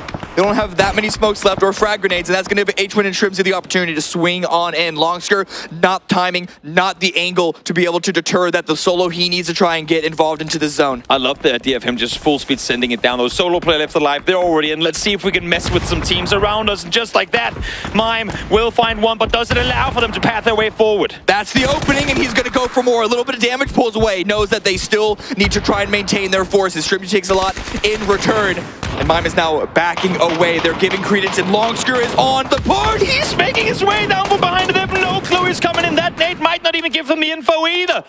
𝗟𝗏𝗏s is sat there, finds one, gets the flush, and now 𝐴Twin knows that there's one coming in from behind, but it's too late to do anything about it. Just like that, it was looking good for a moment, but inside the molly, he will fall down. Say that? No. Just in time. Just in time. It was 1 or 2 ticks away. And now at the very least, he can keep himself prone down away from EXO Clan, but 𝗟𝗏𝗏s The last one up. Will 𝗟𝗏 know where to look? Longster knows where 𝗟𝗏 is. The flash grenade is the last piece of utility that he has. A couple of smokes remain. 16 players, make that 15, 4 snakes, 4 solos, so many placement points up for grabs for anyone who can stay alive for just a bit longer. And look at the picture on the bottom right. 𝗟𝗏 are on the sweep because they know how much space is theirs for the taking. Ooh! Longster spots 𝗟𝗏. Shotgun in play for the Sonics player. Longster out in the blue. They're all just trying to play for the last point, the last kill before they go out because they know that there is virtually nothing they could do to make it any further than that. Yep, one solo to another. Here comes pushing on forward. Wangsai completely blind, released for a while. 𝗟𝗏 goes down. Does he have more in the chamber? No, he does not. 𝗟𝗏 able to instantly recuperate, able to get him back on up. And now, good thing for 𝗟𝗏 that EXO lost one because they cannot make the counter push off of it. And look at 𝗟𝗏 already taking center. 𝗟𝗏 are sweeping and they are grabbing control. They're making sure that no other team can get control of the center, but that shift is going to favor EXO. It's going to favor LG, and it's all onto Lou for Twisted Minds. Lou falls. Just like that, Twisted Minds down, but they won the previous one. They get 4th in this one. Huge games for Twisted Minds to make their way closer towards that grand finals. Remember, top 8 goes through, and right now there's no telling of who's going to sit down there. LG 4 kills already, and they want as many more as they can get. Relo strikes, but really strong return fire. Thought that Relo's going to go down for a quick second. I love the fact that they're keeping 𝗟𝗏 up on the top. Rain will fall. Nice nade placed by LG there. 2 teams left alive. 𝗟𝗏 wants it. Luminosity needs it. Let's see who's going to come out victorious. 3v4. But it's not much of an advantage for 𝗟𝗏. However, they do have a very, very wide spread. As you said, 𝗟𝗏, who was middle, and now he is playing the northeast side. It's going to be these crossfires, these pieces of information to keep LG from putting their own presence in the zone. LG might have the high ground, but it's the angles that are important. 𝗟𝗏 is the sole region that LG couldn't flex out towards the east. He was sat there the entire time, never looking down towards his teammates. As much as they would have wanted that 4th guy to overlook, he knew, they knew, if you give up, look over towards Luminosity. If you allow for them to sweep, we will lose control. And in these endgame scenarios, control of circle space is crucial to become victorious. These are both teams that need to have good final rounds. Yeah. They've already got a good number of points, placements, and kills each. But those 4 final points from 2nd to 1st in placements, and then either 3 or 4, depending on which team you're looking at, in kills, could make all the difference at the end of the day. So these teams are going to put all that they have into this final engagement. And huge game for Luminosity to come out this big, and they lost kickstart at 2.5 minutes. And yet, despite that, as you said too, it's not just a kickstart show. All these guys can frag when they have to. They sure have been doing that in this game. Here comes the flank though. Look at 𝗟𝗏 and 𝗟𝗏. They've pushed so far forward. However, depending on the angles, this rotation by Flood and Reload could be huge. Depends on how close they expect to find this pair of 𝗟𝗏. They hurt them. We've seen how the flashes are coming over the top too, but nice disengage. Sometimes a good disengage is more important than an engage, and 𝗟𝗏 up above. Damage done, finds the first. Relo reads instantly. This mission is compromised. Immediately finished as well. No attempt for the revive. Now it's a 2 versus 4. The chances have been falling away from Luminosity here. Relo's going to have to come with something huge, and then, of course, Snake is on the high ground going for a spray. He saved LG from a couple of situations so far. Can he do it again? Such a great read by 𝗟𝗏 to not fully commit to it now. The peak over the top, damage coming through. Relo falls back once more. 𝗟𝗏's caught in the open, but Snakers, what are you shooting blanks? Can't find him. Relo falls because of it. 𝗟𝗏's alive and he wins it. He has no right to stay alive through the end of that game. 10 kills for 𝗟𝗏 Esports. And they are now back in the mix if they weren't already. But even LG getting a 2nd place, even with, well, that attempt being a little shut down quite quickly. Either way, these are teams that needed a strong performance, and they made it happen here. Sure did. We'll see here, 1 falls, and that is the highlights for you. Let's throw it back to the desk after these highlights before we head into the final match of Winners Bracket.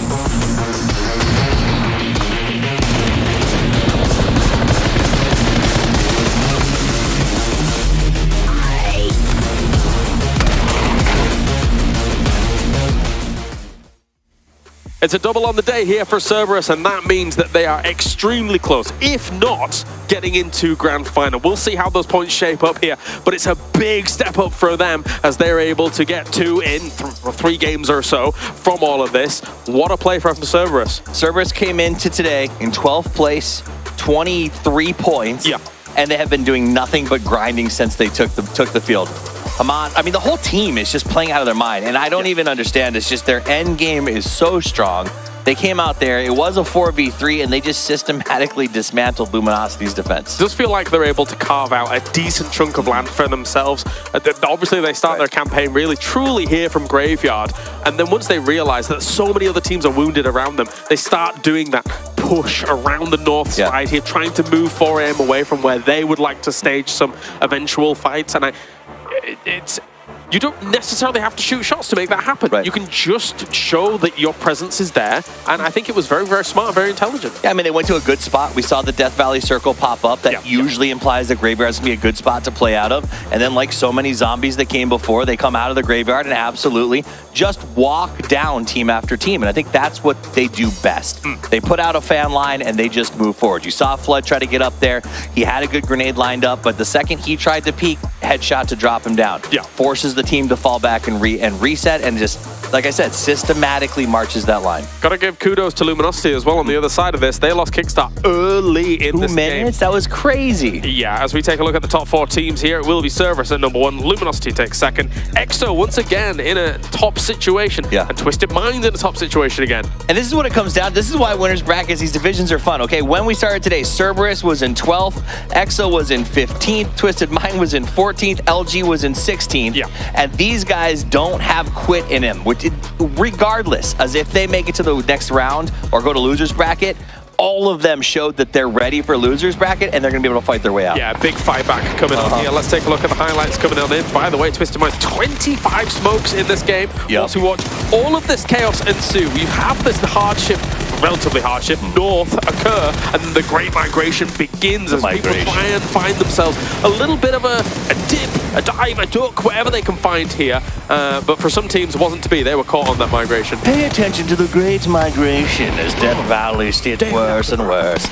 We saw the migration. We saw 𝗟𝗏 coming out of Picado. They had a bit of a struggle, and really Smokes was kind of the name of the game for a lot of these teams. Ultimately, this was a fun one. Win gets the double barrel in the middle of the wide open desert. Not something you see every day, but that backstab by 𝗟𝗏 was brutal. And here's where we see 𝗟𝗔𝗡 start the march forward.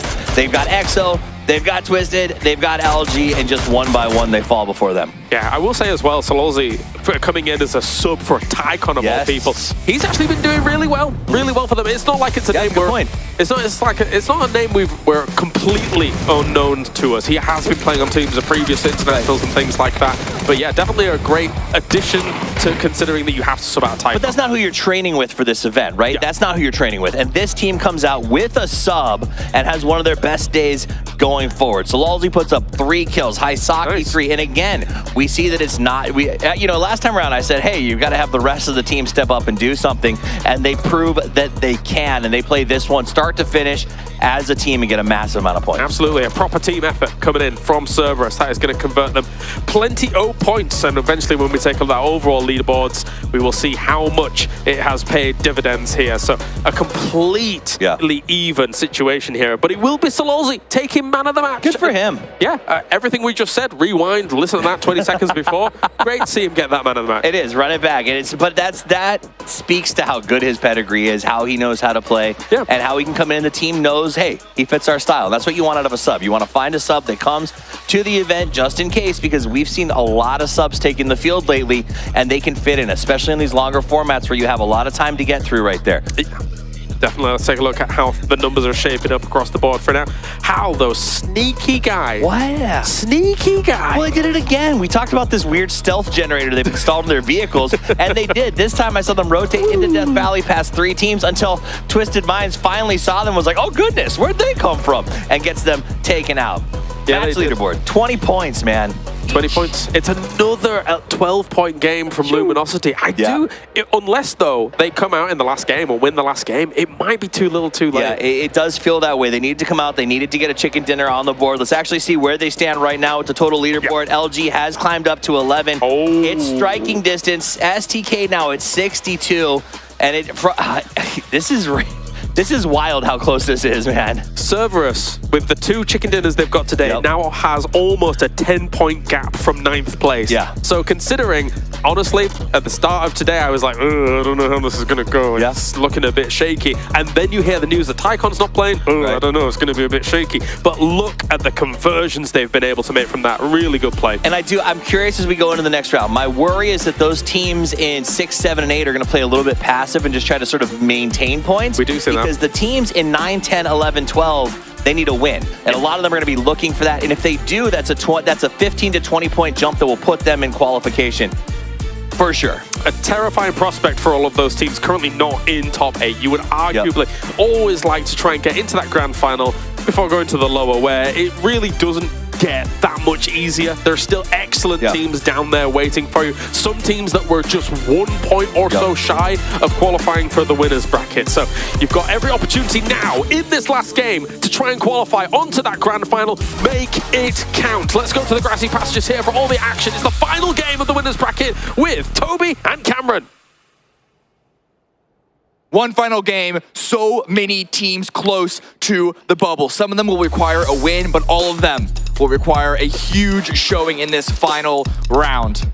We're essentially talking 13th through 8th. I mean, it's 5 teams still out, and probably along the lines of 3 to 4 teams already, at least for now, in that aren't guaranteed. 8 teams on the cusp, 8 teams undecided who can deliver in the final match. Yeah, it really is 4 a.m. and STK are the ones in most danger of falling out of the top 8. And to say that about 4 a.m. is insane because of how they started yesterday. But today, they've gotten to a couple of scrappy engagements, but just hasn't really gone their way. And that's been opening the door for other teams to replace them in the top 8. Final plane path. It's not the worst that we've seen today, but it's still not great. And for this lobby in particular, we have EXO North George, we have Tianba South George, we have West Coast looting teams, we have Prim looting teams. In this lobby in particular, this is really a suboptimal plane path at best, which is just, I guess, for us, gonna make it that much more exciting. Luminosity here, dropping on in.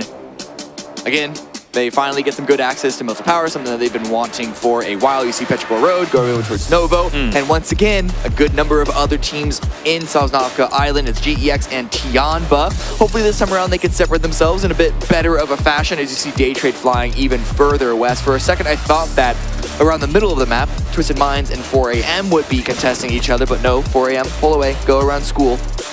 So this separation is going to be happening. It's really STK that are currently driving towards Severny that have a while left to go. Everyone else actually seemed to be finding a good spot to loot up pretty quickly. And circle number 1, it's pretty much as expected. Well, I think the first time we're going here, that's for sure. Day Trade, New Heavy, waving each other goodbye as they go in each their direction, find a vehicle each. That is sharing and caring. I like it. You know, a little honk as well, saying good luck, final game. Let's go out, let's do it.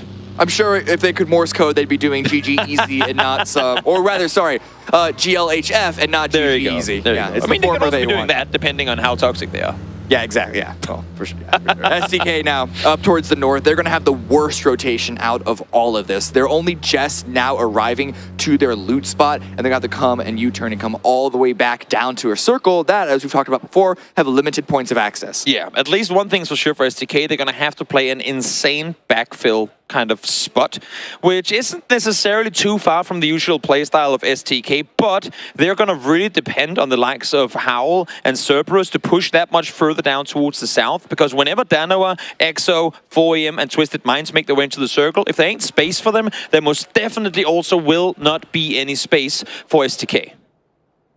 Looking at Sonics right now, really hoping that they can stabilize this, or doesn't sound like they're shaky. The Sonics are in a good spot, 5th place, 70 points, but I don't know. I feel like they are in a spot that they still want to make sure they have a good game, because if they somehow, some way, go down to losers, that's going to be 17 waiting for them. And you know that that center drop spot contest is going to continue there. So they want this opportunity. And, you know, it looks like they're going to be successful, but still want this opportunity to make themselves into grand finals without having to worry about 17. We can put it this way. Right now, 17 are the sharks in the water, and they're standing on that plank. They just do not want to have to make that jump, because as close as you are right now, doesn't matter. It will be full reset coming in to that losers bracket, and chaos galore once more. As we pass through a couple of other teams that are all preparing their loot.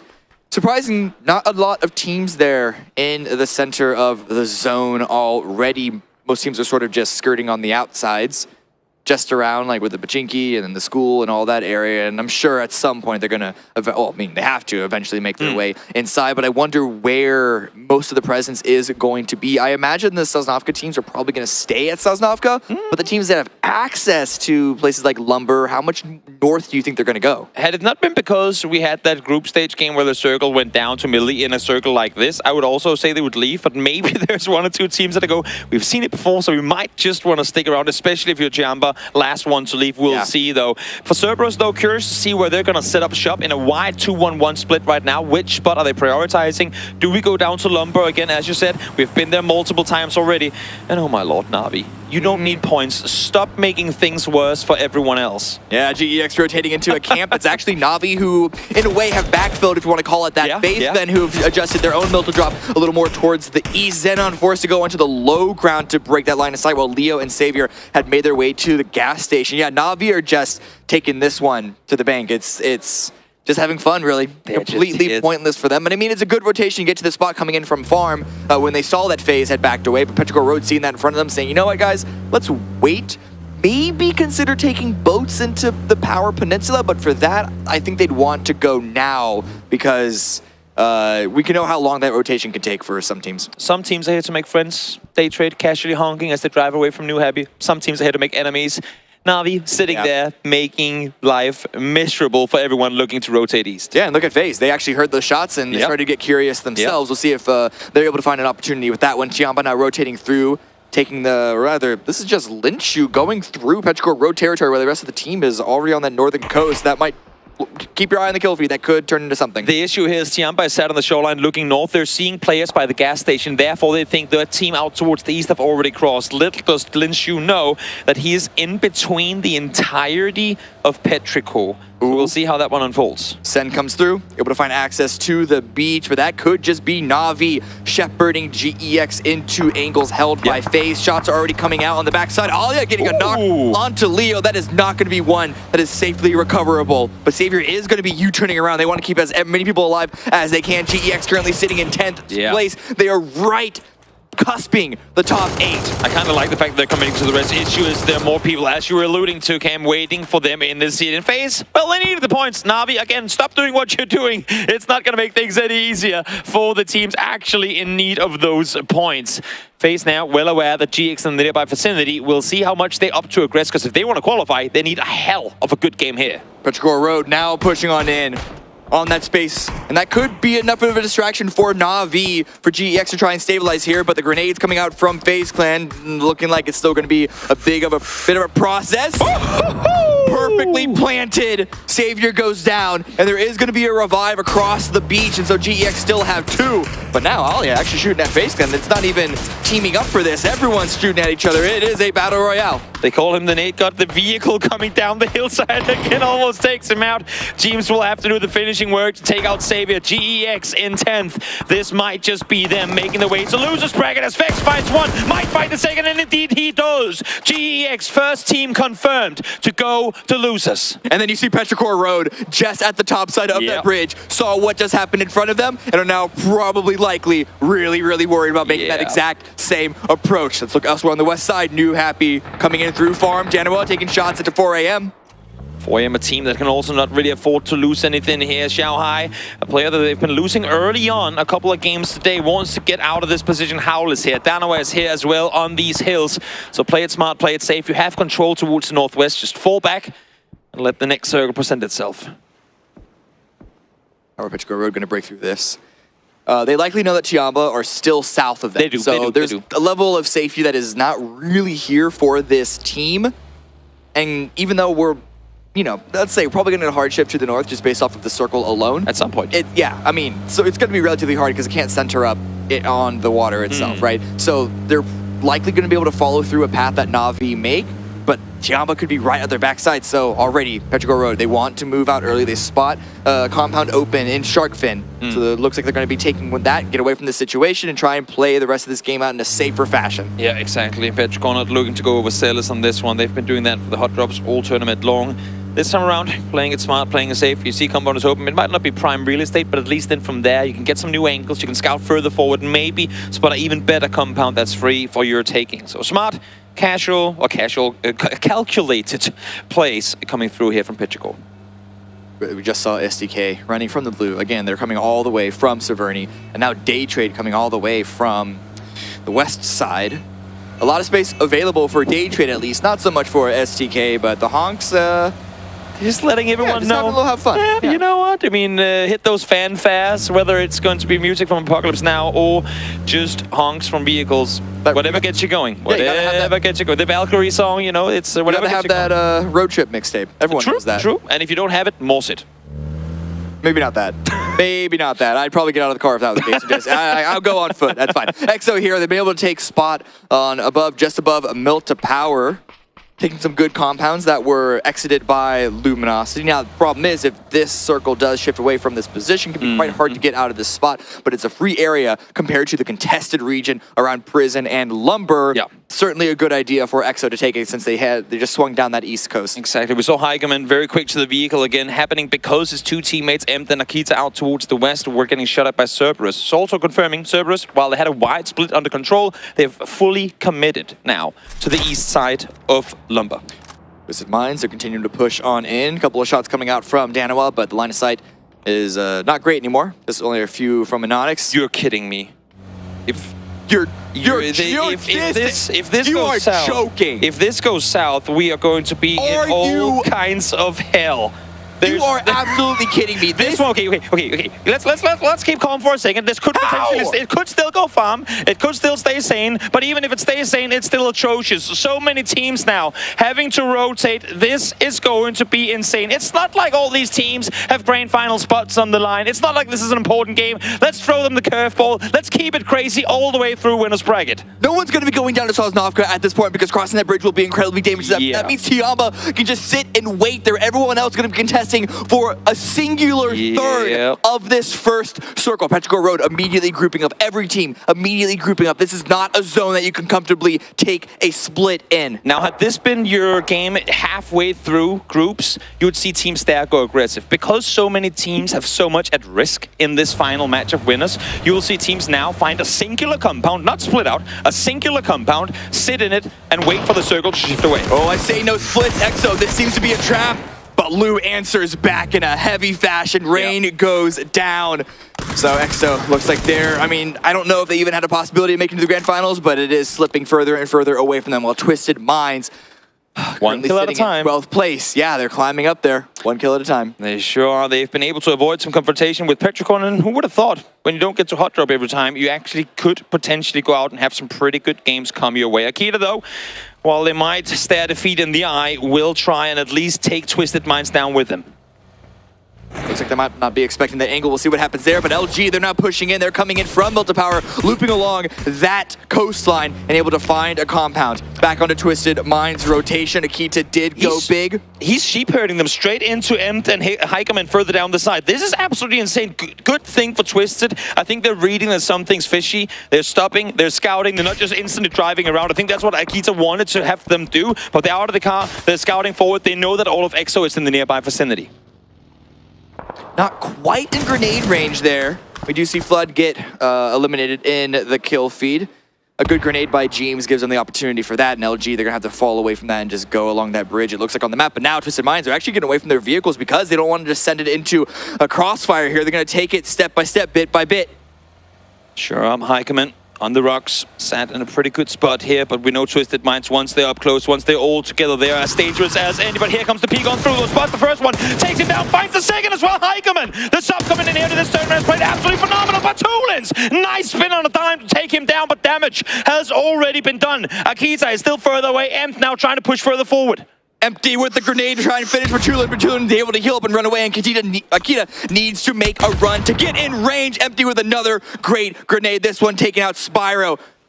Gotta watch out here, you can't fall off, you can't fall down the sideline. Heikeman crawling for info again. EXO ain't gonna make it, but they might as well try and see if they can take Twisted Minds down with them. Akita very, very low from Bertulins.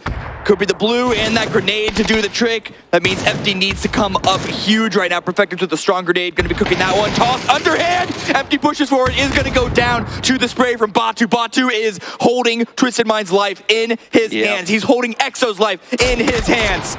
You're kidding me! I know that we're watching this fight right now, but the circle shifted south. We'll get back to it in a second, but Tulins needs to stay alive here. He might get Perfectus up, but ladies and gentlemen, you are in for the most absurd game of professional PUBG I have witnessed in a very, very long time. This game might just end with everyone dying on the main island and 𝗟𝗋 winning this game.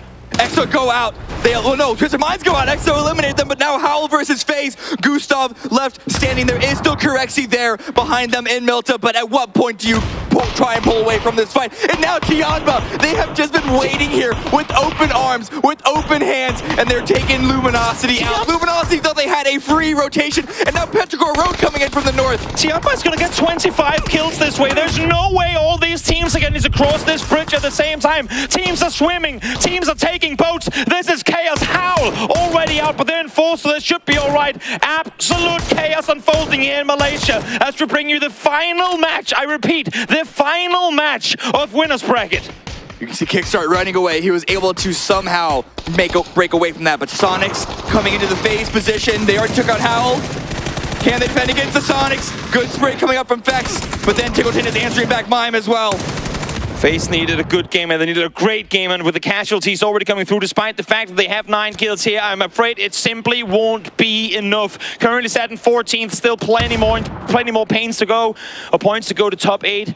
And with 3 up from Sonics, I'm unfortunately thinking that for Corexi, this one is going to be him down out. But again, similar to EXO, can he take them down with him?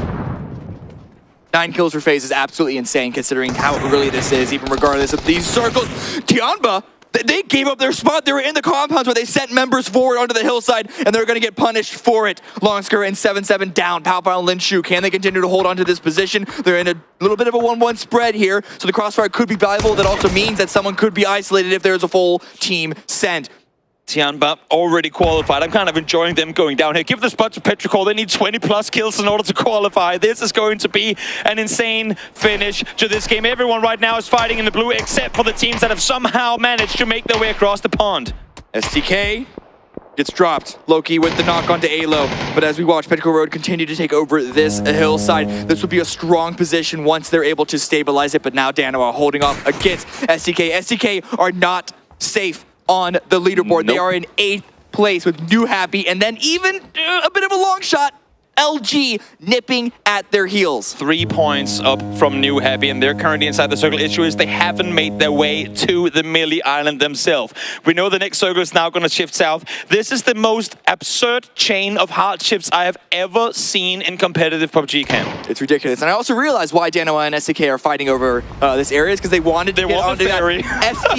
SDK are the biggest users of the yacht in North America, and the fact that Danoa beat them to their booking here, got the tickets beforehand before they sold out, that's going to make SDK incredibly upset. Sonics are on the cusp, but they cannot afford giving points away here. They know there's nothing else for them to come for. One team takes out another. 73 points currently for Sonics. They should be all right. But this is going to be close. This is going to be incredibly close. At least for Sonics, they already have a couple of the teams that are contesting them, taken down in GEX and Twisted Minds. There really is only Luminosity and New Happy that are fighting for those last 2 spots, which means, again, SDK need to try hard to continue to stay alive. EXO continue to push forward. They have nothing else to play for. Might as well. New Happy with heavy damage. A lot of damage coming out. And again, they need these kills. They need these points. SDK hates seeing this in the kill feed. 1 point out of qualification is New Happy. 61-62. I'm not sure who would win the tie, but right now they need everything they can get because they will have to cross, and who better to claim control of the bridge than Na'Vi? And now Day Trade. They took boats, or they swam across, or they made their way across the water somehow. Well, right now that container looks very comfortable. Yeah, you know Navi's going to be looking down towards these ships, sit in cover, Danawa, jump out of that boat eventually, and hope to make landfall. But now, going back towards the north, as we talked about before, New Happy, they need to cross, and the bridge troll is Na'Vi. Of course, it's Na'Vi as the final boss here for New Happy, and Uba, of course, trying to find an angle onto Danawa. And again, they're just having fun. They're already qualified. They're going to see who they can't take down on their path to the end of this final round. The circle, of course, has shifted away from this bridge, so Na'Vi, they're just being trolls here. They're making sure that New Happy cannot pass. Example with the knock onto Nan. New Happy needs 1 point. 1 kill could potentially, depending on how the tie goes, qualify them through.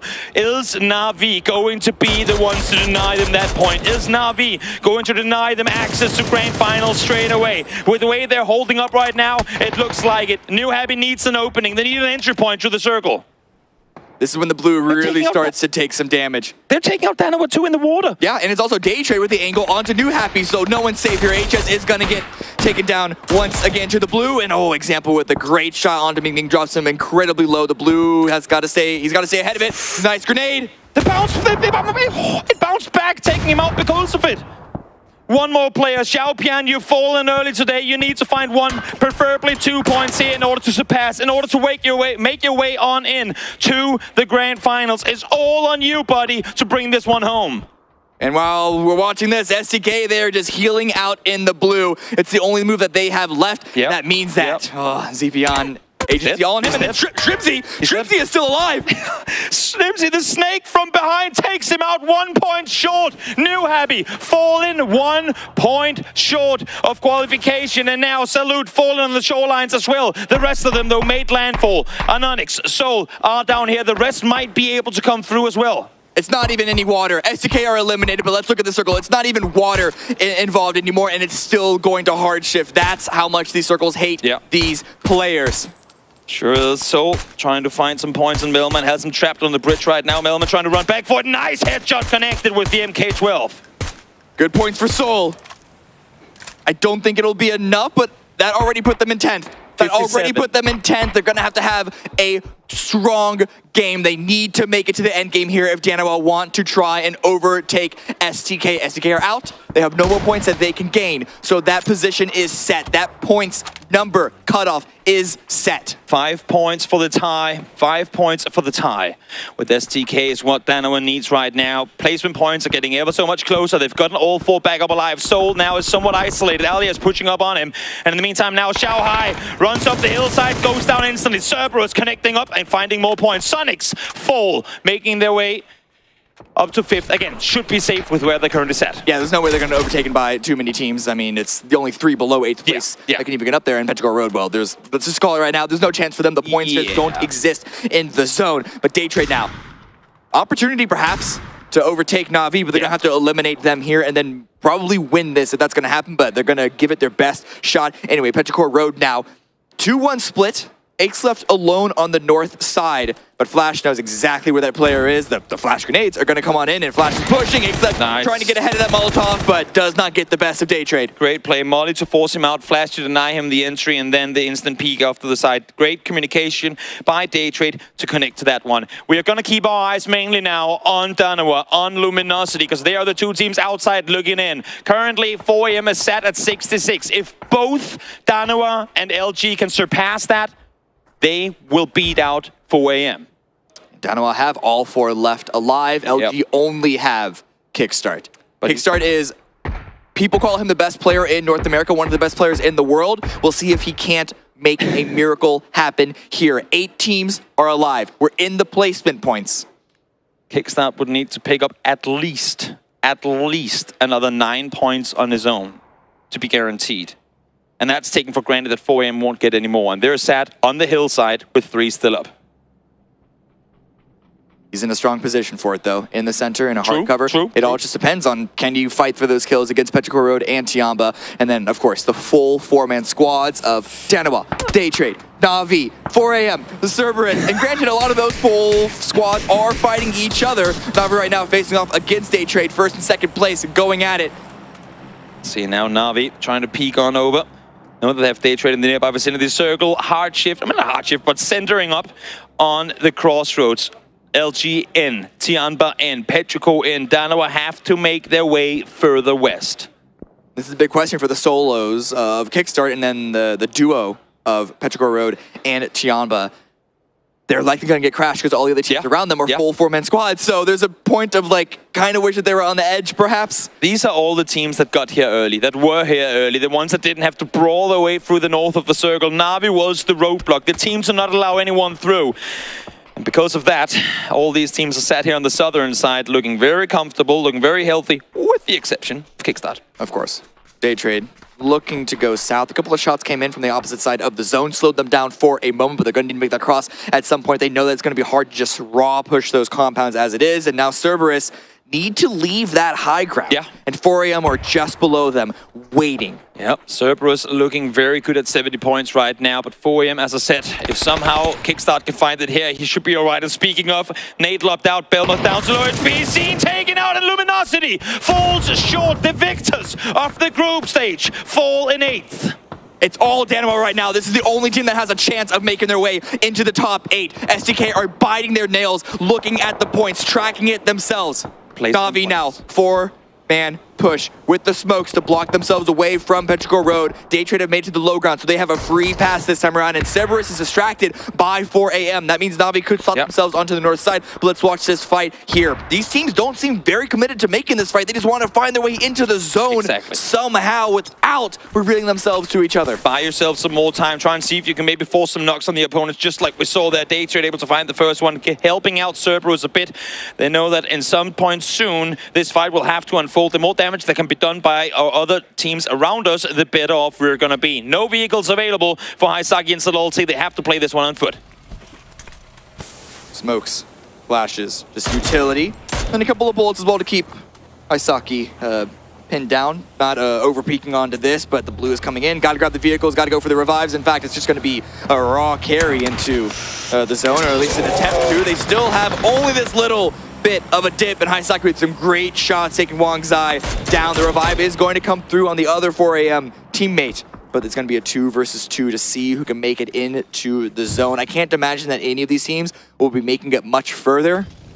I wouldn't think so either. Neither of them might. I think actually, as a matter of fact, 𝗟𝗏𝗏𝗏 might just exactly have his toe inside the circle in this position, but regardless, the next circle will force them to move away. Either way, I think for now, both 𝗟𝗏𝗏 and 4AM should be all right. As I say that though, players falling down, don't want to give the points on over. For 4AM, might as well just try and see what you can get at this point. Not going to happen. 4AM out in 7th. We're now increasing placement points, so keep your eyes again on Danawa, because they're getting real close to SDK, currently sat in 8th place. The circle has gone away from Danawa. It's been a medium shift towards the west, so they're going to have to somehow leapfrog through the compounds currently held by 𝗟𝗏𝗏. Grenades are already coming out. 𝗟𝗏𝗏 is going to be crossing the road for the crossfire setup. Shots coming out, not taken down just yet. Na'Vi find a crate onto the north side if they're able to push down onto that valley between them and 𝗟𝗏𝗏. Danawa needs 3 points for the tie. The smoke trail has been set up. The smoke wall has been lined up. They know that 𝗟𝗏𝗏 is set. It's a nice preemptive wall, isolating 𝗟𝗏𝗏, not allowing for him to peek forward. You only have so many smokes, Danawa. You're going to make that run, and you got to make it. And now 3 points needed to tie SDK.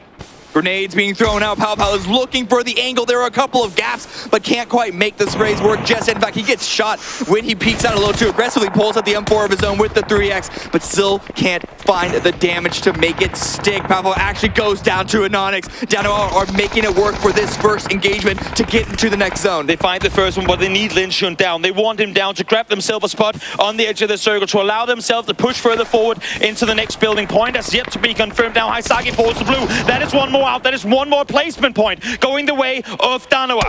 And there you go, 2 more found. This should be it. This should be them clinging onto the spot. And there you have it. Up in 8th they go as SDK fall out. We have the top 4 teams remaining in this final match. Day Trade, Danawa, Na'Vi, and Petrichor Road. Petrichor Road have been here, not from the very beginning.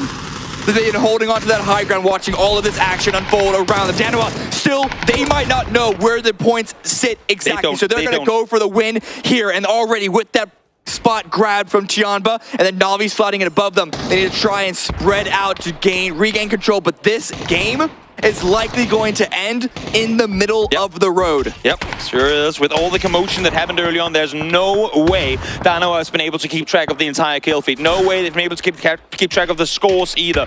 With kills, with stealing kills, stolen knocks coming through, no way they know. They need to optimize. They need to get as many points as they can. 4 alive, crossroads galore. This is where the brawl is going down for the last match of winner's bracket. 𝗟𝗚 with the bolt action, looking for a head of Danoa to take out. 𝗟𝗚 71 with the SKS, dealing some damage as well, but Ollie is actually going to find the first knock and get salute. That should be a good enough revive, but it is the fact that it is eating time. And of course, the frag grenades all coming in, dealing some good damage, and there it is. Danoa falling apart. Loki gets a nice trade back onto Example. Fortunately, that Molly clipped on the fence doesn't go further, so the rest might be able to come up. But now you can see here, 𝗟𝗓 trying to make the run forward. 𝗟𝗓 trying to hold off as best as he can. Nice flashes being thrown forward, but him and AC working well together to try and deny 𝗟𝗓 the cross. I know so much damage with the nade, but once again, it's Na'Vi on the other side dealing with the opposition. And Onyx now, the last one up for Danoa, needs to go huge. It's a 1 versus 1. 𝗟𝗚 swinging around the side. The angle found knocks on 1 HP down to 0 HP. Na'Vi eliminate Danoa, and now it is a 1 versus 2. And then with 𝗟𝗓 being picked back up, but 𝗟𝗓 with the angle on the inside. They're actually at the center. 𝗟𝗓 trying to see if they can claim this one. They have wins today already. They have a couple in the tournament overall before this as well. Nice nade finds 𝗟𝗓. It's just a set on the roof with minimal HP. That Molly off a bit short, but 2 more nades cooked, primed, thrown forward. That should have AC written all over it. Gas can explodes as well for extra cinematic effect, and there we go. 4v1 for Na'Vi, or for 𝗟𝗓, sorry, against Na'Vi. 𝗟𝗚, the last one up for Na'Vi, just going for the spray, but it's not going to make it happen. 1 versus 4. 𝗟𝗓 take this one. 6 kill win, pretty low impact in that respect, but this game was not a low impact round. What a game. What an absolutely brutal hardships. It's got to go down in the history of some of the most disheartening, some of the most cruel hardships we have ever had in competitive PUBG. That has got to be one of the worst games for these teams to end on, because if you are one of the poor souls like STK, like LG, who just, or New Happy, who just weren't able to make their way through, to the fact that that was the round that kept you from qualifying to the grand finals is heartbreaking. But here are the highlights going back to the desk to wrap up winners finals.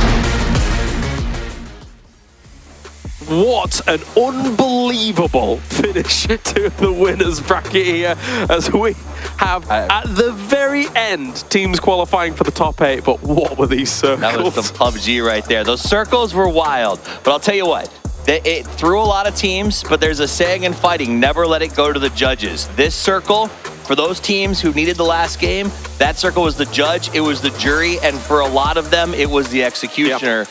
And it was just insane. That shift, Luminosity moved to the right spot, but 𝗟𝗓 was waiting.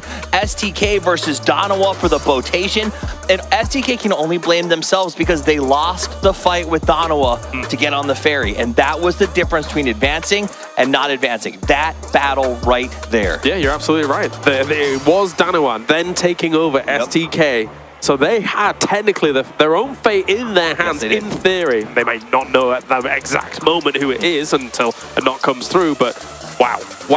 Where do we even begin? Let's start with the beginning. I mean, this was the circle Luminosity has been waiting for all day long, and then it zips down to the bridge. FaZe in the perfect position. Na'Vi playing bridge cleanup. 𝗟𝗓 on defense, and this is where we end up with Danawa, who had a struggle to get to their spot. They fought. They earned the ferry. They came to shore. They battled their way in, and they came out with 8 kills. Perfect. Daytrade with the win here and actually moving them into a position where that's 3 wins in the winners bracket. That's huge for Daytrade. Na'Vi, Petrichor Road. As much as Petrichor Road was actually doing work here, as we take a look at the recap, they were way too far down to be able to make any headway towards the winner. Good to see them putting in some work, but like you said, they're going to finish in that sort of, I think, last or second to last place. Not much they can do. This is where we saw things start to win. The wheels started to fall off. There weren't a lot of options for teams. Twisted Minds, another team that was hoping to make a run here in this game, but they get built up with EXO and they just can't get out of that fight. Sonics puts in the ends phases hopes of making the come up, and that's what we saw. Because of the hard rotation, every team, there were at least 6 teams in the hunt that got dropped trying to figure out how do we get to the bridge. Yeah, there's a lot of opportunities. Even if you do have circle shift all the way to you and you know you can't make the rotation, go for the kills. We've seen that a lot in terms of trying to find yourself a way to eventually get something on the board here. 𝗟𝗓 was not able to cover against that Danawa transition against 𝗟𝗓, and as such, they fell to the guns of Danawa as well.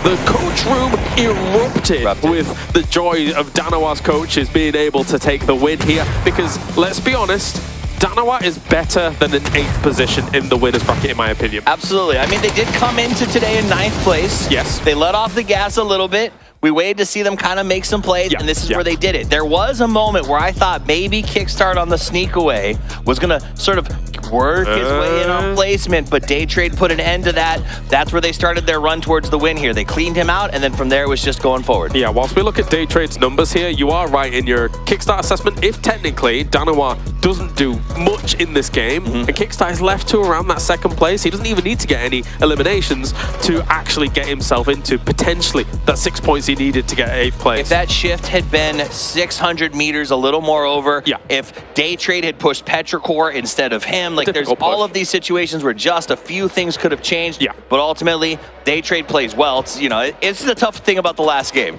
Daytrade won. They deserve the flowers. They played a really good game, but we now know who qualified for the grand final. Yeah, Daytrade especially though, when, as you say, considering they got themselves 3 wins off of this, they might be rivaling Na'Vi's position for #1. I'm not sure exactly on the points here in the winners bracket, but there is a world where they could be challenging the fact that the boys in yellow did a ridiculous day yesterday and came in today and just did whatever they wanted.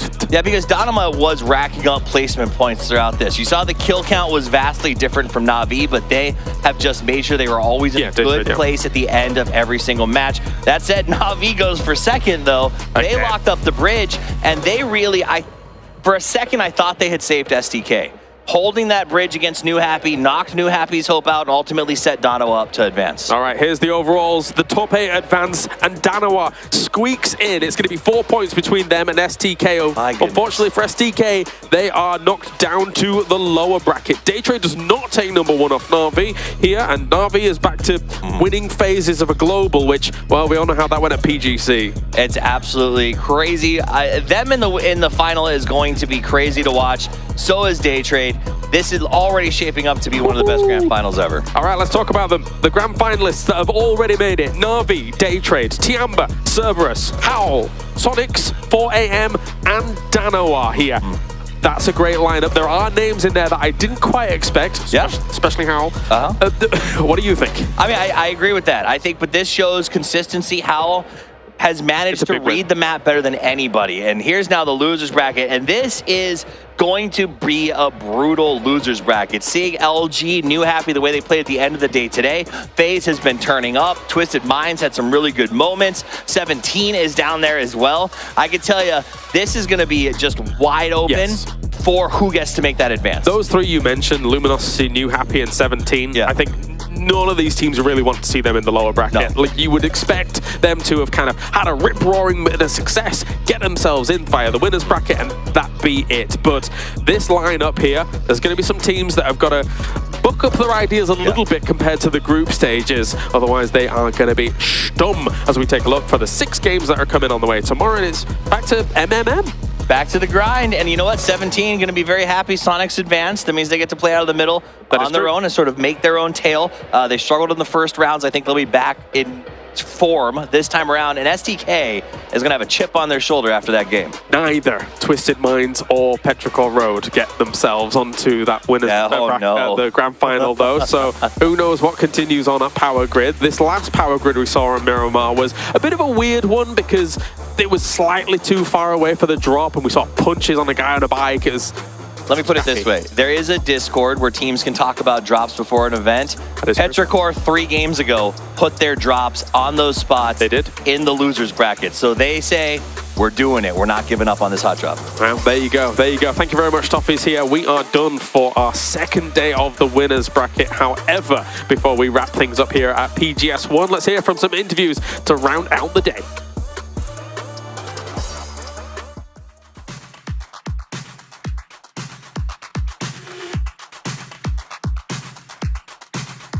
Hello and welcome back for our daily interviews on the main stage with their host Bella. And that was a wrap for the winners bracket here at PGS 1.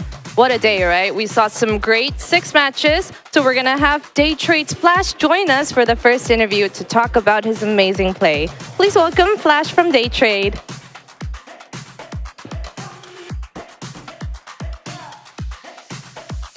Hello, Sawadika. Good game today. You showed like such amazing play today. How does it feel to end the winners bracket on such a satisfying note? ก็ได้ performance ที่ดีเยี่ยมวันนี้มีความรู้สึกยังไงบ้างไหมคะ ก็รู้สึกดีใจครับเพราะว่าวันนี้เราทำแต้มได้เยอะมากครับแล้วก็ได้ไก่มา2เกมด้วยครับ I feel so excited because we got 2 winner chicken dinner today and I'm very happy. Okay, so what are you planning to do before the grand finals? You have 3 days off. What are you planning to do? ก็ก่อนที่จะลงแข่งรอบ final เรายังมีเหลืออีก3 วันใช่ไหมอยากจะเตรียมตัวอะไรบ้างไหมคะ ก็กลับไปพักผ่อนแล้วก็ทำการบ้านไว้เล่นแกรนด์ไฟนอลครับ I just want to have a good rest and we want to prepare for the final stage. It's always important to get some rest. Okay, message to the fans. Proud of you at home.